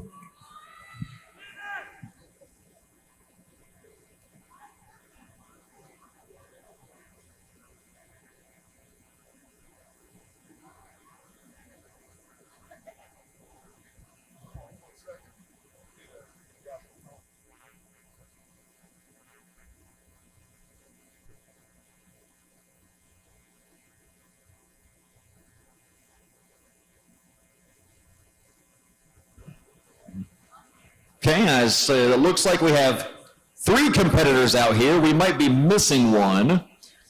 So Carlos Lerma in lane 1. Nope, so I'm being told, looks like that's lane number 3. So it looks like Mr. Gordon will not be competing in this event. So we have Carlos in lane 1, Brian in lane 2, and Warren in lane 4. A few last-minute instructions from our officials before we get rolling here. As soon as everyone's in position, I am going to give the signal. So competitors will start off of the mat.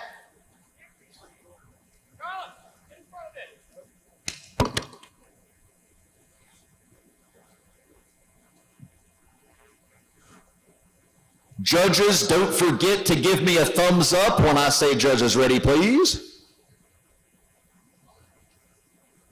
All right, here we go. Athletes ready. Judges ready.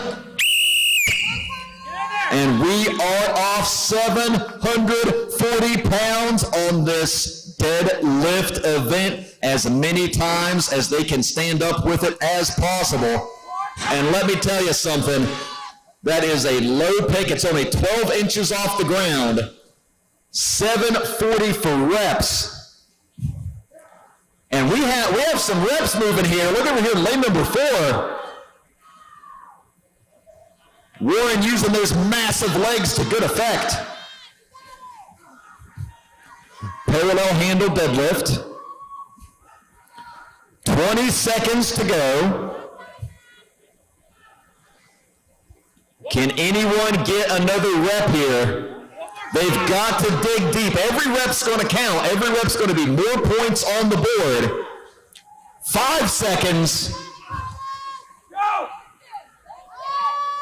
Time!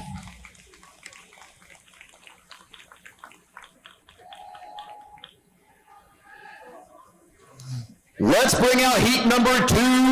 In lane 1, Dante Petrella. In lane 2, Alfonso Nieves. Lane 3, Travis Helton. Lane 4, Ty McFarland. So again, 4 lanes utilized here.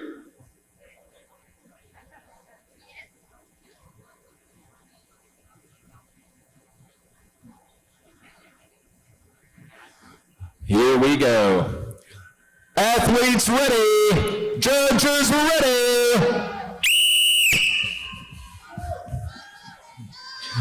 And they are getting strapped into these handles. Those straps lock in the grip on those handles. And then it's about driving those feet through the floor, using the power in that lower back, the power in the legs, the hips. And we are seeing some reps here, folks. Look at this. Alfonso there in lane number 2. He is motoring through these things. Look at the traps on that guy.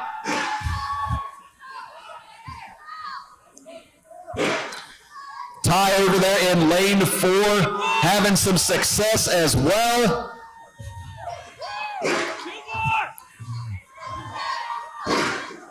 10 seconds to go. Who can squeeze that final rep in? Time!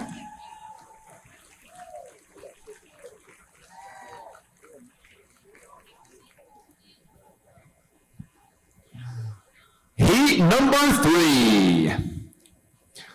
Lane 1, Elijah Yoder. Lane 2, Mitch Godwin. Lane 3, Stanley Merkland. Lane 4, Robert Collins.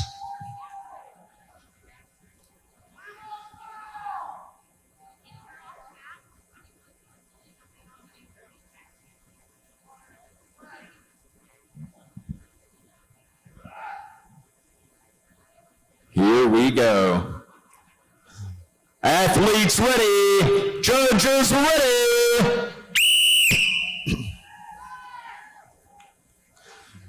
Now you'll see a few different types of straps being used, and they are legal. The figure 8 straps wrap around the wrist and then go basically under the handle and wrap around the wrist again. So those actually go over the hand twice. The traditional wraparound straps, you'll see, those go around the wrist, but they wrap around the handle itself several times, and then they grasp onto that. 30 seconds to go. Both types of straps are legal as long as the fingers still wrap around the handles. So the fingers must still wrap around the handles there. They can't just let them hang. 15 seconds.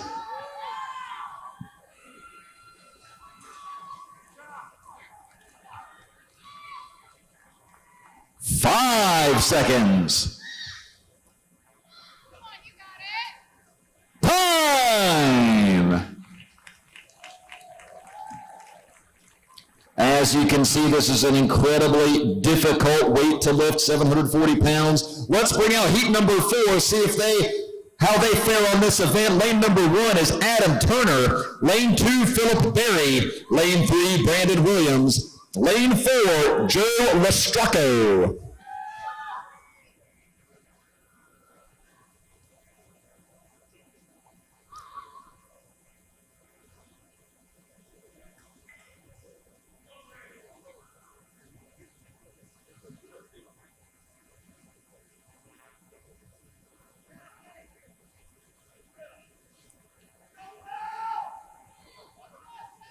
Here we go. Athletes ready. Judges ready. And they are off and running. Or off and lifting, I should say.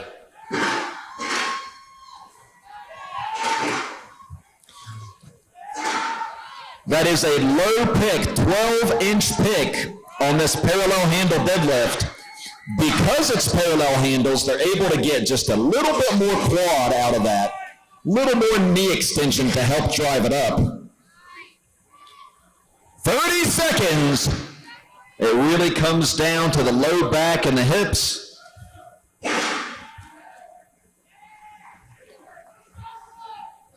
£740 in hand.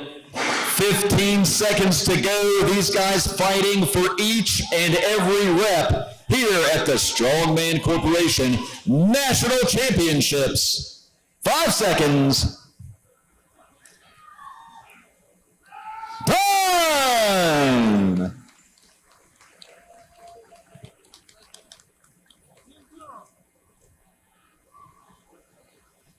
Heat number 5. Lane 1, Joey Robinson.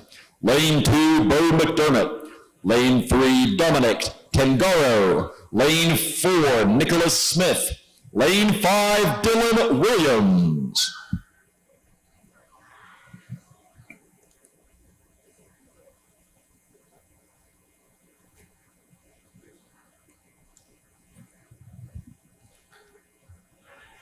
Athletes ready. Judges ready.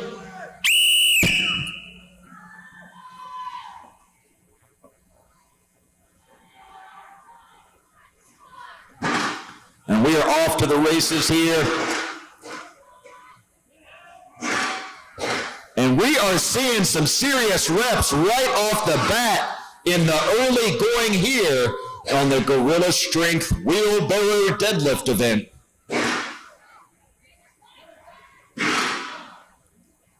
30 seconds to go. So we are past the halfway point for this heat. Now is the time to dig deep. See who can get that last rep or 2 reps in. 10 seconds to go.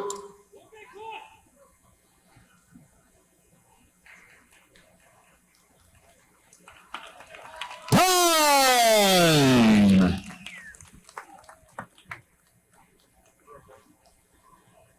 Heat number 6. Lane number 1, Levi Strong. Lane number 2, Andrew Garrison. Lane number 3, Jasper Haney. Lane 4, Robert Miller. Lane 5, Stephen Spencer.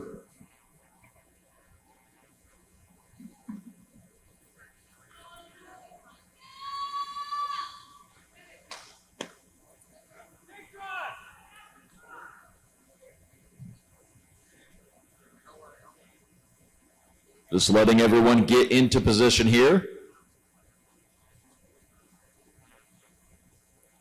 And looks like we're good. Athletes ready. Judges ready.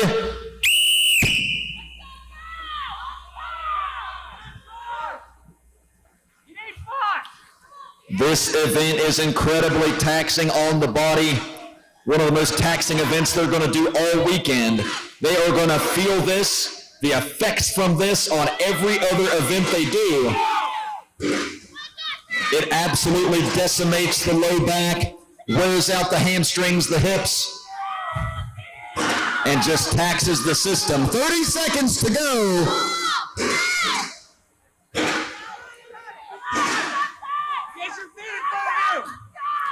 Tremendous effort we are seeing across the board. 15 seconds.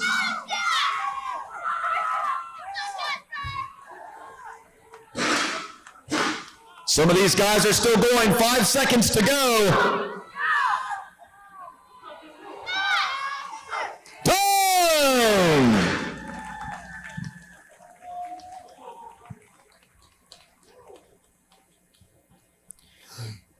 Please welcome heat number 7. Lane 1, Sean Schellinger. Lane 2, Dylan Thompson. Lane 3, David Elmore. Lane 4, Sam Clapper. Lane 5, James Ortman.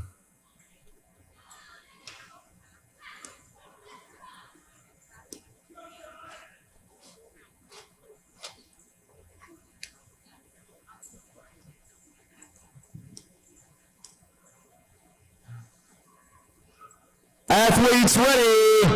Judges ready. Heat 7 is off and running. Here they go, getting strapped into the wheelbarrows.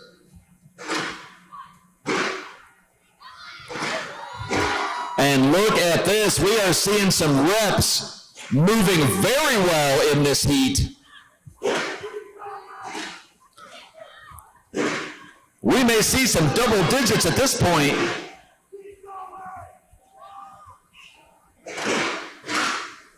30 seconds to go. And Clapper over there in lane 4 looks like he has plenty left in the tank. Look at him go. 15 seconds.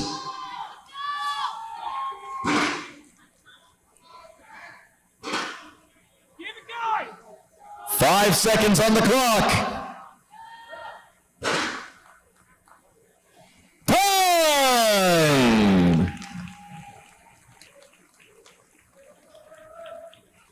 Heat number 8 in our heavyweight men. Lane number 1, Nicholas Godione. Lane number 2, Franklin Easton. Lane 3, Bob Moyer. Lane 4, Michael Baber. Lane 5, Caleb Perkins.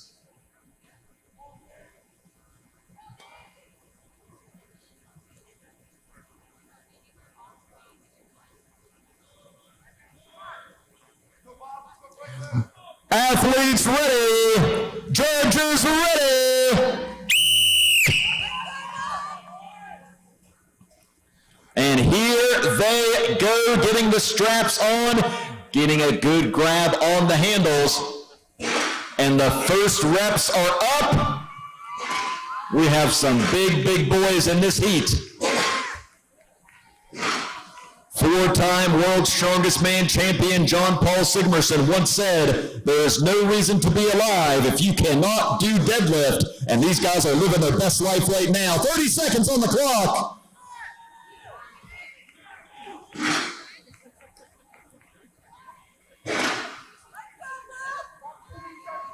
We are seeing rep after rep in a few of these lanes. 15 seconds to go. Let's give them some energy. Get behind them, folks. They're going to need it. 5 seconds. Time.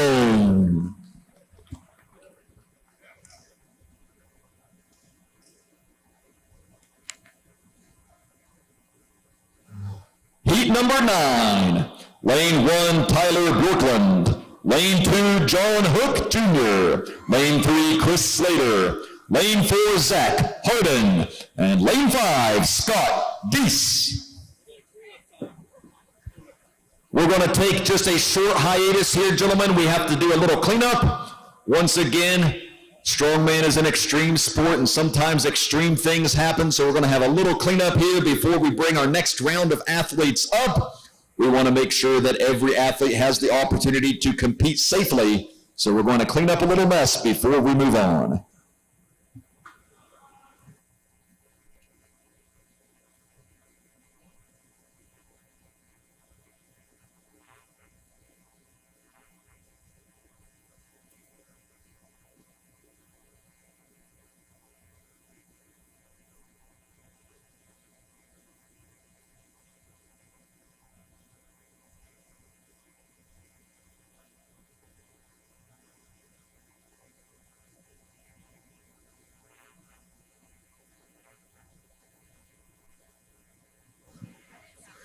Big thank you to our staff this weekend. Thank you to our officials. Hey, if you think our officials are doing a great job, let's hear it for them.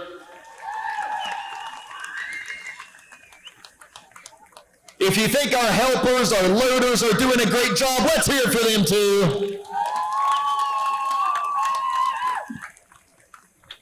If you're glad that Dion brought the national championships to Salem, let's hear it for Dion.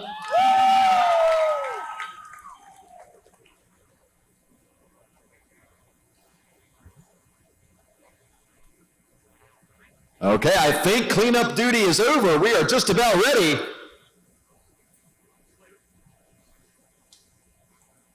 Officials just checking a few last-minute things. Athletes ready. Judges ready.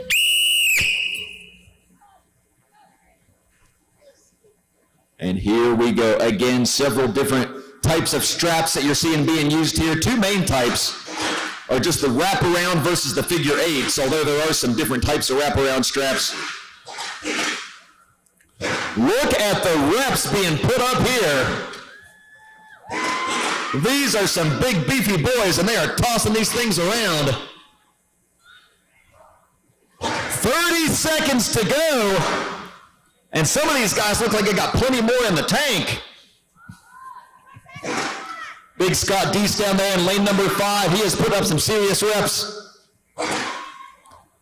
15 seconds.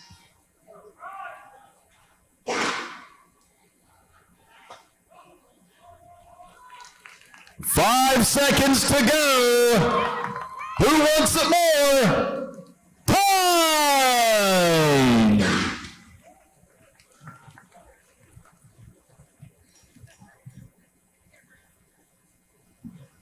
All right, let's bring out heat number 10.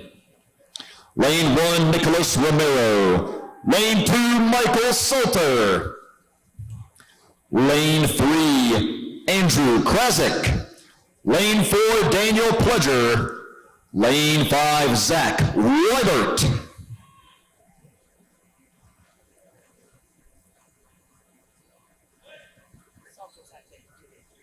Salter's out. Okay.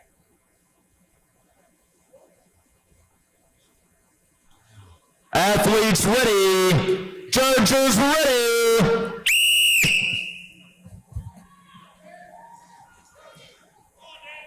Here we go, folks.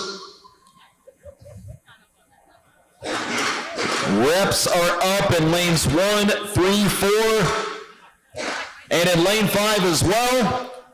Lane 2 is empty. Salter is not continuing.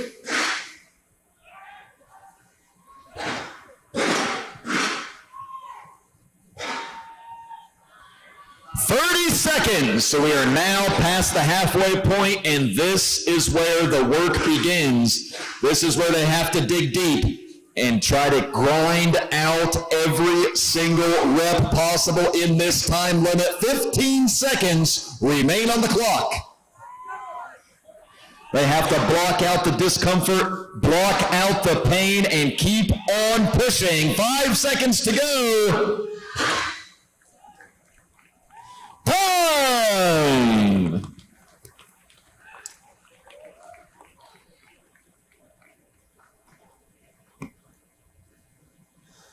Heat number 11, lane 1, Alex Stoltz. Lane 2, Gabriel Castle. Lane 3, Ray Kuna. Lane 4, Clayton De Silva. Lane 5, Brian Kitchton.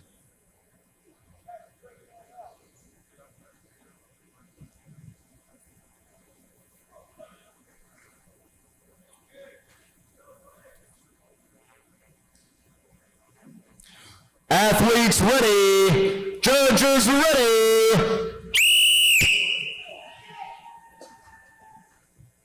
You'll see they're wasting no time getting strapped into the implement. They have 60 seconds to do as many reps as possible, so they don't want to waste any time getting the strap set up.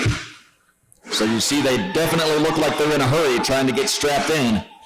They want to utilize the time as best as they possibly can to get the most number of reps. 30 seconds to go. And these guys are putting on a show here at the 2021 Strongman Corporation National Championships. 15 seconds. Who can dig deep? Who can make it happen as the clock winds down? 5 seconds to go. Time!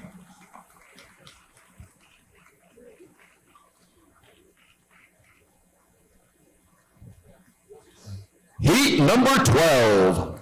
Lane 1, Dominic Crequy. Lane 2, Nicholas Curl. Lane 3, Josh Gregory. Lane 4, Eric Carlson. Lane 5, Howard Battle.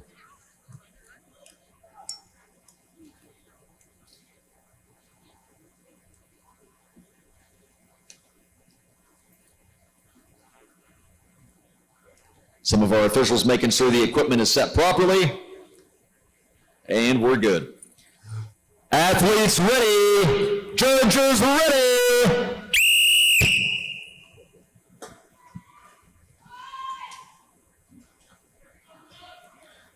Once again, our heavyweight men are tasked with lifting 740 pounds in hand with these enormous wheelbarrow devices made by Gorilla Strength. These huge implements loaded to the gills. Look how many plates are on this thing. 30 seconds to go. Those plates are stacked up to the ceiling to make this thing heavy enough for our heavyweight men. 15 seconds.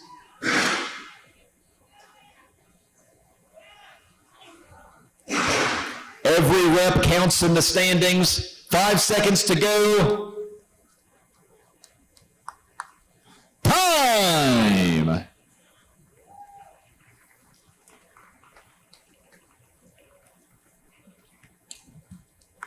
Heat 13.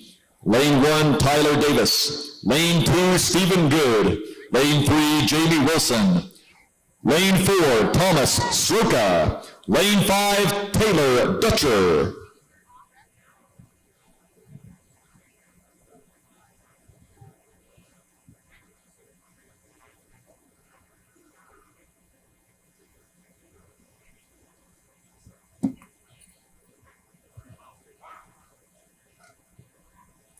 Athletes ready. Judges ready. And they are getting strapped in and ready to pull.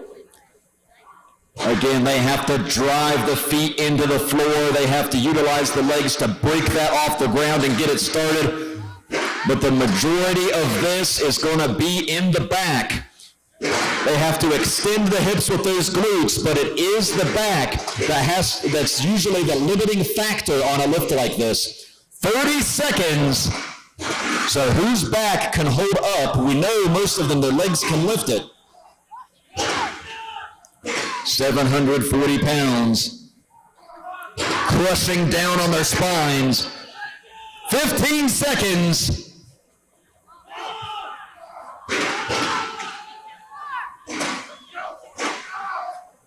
5 seconds to go. Time.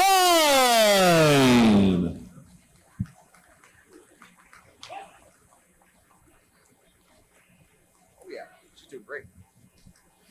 Heat 14. Lane 1, Garrett Payne. Lane 2, Gary Westrope. Lane 3, Sean Deem.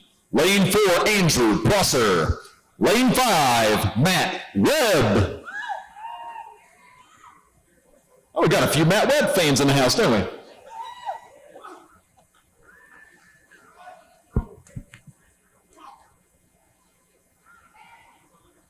A few last-minute instructions from our officials, and looks like we are good. Here we go. Athletes ready. Judges ready. 1 minute on the clock to get as many repetitions as possible. They have to stand all the way up with the weight. They have to get the down command from the referee in order to receive credit for the lift. And in order to prevent bouncing of the implement, they have to wait for an up call once it touches the ground. 30 seconds to go.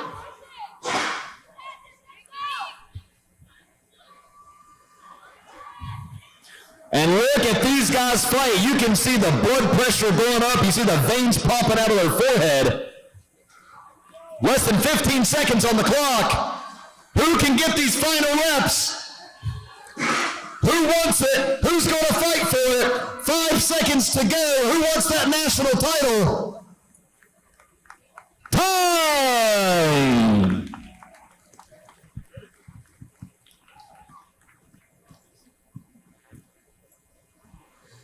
Heat 15, Lane 1, Nick Davis. Lane 2, CJ Hunt. Lane 3, Lucas Hatton. Lane 4, Zach Stoughton. Lane 5, John Waterbury.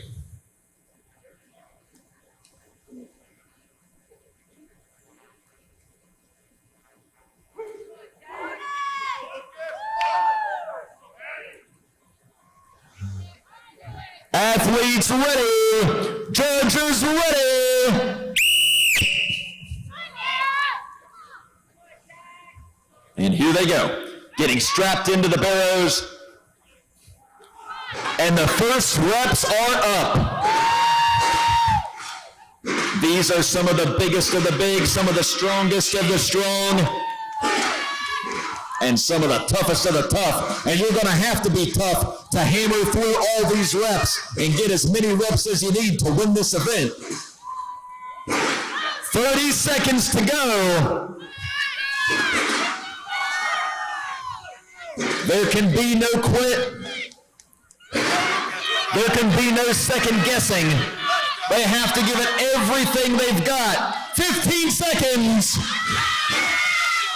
It hurts. It's uncomfortable. It feels like your head is going to pop off your shoulders, but they've got to keep fighting. 5 seconds.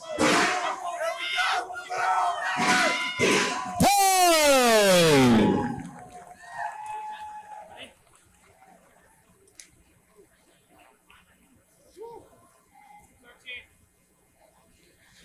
Heat 16. Lane 1, Austin Andrade. Lane 2, Albert Brand. Lane 3, Nicholas Sakente. Lane 4, Kendall Williamson. Lane 5, Logan Money.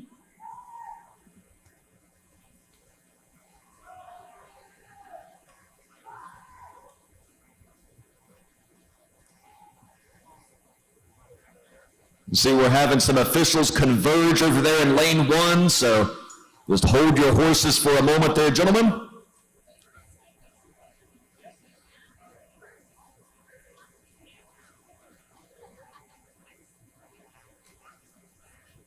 I think they're just going to scoot the implement, but it takes about 10 people to do that, so.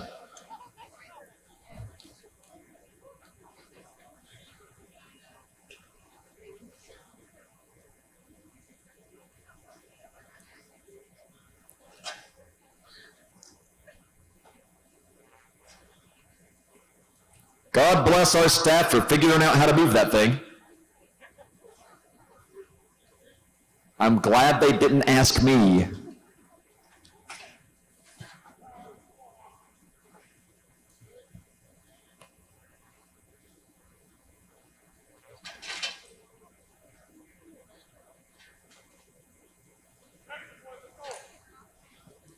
Great job to our staff. Thank you guys for getting that set up so everybody gets a fair shake on this event.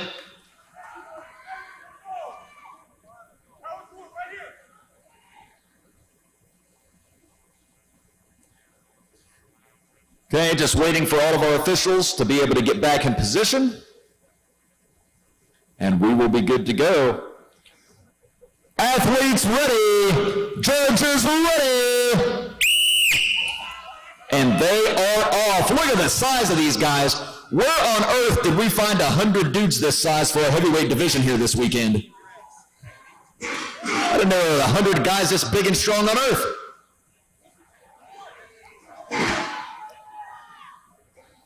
We got every one of them here at the National Championships.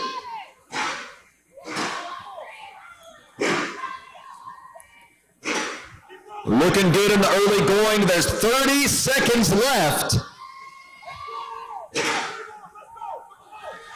And we have a few guys still pulling. Looking good for more. They still have some time to put up more reps. 15 seconds to be exact. Who wants it? Who's going to get those final reps with 5 seconds to go? Time!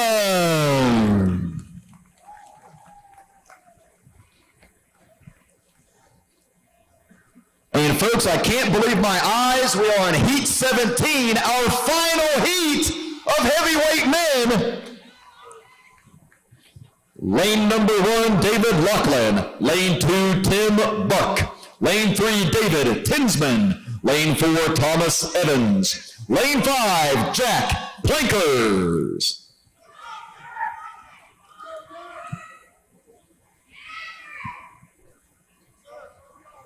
Athletes ready. Judges ready.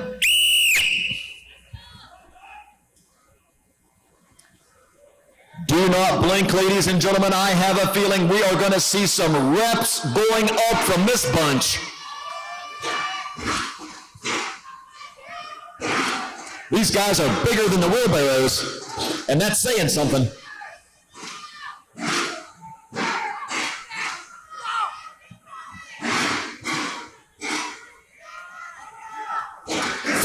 Seconds to go. They are past the halfway point, and now it's time to clock in and put your work boots on, boys. It is time to dig deep and make it happen. 15 seconds.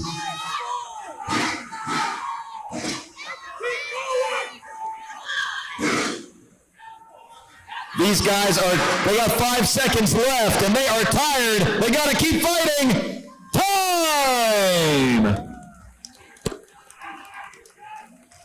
And that does it for our men's heavyweight division. All right, we are ready for heat number 1 in our men's middleweight division. Lane 1, Luke Sinagra. Lane 2, Nicholas Morris. Lane 3, Mark Clevenger. Lane 4, Craig Tucker. Athletes ready. Judges ready. And we are off. Here we go in the middleweight division. Who is going to be the first one to get some reps on this? That thing is incredibly heavy.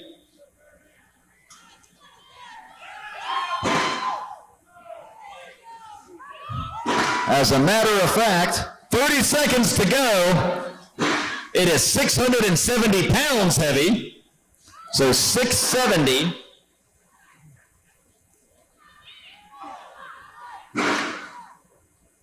$15 seconds to go.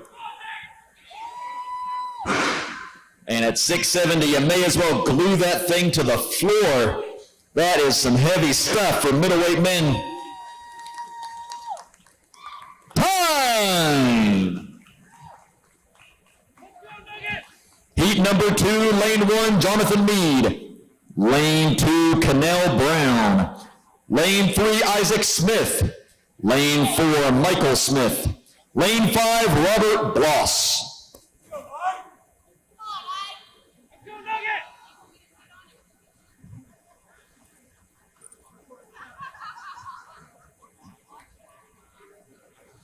Athletes ready. Judges ready. He's saying no, we are not ready yet. Waiting for a signal from our judges. Here we go. Athletes ready. Judges ready.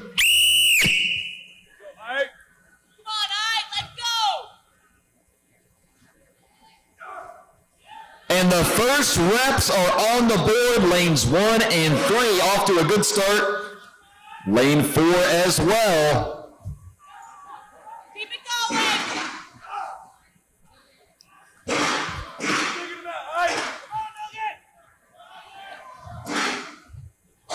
Several competitors looking very strong so far. 30 seconds to go. Keep it going.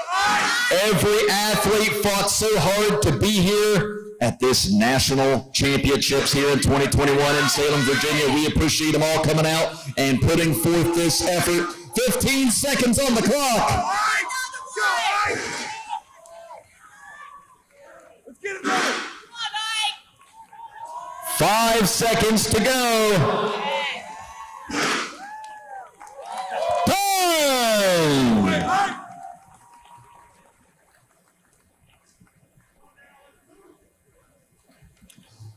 Heat number 3, lane 1, Tanner Haas. Lane 2, Joshua Dobbins. Lane 3, Larry Zapataki. Lane 4, Justin Ramirez.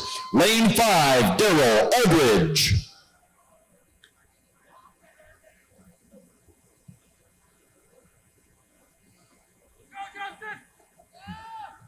Just letting everyone get into position here.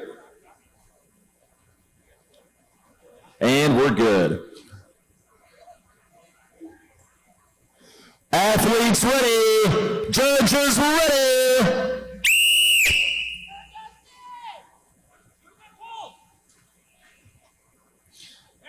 Again, these athletes are going to have to fight, scratch, and claw for every rep.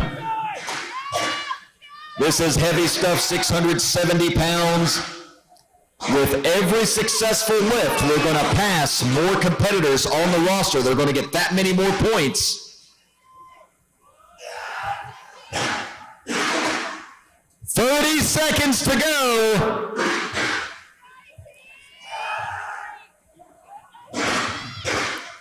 You can see the effort. You can hear the effort. By God, if you're down here on the floor, you can feel the effort. 15 seconds. These guys are leaving it all on the floor. 5 seconds to go. Time! I think we had a buzzer beater rep over there in lane number 4. I saw the judge's hand move. I think he did get credit for that. Yep, I got confirmation. He did, just in time. Heat number 4, lane 1, Zachary Davis. Lane 2, Eric Olmstead. Lane 3, Rob McKee. Lane 4, Jesse Purvis. Lane 5, Rick Carroll.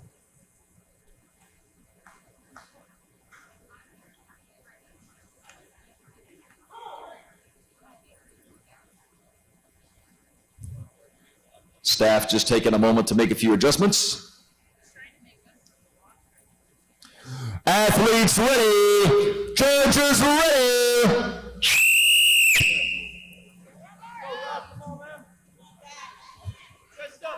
Again, they strap in after the time starts, so they want to do so nice and efficiently so they can get as many pulls as possible in the time limit and not waste time on their straps.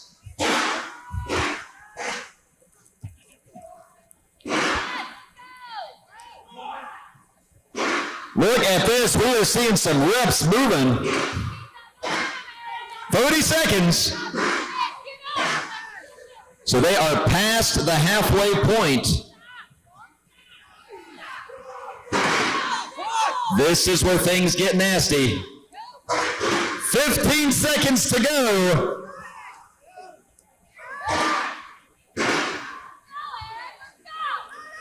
Who can dig deep and get those last few reps in the remaining time? Time!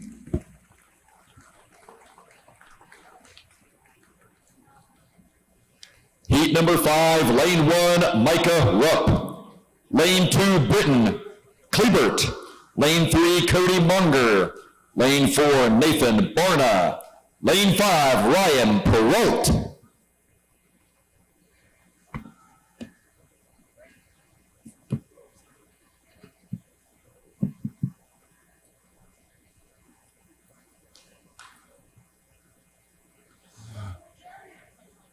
Athletes ready. Judges ready.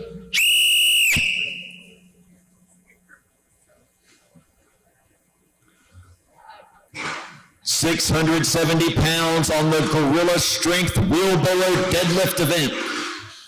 Those handles are only 12 inches off the floor. That is a 12-inch pick height off those handles. Pretty low for a parallel handle deadlift. A lot of times you'll see a similar event like a car deadlift, and it'll be at 14, 16, or even 18 inches. 30 seconds.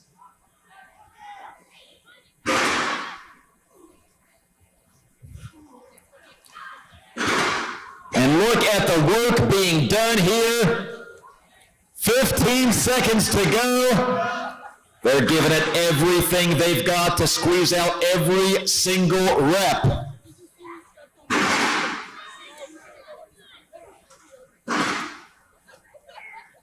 Time!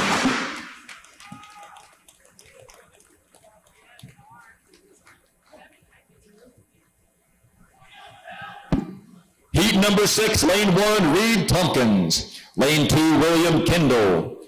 Lane 3, Andrew Pepio. Lane 4, Alvino Garcia.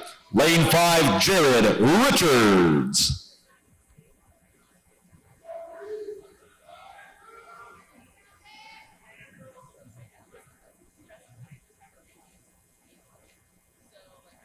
Athletes ready. Judges ready.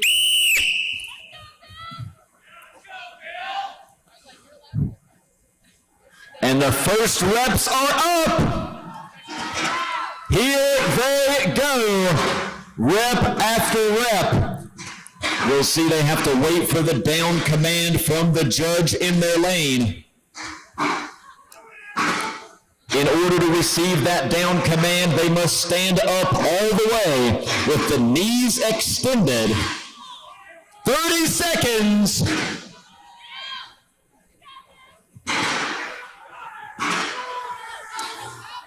And these guys are just motoring through these reps. Unbelievable what we're seeing from this heat. 15 seconds on the clock.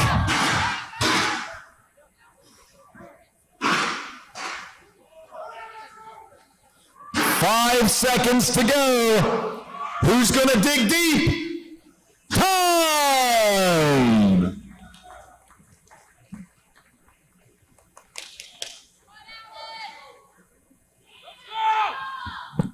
Heat number 7, lane 1, Dan Gavio. Lane 2, Alan Thrall. Lane 3, David Olson. Lane 4, Damian Chavez. Lane 5, Jeremy Clevenger.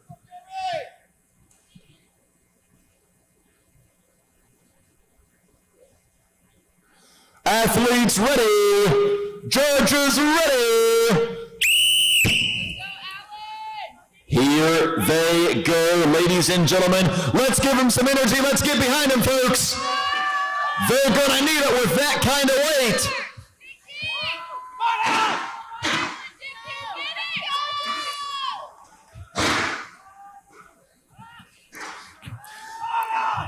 Again, this requires a tremendous amount of strength in the lower back.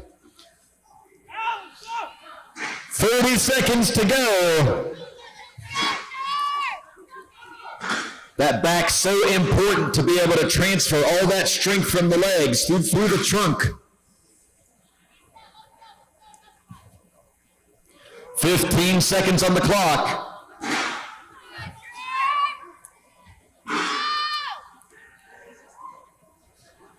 Five seconds. Time.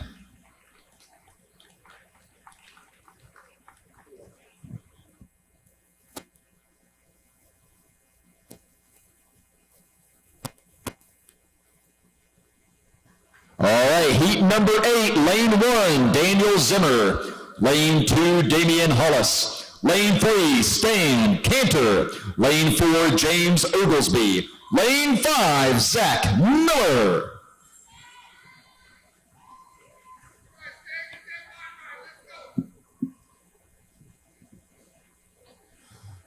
Athletes ready. Judges ready.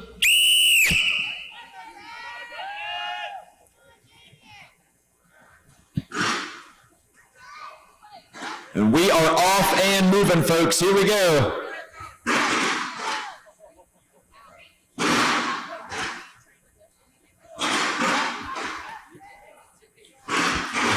You'll see a contrast in styles as well. Some guys really like to utilize that eccentric, barely touch it to the ground and pull it right back up as soon as they get the signal. 30 seconds. Some guys prefer to free fall it a bit, let their tension go, reset and pull again. "15 seconds.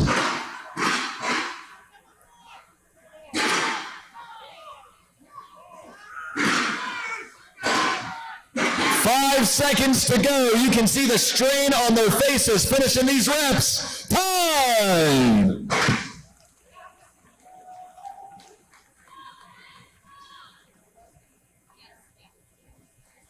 Heat number 9, lane 1, Jeremiah Knapp. Lane 2, Ivan Molina. Lane 3, John Robinson. Lane 4, Brandon Myers. Lane 5, Jacob McBride.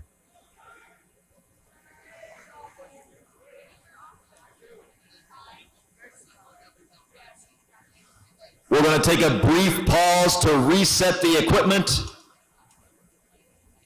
Believe it or not, these things can move around, even with the wheels chalked. When you're moving that kind of weight and they're getting slammed over and over, they do tend to move a little bit, so we're going to have to pop the wheels up on that bad boy, get it moved a little.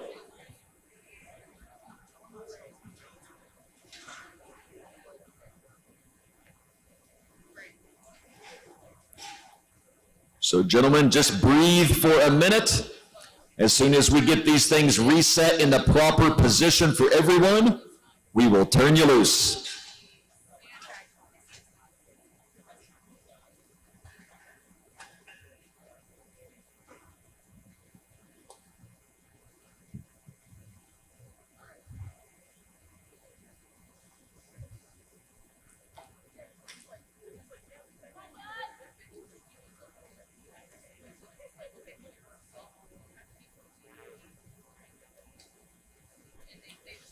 Looks like we are set. Thank you so much to our staff for taking a moment to get everything set. We want to make sure all the competitors have the same experience in each lane.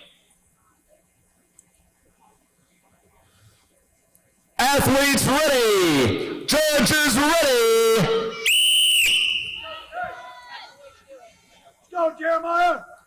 Get it. First rep up in lane number 2, already on to the second. Look at this. We're seeing some big pullers here. We have guys that are murdering through some of these reps. Look at them go. Unbelievable start that we're seeing.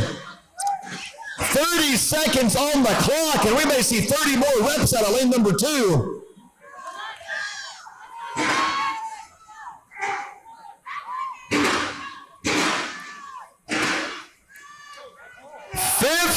Seconds.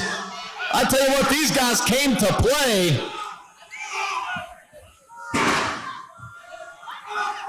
Five seconds to go. Time.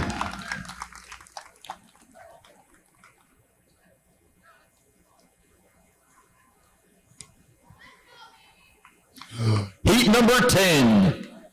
Lane 1, Sean Mullican. Lane 2, Brendan Swingross. Lane 3, Marshall Buckler. Lane 4, Daniel Camacho. Lane 5, Christian Morris.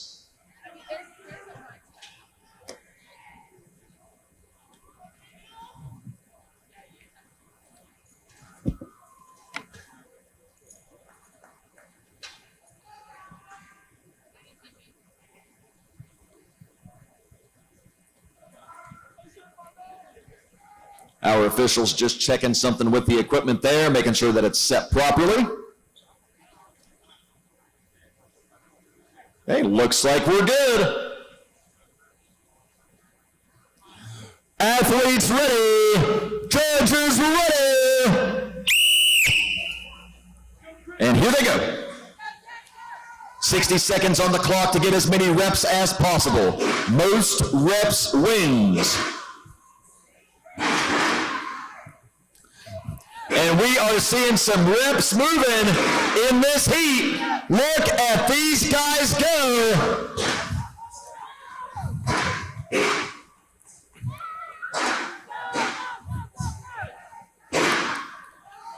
"30 seconds left. They're going to have to dig deep. They're going to have to get everything they've got. Every rep matters. Every rep is more points for that overall score. 15 seconds.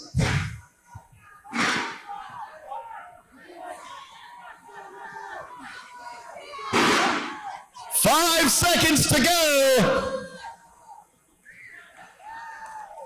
Time.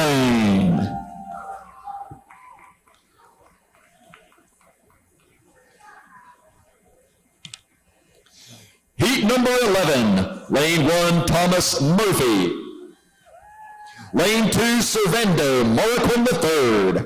Lane 3, Jack Turner. Lane 4, Ryan Saxton. And lane 5, Omar Ahmad. Go quick.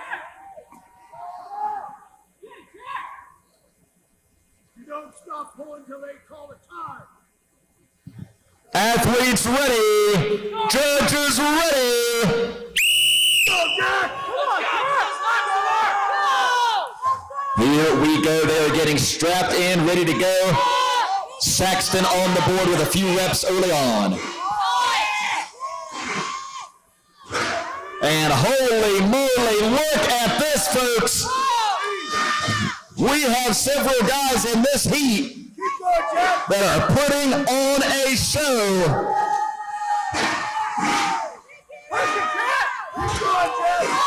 30 seconds to go. Hey, they're going to need you to get louder than that, folks. Let's get behind them.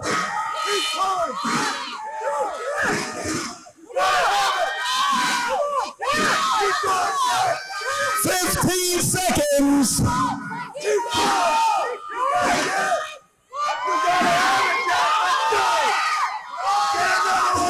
5 seconds on the clock. Time. Amazing performances. And special shout out to the Jack Turner fan club behind me here. Heat number 12, lane 1, Ryan Fell. Lane 2, Bob Schwantz. Lane 3, Sam Pape. Lane 4, Dan Hughes. And lane 5, Blake Ditas.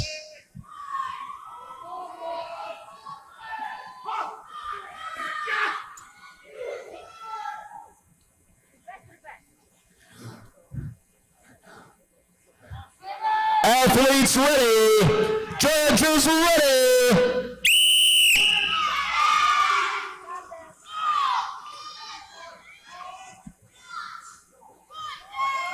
And here they go. We are seeing some reps on the board. All these guys looking pretty darn good here in the early goings. Who can keep this up the longest? That is the question. 30 seconds. Who can keep knocking out those reps, lift after lift after lift? Who's going to dig deep? Who wants it more? Who wants that pro card? 15 seconds to go. You may be seeing a national champion right here in this heat. 5 seconds. Time.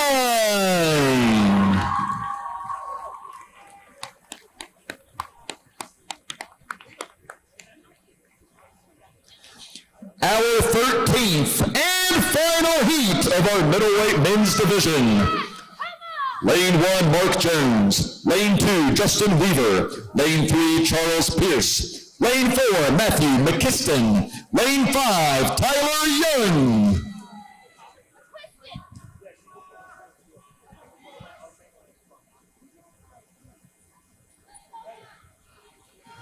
Athletes ready. Judges ready.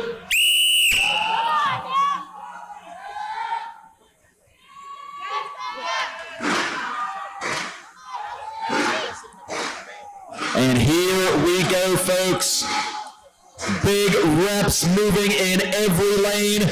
They have to drive those feet into the floor, extend the legs. The back is the limiting factor. If the back can hold up and transfer the power from the hips and the legs. 30 seconds. Look at the performances we are seeing here in lane after lane. They are still going strong. Folks, let's get behind them. 15 seconds to go. Who's going to get the job done? 5 seconds.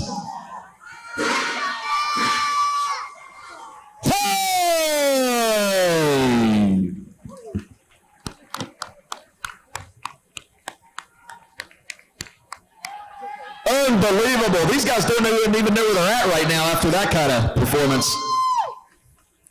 We are going to take a moment. We're going to reset the implements and get ready for our lightweight men. And here come the lightweights in heat number 1. Lane 1, Javon Corals. Lane 2, Greg Schultz. Lane 3, Johnny Ciparino. Lane 4, David Harrison.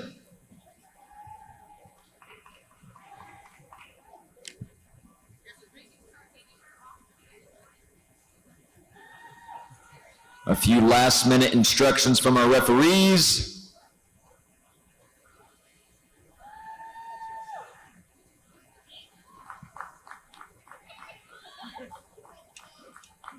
Here we go.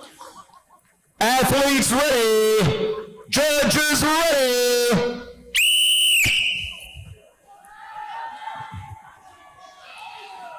And we have turned them loose on the deadlift event.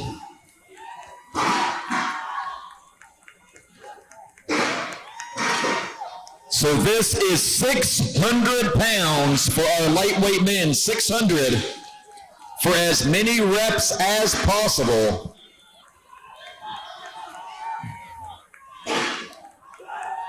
"30 seconds to go." Remember our lightweight division, the men's cutoff is at 175 pounds body weight. We also have the 150 subclass. 15 seconds, and they are tasked with lifting 600 pounds in hand on these gargantuan implements from Gorilla Strength. Time!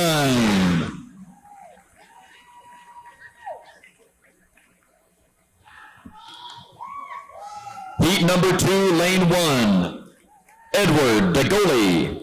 Lane 2, Peter Corradi. Lane 3, Robert Schumann. Lane 4, Lauren Cohen. Lane 5, Josh Funner.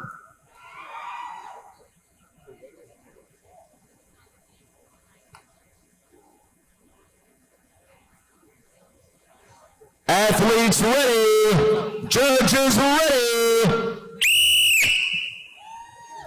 So here we go. Our second heat of lightweight men getting strapped in. And we already have a rep on the board.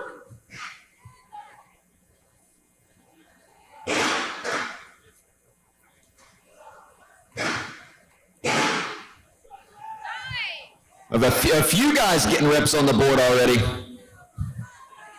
30 seconds to go, so we're now past the halfway point. They have got to dig deep. They have got to do everything possible to get those reps on the board. Total points is the name of the game. 15 seconds. So every single rep moves them further up the ladder and gives them more points in the overall score. 5 seconds. Time.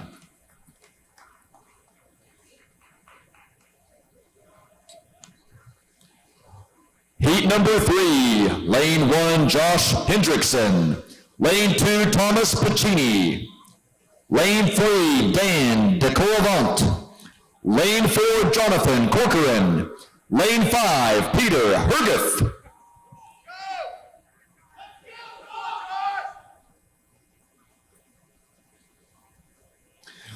Athletes ready, judges ready.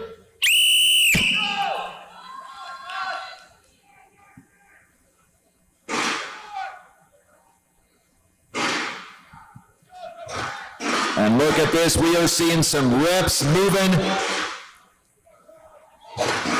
Some of these guys making it look pretty simple so far, I gotta tell you. This is looking good. We are seeing some big performances here.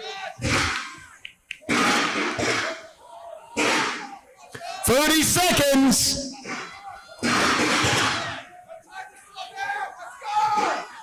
Time to see who's done their homework and who's ready to dig deep, who's ready to give it their all, who's ready to leave their soul on the competition platform.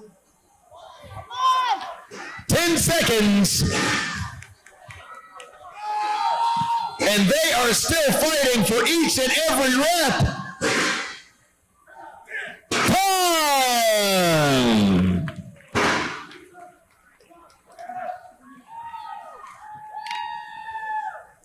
Heat number 4. Lane 1, Vince Colentes. Lane 2, Christopher Sergeson. Lane 3, Nathan Jones. Lane 4, Jake Kelly. Lane 5, Quinn Romasco.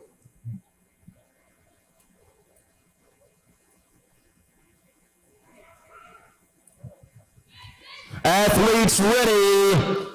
Judges ready.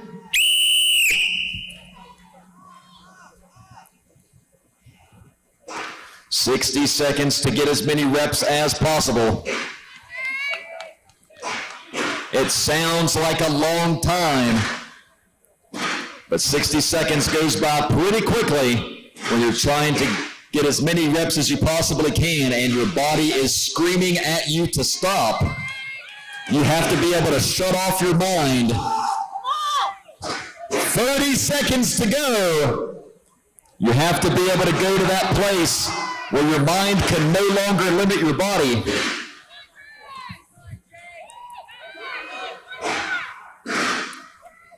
15 seconds remain. And we are seeing some epic battles against this implement here. 5 seconds.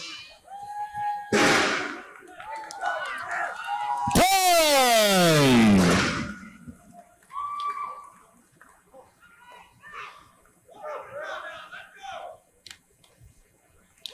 Heat number 5, lane 1, Josh Heileman. Lane 2, Michael Sidwell. Lane 3, Alec Patrone. Lane 4, Daniel Bolderana. Lane 5, Nicholas Boyce.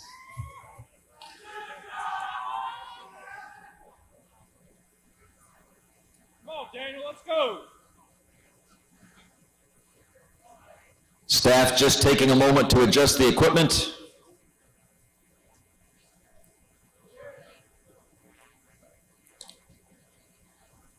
And looks like we are ready.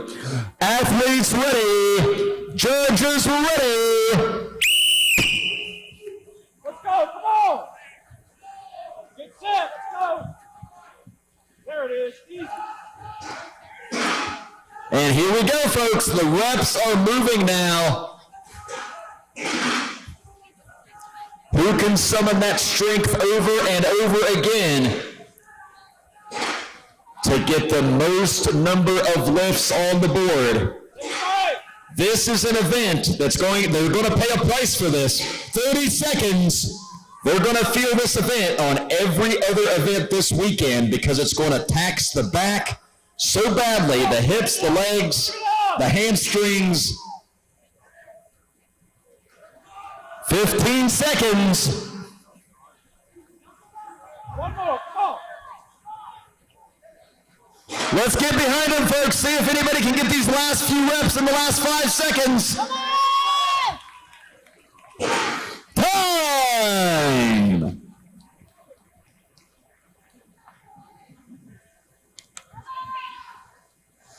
Our 6th and final heat in our lightweight men's division. Lane 1, Nick Gagnon. Lane 2, Rafael Paredes. Lane 3, Sebastian Kluger. Lane 4, Cody Abel. Lane 5, Andrew Haynes.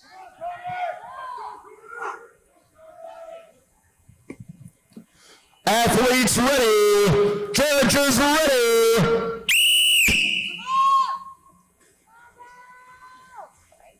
And here they go. I'm familiar with several of these guys. As a matter of fact, I've called all of their names before at high-level competitions. I've seen all of these guys in action before, and let me tell you, these are some incredible athletes you are seeing here.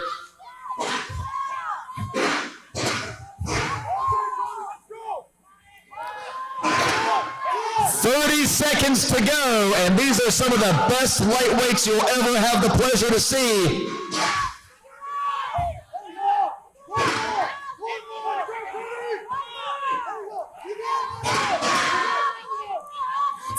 Seconds. Who's going to do it? Who's going to dig deep? Who's going to get the job done with 5 seconds to go? Time!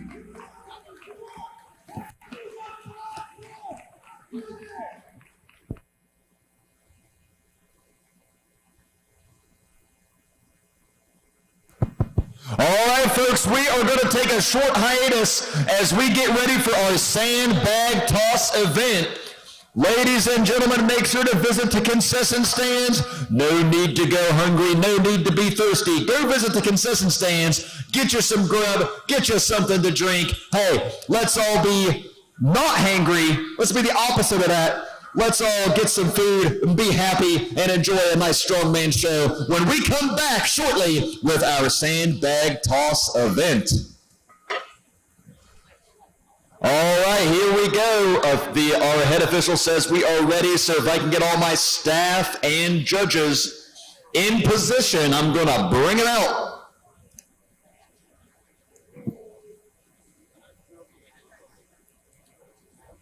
Okay, heavyweight men, heat number 1. Lane 2, Carlos Lerma. Lane 3, Connor Gordon. Lane 4, Joel Stracco. Lane 5, Travis Helton. Lane 6, Brandon Williams.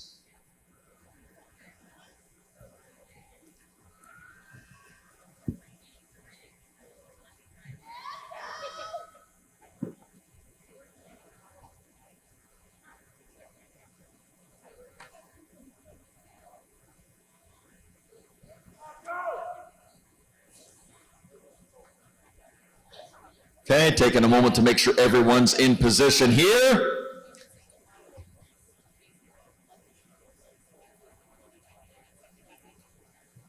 Last minute instructions from our officials. And here we go. Athletes ready. Judges ready. And we are off to the races.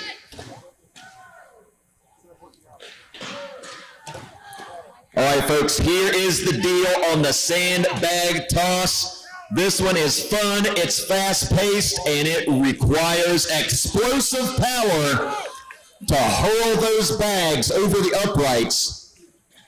Those uprights are set at 16 and a half feet. That's 16 and a half feet that they have to toss those bags over. 25 seconds to go. The bags range from 35 to 50 pounds. 15 seconds. So the first bag at 35, second bag at 40, third bag at 45, and the final bag. 5 seconds to go. Final bag at 50 pounds. Time!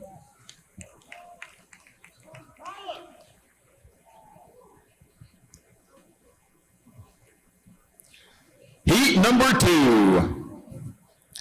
Lane 2, Sean Schellinger. Lane 3, Franklin Easton.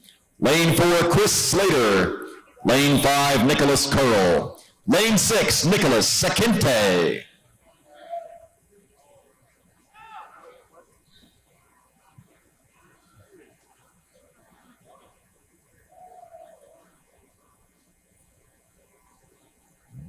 Okay, making sure our staff has everything in position. And here we go. Athletes ready. Judges ready. 35 pounds on the first bag, over 16.5 feet. And it's not enough to throw them high. You also have to arc them over the uprights. So you're going to see who practiced. You're going to see who spent a little bit of time learning this.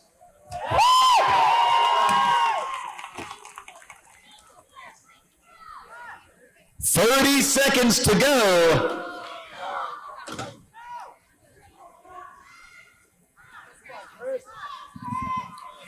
Again, who can summon that explosive power again and again? 15 seconds. Every missed attempt just pulls the power out of the body. 5 seconds to go. Time!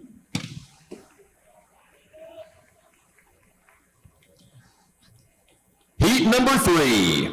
Lane 2, Brian Jardine. Lane 3, Stanley Merkland. Lane 4, Dylan Williams. Lane 5, Andrew Garrison.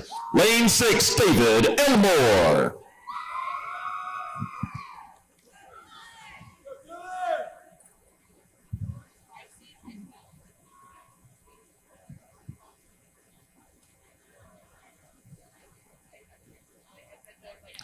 Letting everyone get into position here. Athletes ready. Judges ready.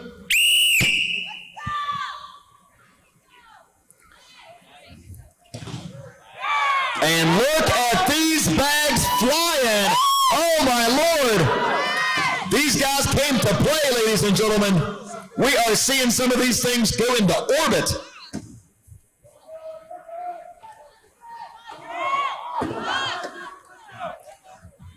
And you'll notice most of the guys will get to one bag that's going to give them some trouble, and it might take a few throws to get it over. 30 seconds to go. The tough part is being able to be that explosive and that powerful on attempt after attempt. So you really want to nail that the first try if possible. That's also going to result in a better time, and the fastest time to complete a number of bags gets the higher placing points. 5 seconds to go. Time. See, some of these in orbit, it's basically they send them to cryptocurrency replacement. Yes, it's a good line. I'll use it. Heat number 4. Lane 2, Nicholas Gardione. Lane 3, John Hook Jr. Lane 4, Howard Battle. Lane 5, Dante Petrella. Lane 6, Jerry Robinson.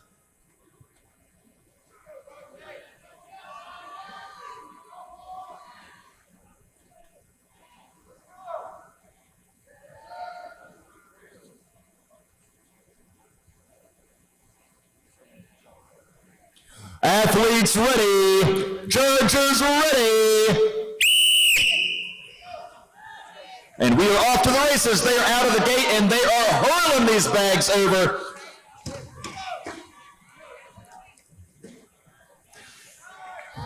Strongman is about finding the strongest athlete over a variety of events, so you'll notice each of these events test the athletes in a different way.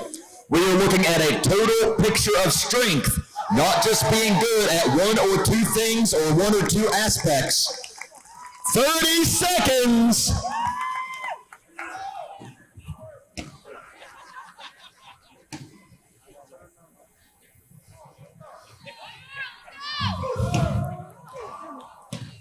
"15 seconds on the clock. Can anyone make it happen as the time winds down? 5 seconds. Here we go. Time.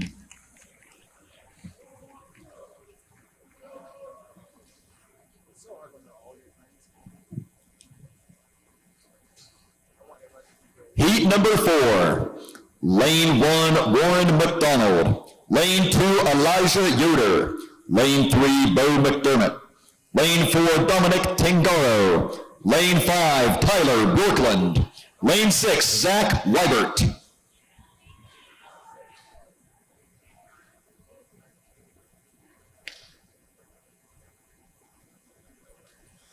Athletes ready. Judges ready.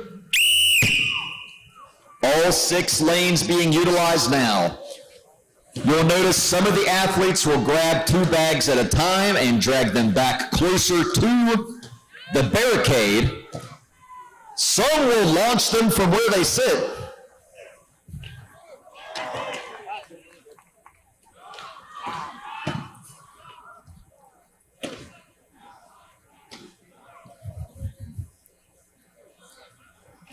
"30 seconds left, so we are past the halfway point. It is time to dig deep, gentlemen, and make it happen. This is for the national title. This is for that pro card. This is for that Arnold spot. 15 seconds.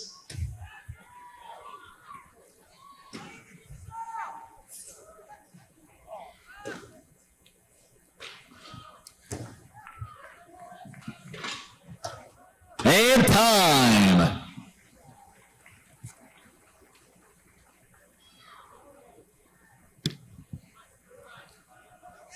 That takes us to heat number 6.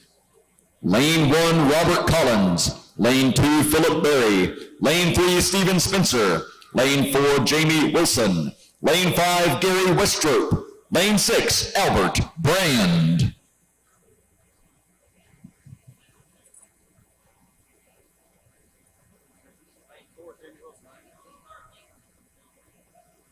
Yes.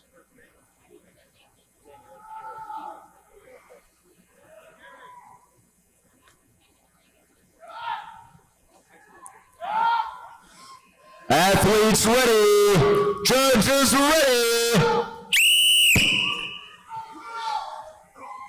And here they go. Bags are flying around like UFOs, unidentified flying strongman implements. They are just flying right over the barricade here. Impressive showing in the early goings from this heat.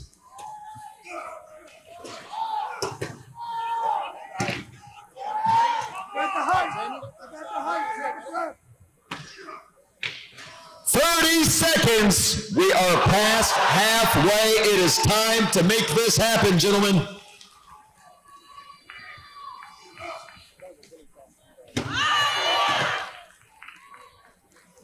Jump, get tall. 15 seconds on the clock.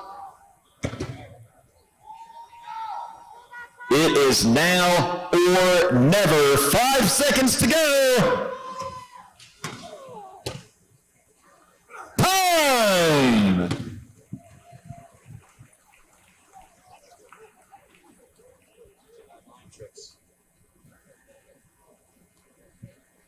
Heat number 7. Lane 1, Mitch Godwin. Lane 2, Nicholas Smith. Lane 3, Michael Bader. Lane 4, Caleb Perkins. Lane 5, Gabriel Castle. Lane 6, Ray Kuna.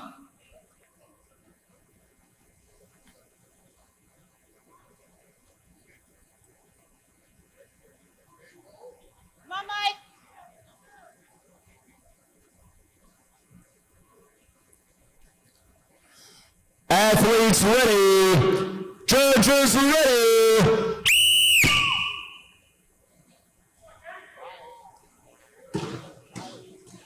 And the bags, they are a flying 35 pounds on the first bag, 40 in the second. The third bag weighs in at 45 pounds, and the final bag at 50 pounds. And they went over there in lane number 2. Can anyone else here finish that series? There's a few guys that are close, 30 seconds.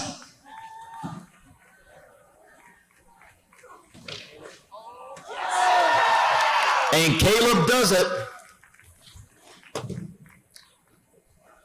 15 seconds left.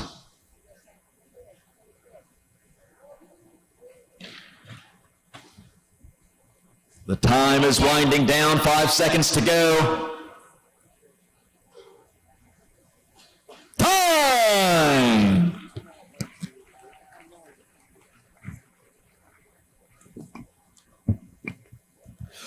Heat number 8, lane 1, John Waterbury.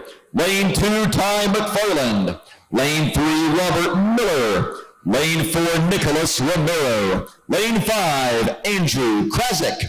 Lane 6, Alex Stoltz.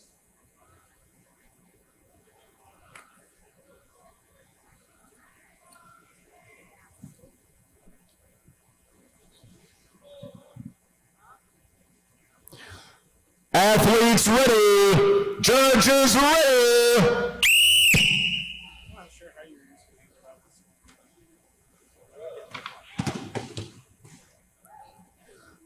And there they go. The bags are moving. Few guys already on to the third bag. Lane number 6 on to the final bag, as is lane 4.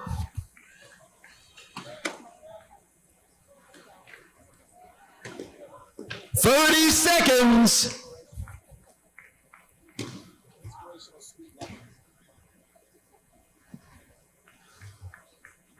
All right, folks, let's give them some energy. Let's get behind them.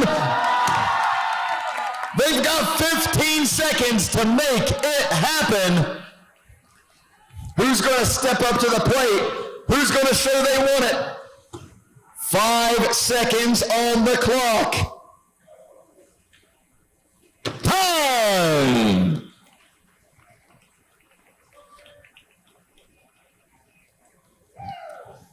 Heat number 9, lane 1, Brian Kitchton. Lane 2, Dominic Creequy. Lane 3, Tyler Davis. Lane 4, Jasper Haney. Lane 5, James Ortman. Lane 6, Taylor Dutcher.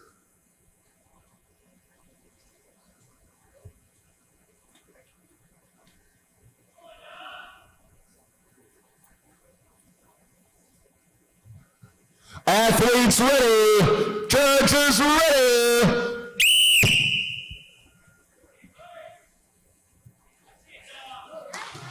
And some of these bad boys are headed to the rafters. We're going to take out the lights here at the convention center. How about that? He is pumped, as well he should be.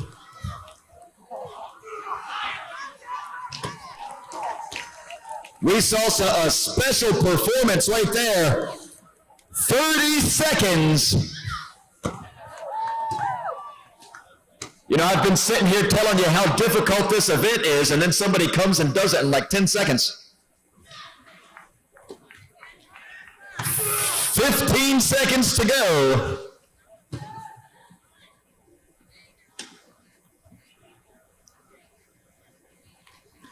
Five seconds. Time. What a clutch throw there in lane number 4. Just seconds to go, and he got it over.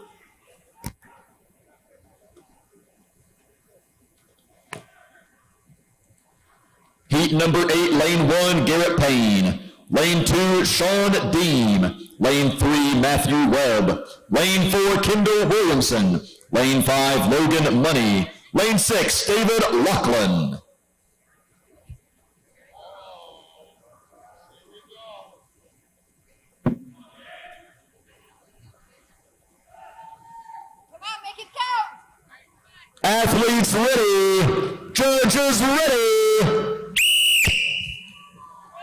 And here they go. And again, the ceiling is in danger. And Webb completes the series in impressive fashion.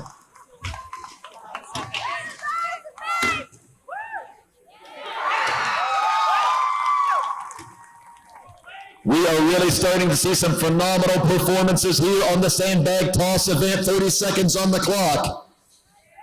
We are past the halfway point. They have got to get those bags over. They've got to grab every point they possibly can to stay in the hunt for the national title. 15 seconds.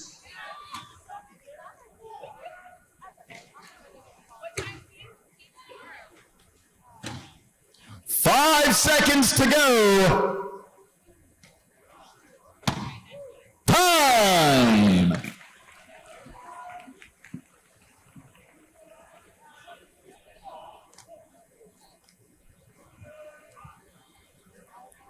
Heat number 11. Lane 1, Adam Turner. Lane 2, Dylan Thompson. Lane 3, Bob Moyer. Lane 4, Stephen Good. Lane 5, Zach Stoughton. Lane 6, Tim Buck.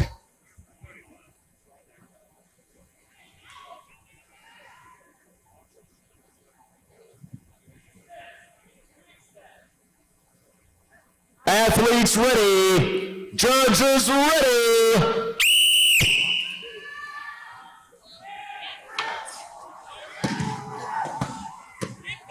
Low-flying aircraft beware, because these bags are hitting the ozone layer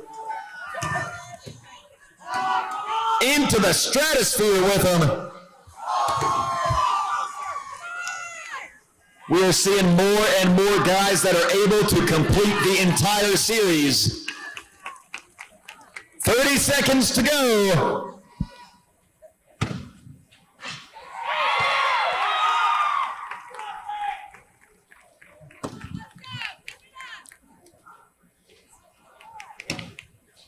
Fifteen seconds remain.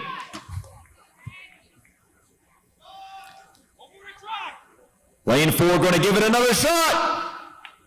5 seconds. Time.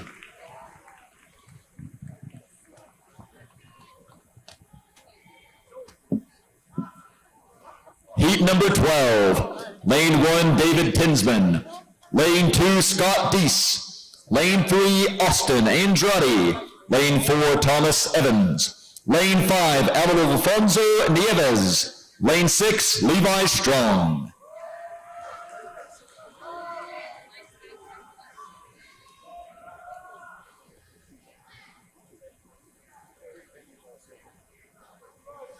Athletes ready. Judges ready. And we are off and running. Even my whistle is tired at this point, apparently. I don't know how it made that sound. But that's not important. What is important, though, these guys hurling these sandbags like madmen. Look at that.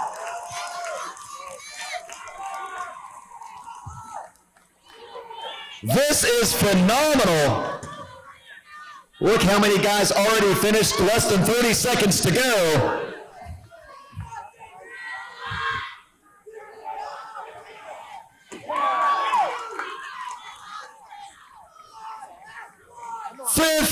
Seconds remain. Who's going to make it happen?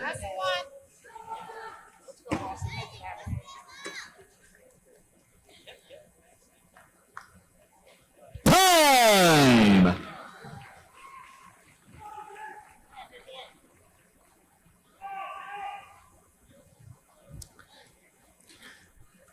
Okay, heat 13, lane number 1, Zach Harden.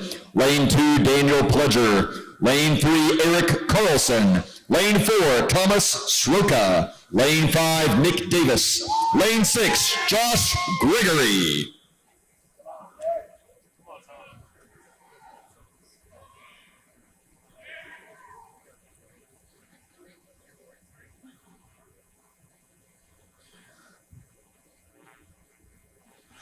Athletes ready. Judges ready.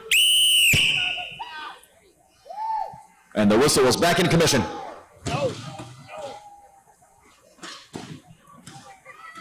And we are off to a blistering pace in some of these lanes. Look at that. Unbelievable. These guys are fired up and they deserve it. My Lord, for some of the performances we're seeing here. 30 seconds.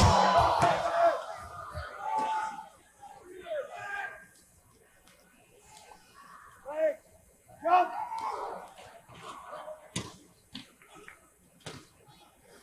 15 seconds on the clock.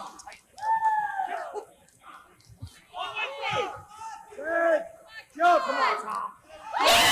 And Tom gets it over. Time.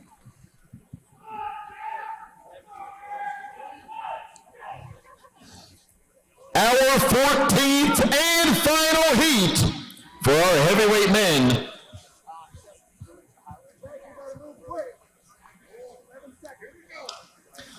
Lane 1, Lucas Hatton. Lane 2, Jack Plankers. Lane 3, CJ Hunt. Lane 4, Sam Clapper. Lane 5, Clayton De Silva. And lane 6, Andrew Prosser.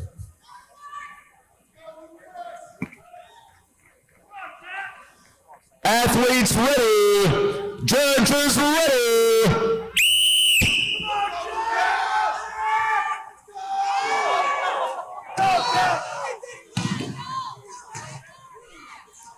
And we are off and running here. Tactical mistake there in lane number 2. He thought his first bag went over. He had to redo that one. He's still on pace for a good time.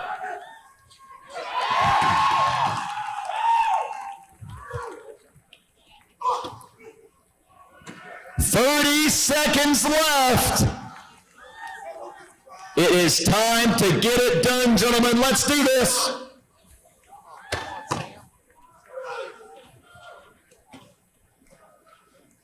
"15 seconds remain for our competitors to attempt to finish this course. 5 seconds. Time! All right, folks, we are going to begin our middleweight division shortly as soon as we have time to adjust the uprights. So the barricades will drop to 15.5 feet. The weight remains the same. 35, 40, 45, and 50 are the weights of the bags. But we're going to drop the barricades 1 foot for our middleweight men. Here we go. Heat number 1, lane 2, Mark Clevenger. Lane 3, Craig Tucker. Lane 4, Kennell Brown. Lane 5, Robert Bloss. Lane 6, Rob McKee. Athletes ready. Judges ready. And we are rolling our first heat in our men's middleweight division. Again, remember the order is based off the performance of the previous event. So the guys that did really well on the deadlift will get to go later in the order here on the sandbag toss event. 30 seconds to go. And again, this is about explosive power. Who can drive through the hips and hurl this thing to the moon? 15 seconds.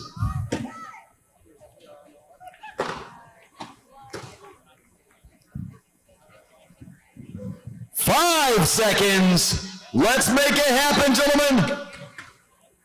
Time.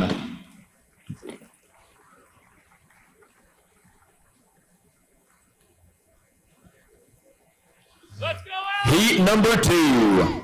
Lane 2, Alan Thrall. Lane 3, Thomas Murphy. Lane 4, Luke Sinegra. Lane 5, Tanner Haas. Lane 6, Zachary Davis.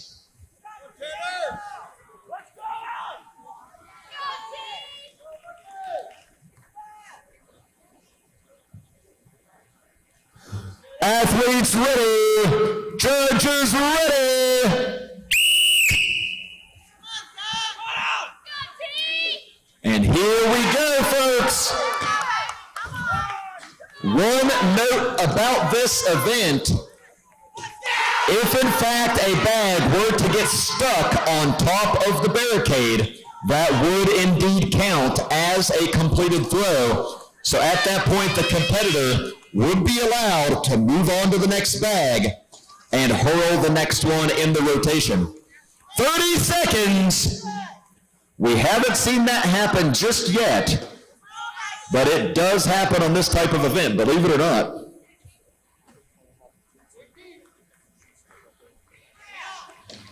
"15 seconds remain.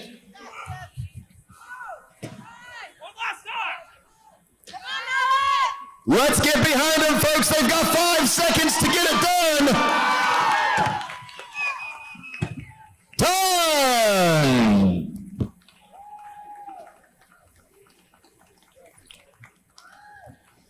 Heat number 3, lane 1, Sean Mulliken. Lane 2, Daniel Camacho. Lane 3, Jesse Purvis.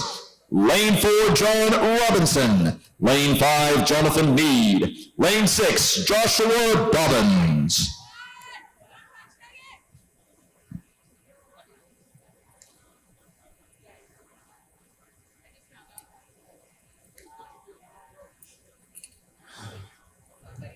Athletes ready, judges ready.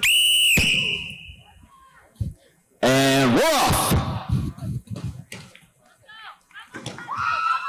Lane 1 with 2 bags over pretty quickly.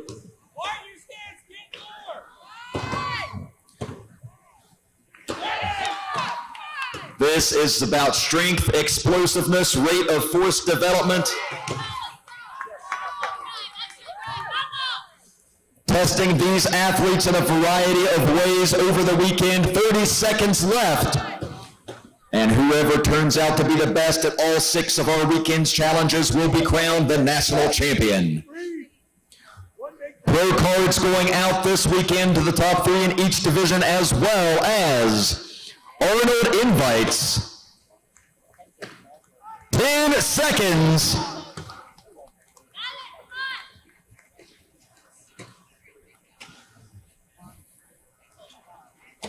Time.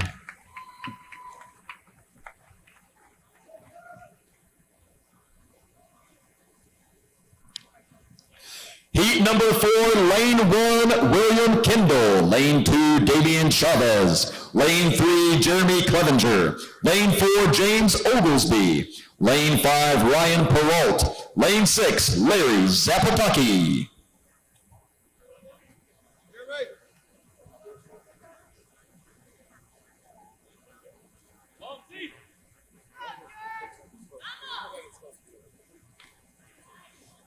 Athletes ready, judges ready.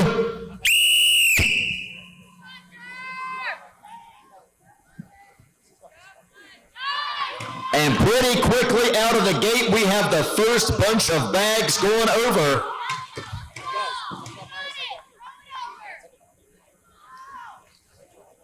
And these guys are moving pretty well through the first few bags. That third bag seems to be the one that gives a lot of guys a lot of trouble. 30 seconds remain.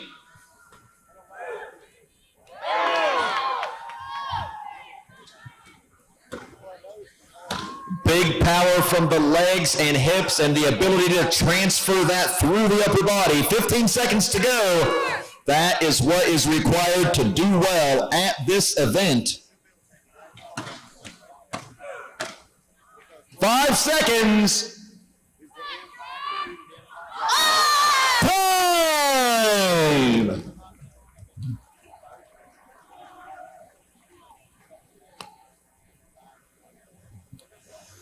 Heat number 5. Lane 1, Nicholas Morris. Lane 2, Michael Smith. Lane 3, Jeremiah Knapp. Lane 4, Daryl Aldridge. Lane 5, Nathan Barna. Lane 6, Stan Cantor.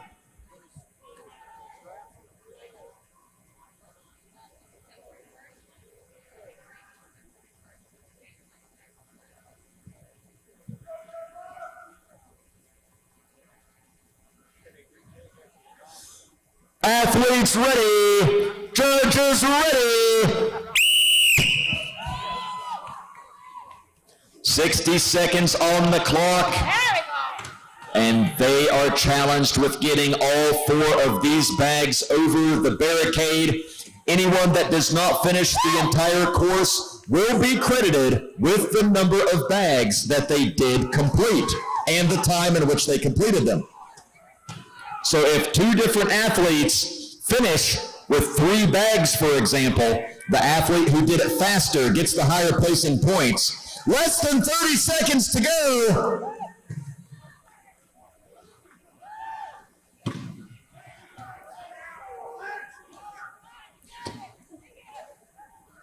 "15 seconds remain. They have got to do everything in their power to get these bags over the barricade and secure those additional points to stay in the running.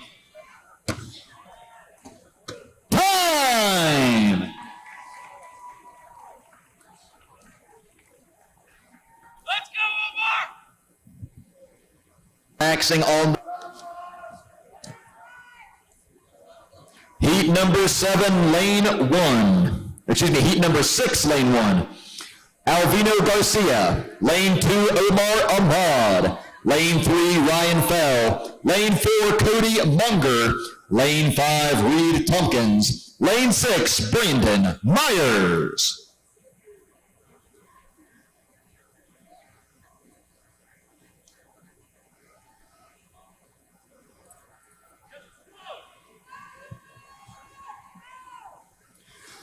Athletes ready. Judges ready.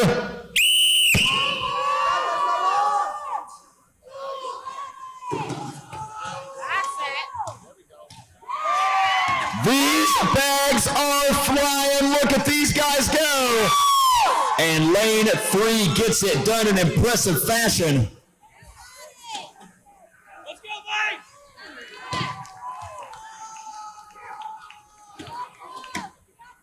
Somebody call air traffic control. Let them know. 30 seconds.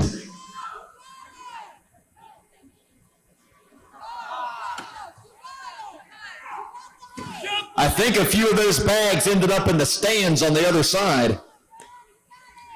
16 seconds. Gonna have to send our staff up into the bleachers to retrieve the bags. 5 seconds. Time.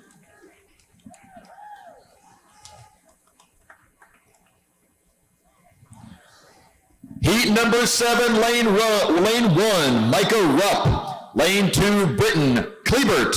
Lane 3, Dan Gavio. Lane 4, Damian Hollis. Lane 5, Brendan Swingross.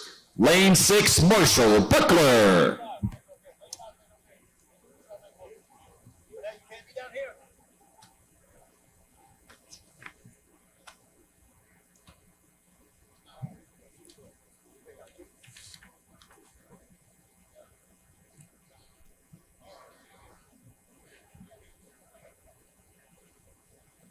Athletes ready. Judges ready.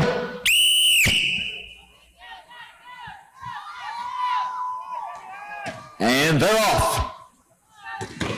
Remember, it's not just enough to throw the bag high. They have to be able to arc it over top of the barricade in order to get credit for the throw. It must go over top of that giant barricade apparatus.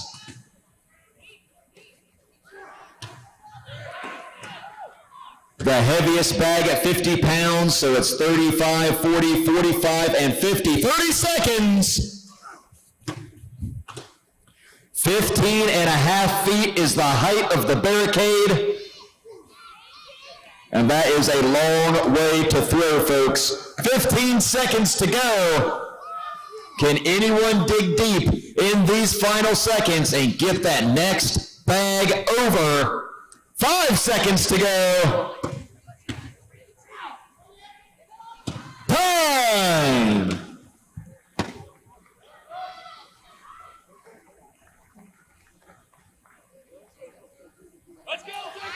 Heat number 8, lane 1, Christian Morris. Lane 2, Isaac Smith. Lane 3, Eric Olmstead. Lane 4, David Olson. Lane 5, Jacob McBride. Lane 6, Matthew McKiston.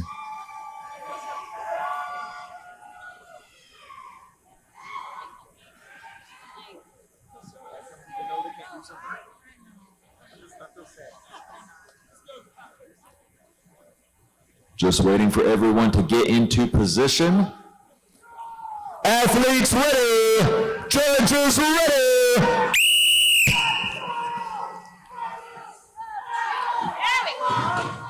And look over there in lane number 6, Matthew hurling those things into space.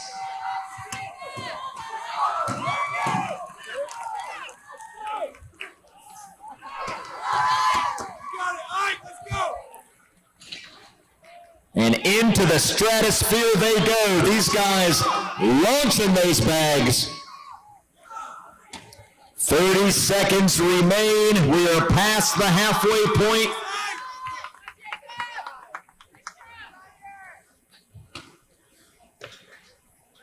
Who is going to get it done? Who is going to step up to the plate? Who is going to show what they're made of with 15 seconds remaining on the clock? Who's going to show that they want that pro card? They want that Arnold invite. They want that national title. 5 seconds. Time!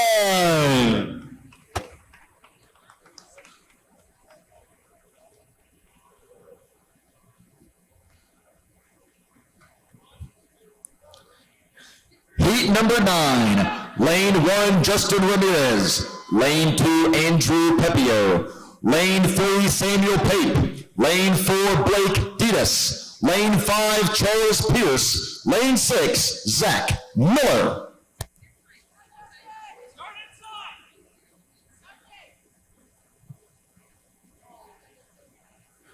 Athletes ready. Judges ready.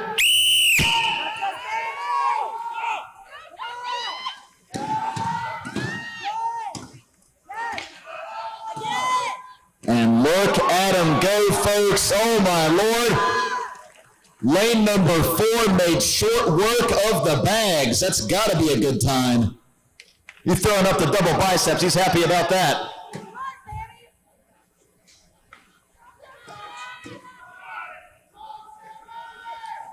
"30 seconds to go."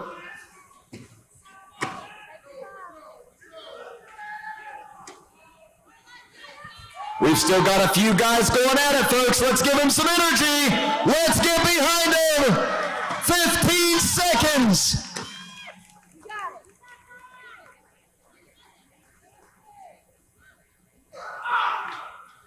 Five seconds to go.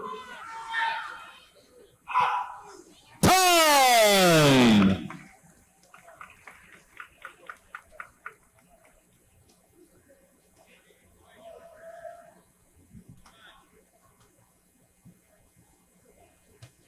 Heat number 10, lane 1, Ivan Molina. Lane 2, Justin Weaver. Lane 3, Rick Carroll. Lane 4, Jared Richards. Lane 5, Daniel Zimmer. Lane 6, Servando Marquin III.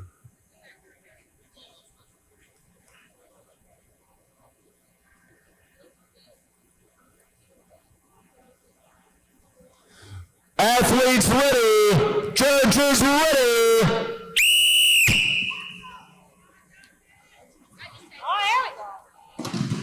The first bag's flying over in most every lane here. Second bag's going well also. Third bag's lane 1 already on to the fourth bag, as is lane 4.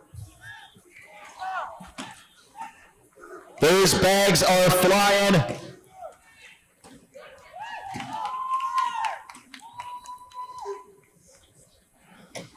30 seconds. Time to make it happen, gentlemen. Who's going to be flying on the pain plane and who's going to ride the game train to victory here at the 2021 National Championships?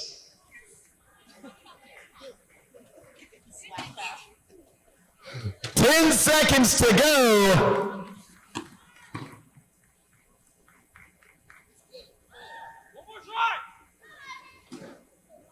Time!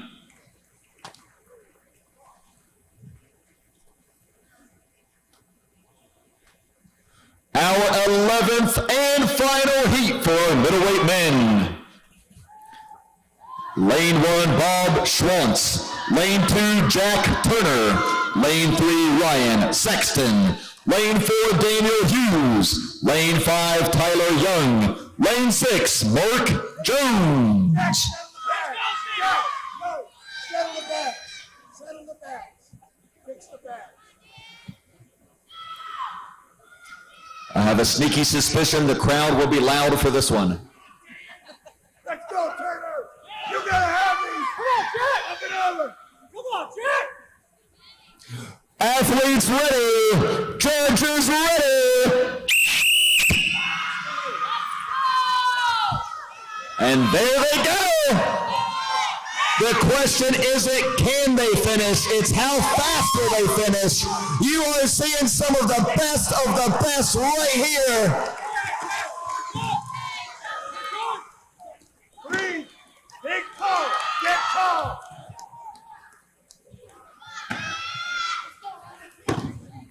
Look at these guys go, several already finished, 30 seconds on the clock. Come on, folks, they need your energy. Let's go.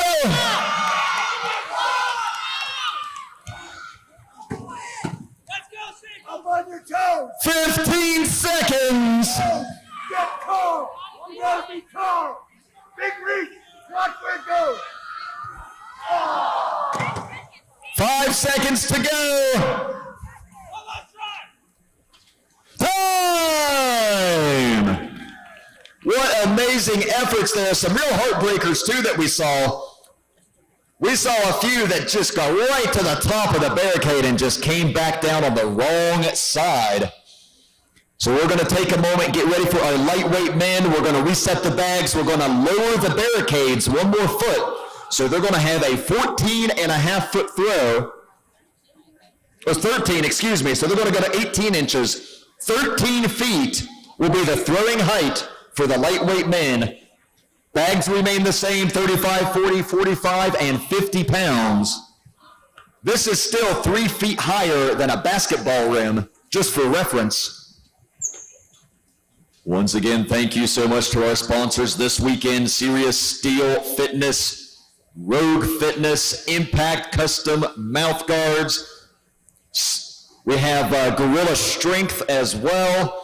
Once again, thank you so much to all the people that made this happen, the City of Salem, the Civic Center for having us. We appreciate all the support from all these various entities.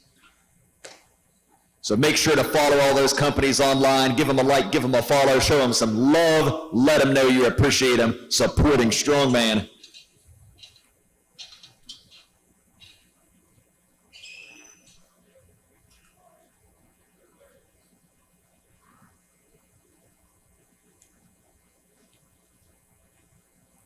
Our officials making sure that everything is set properly, double checking before they get into position here. So heat number 1, lane 1, David Harrison. Lane 2, Peter Corrade. Lane 3, Josh Bonner. Lane 4, Peter Hergeth. Lane 5, Vince Colentes.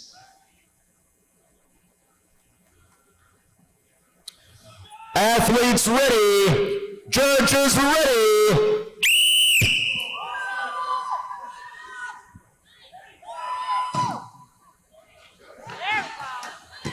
And you can see the difficulty already, this 13-foot barricade. and these extremely heavy bags that they have to hurl over that barricade. Again, the idea is to toss all the bags over.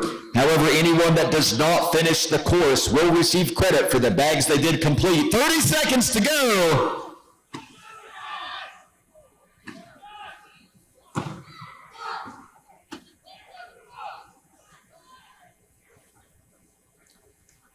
These guys are giving it their all. 15 seconds left on the clock.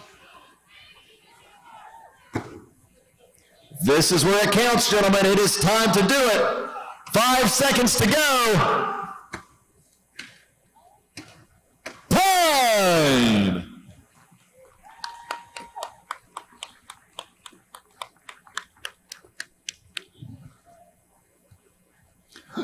Heat number 2, lane 1, Robert Schumann. Lane 2, Michael Sidwell. Lane 3, Sebastian Kluger. Lane 4, Edward DeGoli. Lane 5, Nick Gagnon. Lane 6, Johnny Chipperino.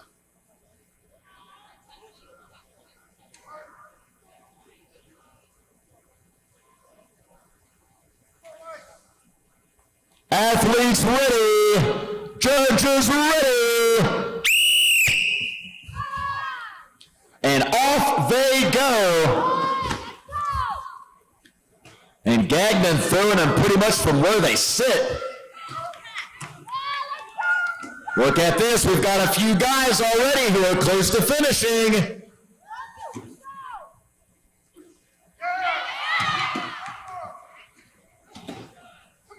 Look at the effort it requires on each and every throw to get these things over. 30 seconds. A completely different type of challenge than what we saw earlier with the max log. Different even than the deadlift event. 15 seconds remain on the clock.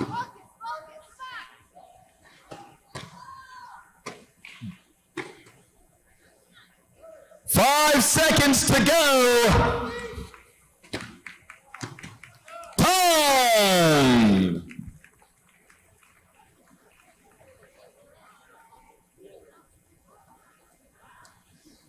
Heat number 3, lane 1, Lauren Cohen. Lane 2, Alec Patron. Lane 3, Daniel Balderrama. Lane 4, Greg Schultz. Lane 5, Rafael Paredes. Lane 6, Nathan Jones.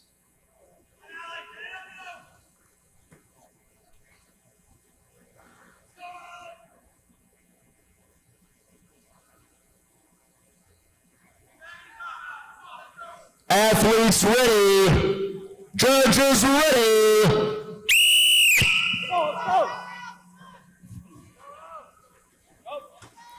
And here they go, folks. Again, 13 feet is the height of the barricade. The bags range from 35 to 50 pounds.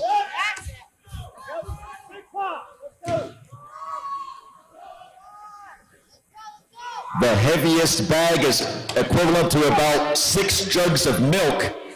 30 seconds to go. Take a break. Come on.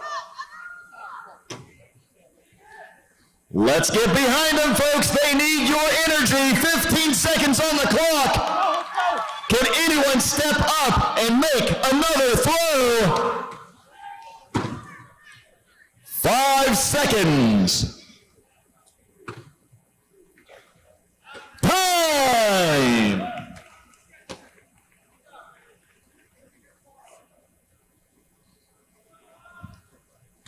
Heat number 4. Lane 1, Jake Kelly. Lane 2, Thomas Piccini. Lane 3, Dan DeCoravant. Lane 4, Jonathan Corican. Lane 5, Nicholas Boyce. Lane 6, Josh Heilman.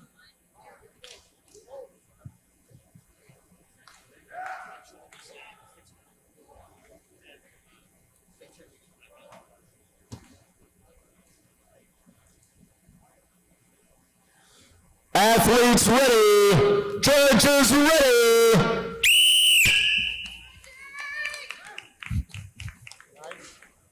All right, several lanes with the first bag over. Some already on to the second and third one. It's not only important to try to finish each bag, it's important to try to do them as quickly as possible.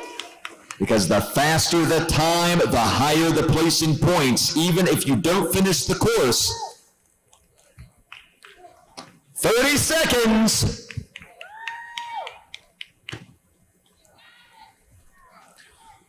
Our lightweight men are out there working their butts off, putting everything they have into this event with 15 seconds to go.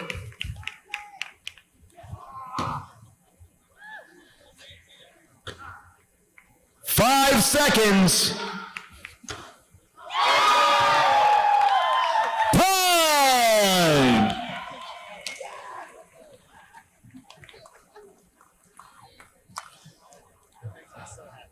Our fifth and final heat for lightweight men. Lane 1, Siobhan Quarles. Lane 2, Quinn Ramasco. Lane 3, Christopher Sergeson. Lane 4, Cody Abel. Lane 5, Andrew Haynes. Lane 6, Josh Hendrickson.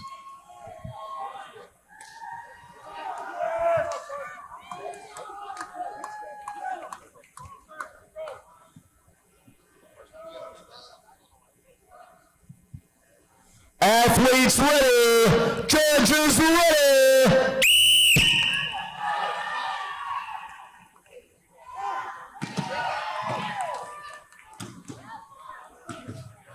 And look at these guys go, oh my Lord. And Hemus finishes the course in impressive fashion.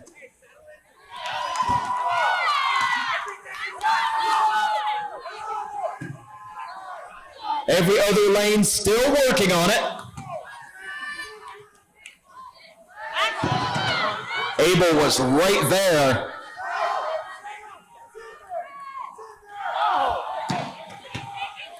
Seconds to go. We're seeing some real nail-biting throws here that are so close. 5 seconds. Time. And that concludes our sandbag throw event and today's event. So, staff, please stick around. Staff, please stick around. Congratulations to all of the athletes for putting up a tremendous performance here today. We appreciate you all coming out, putting on a show for us.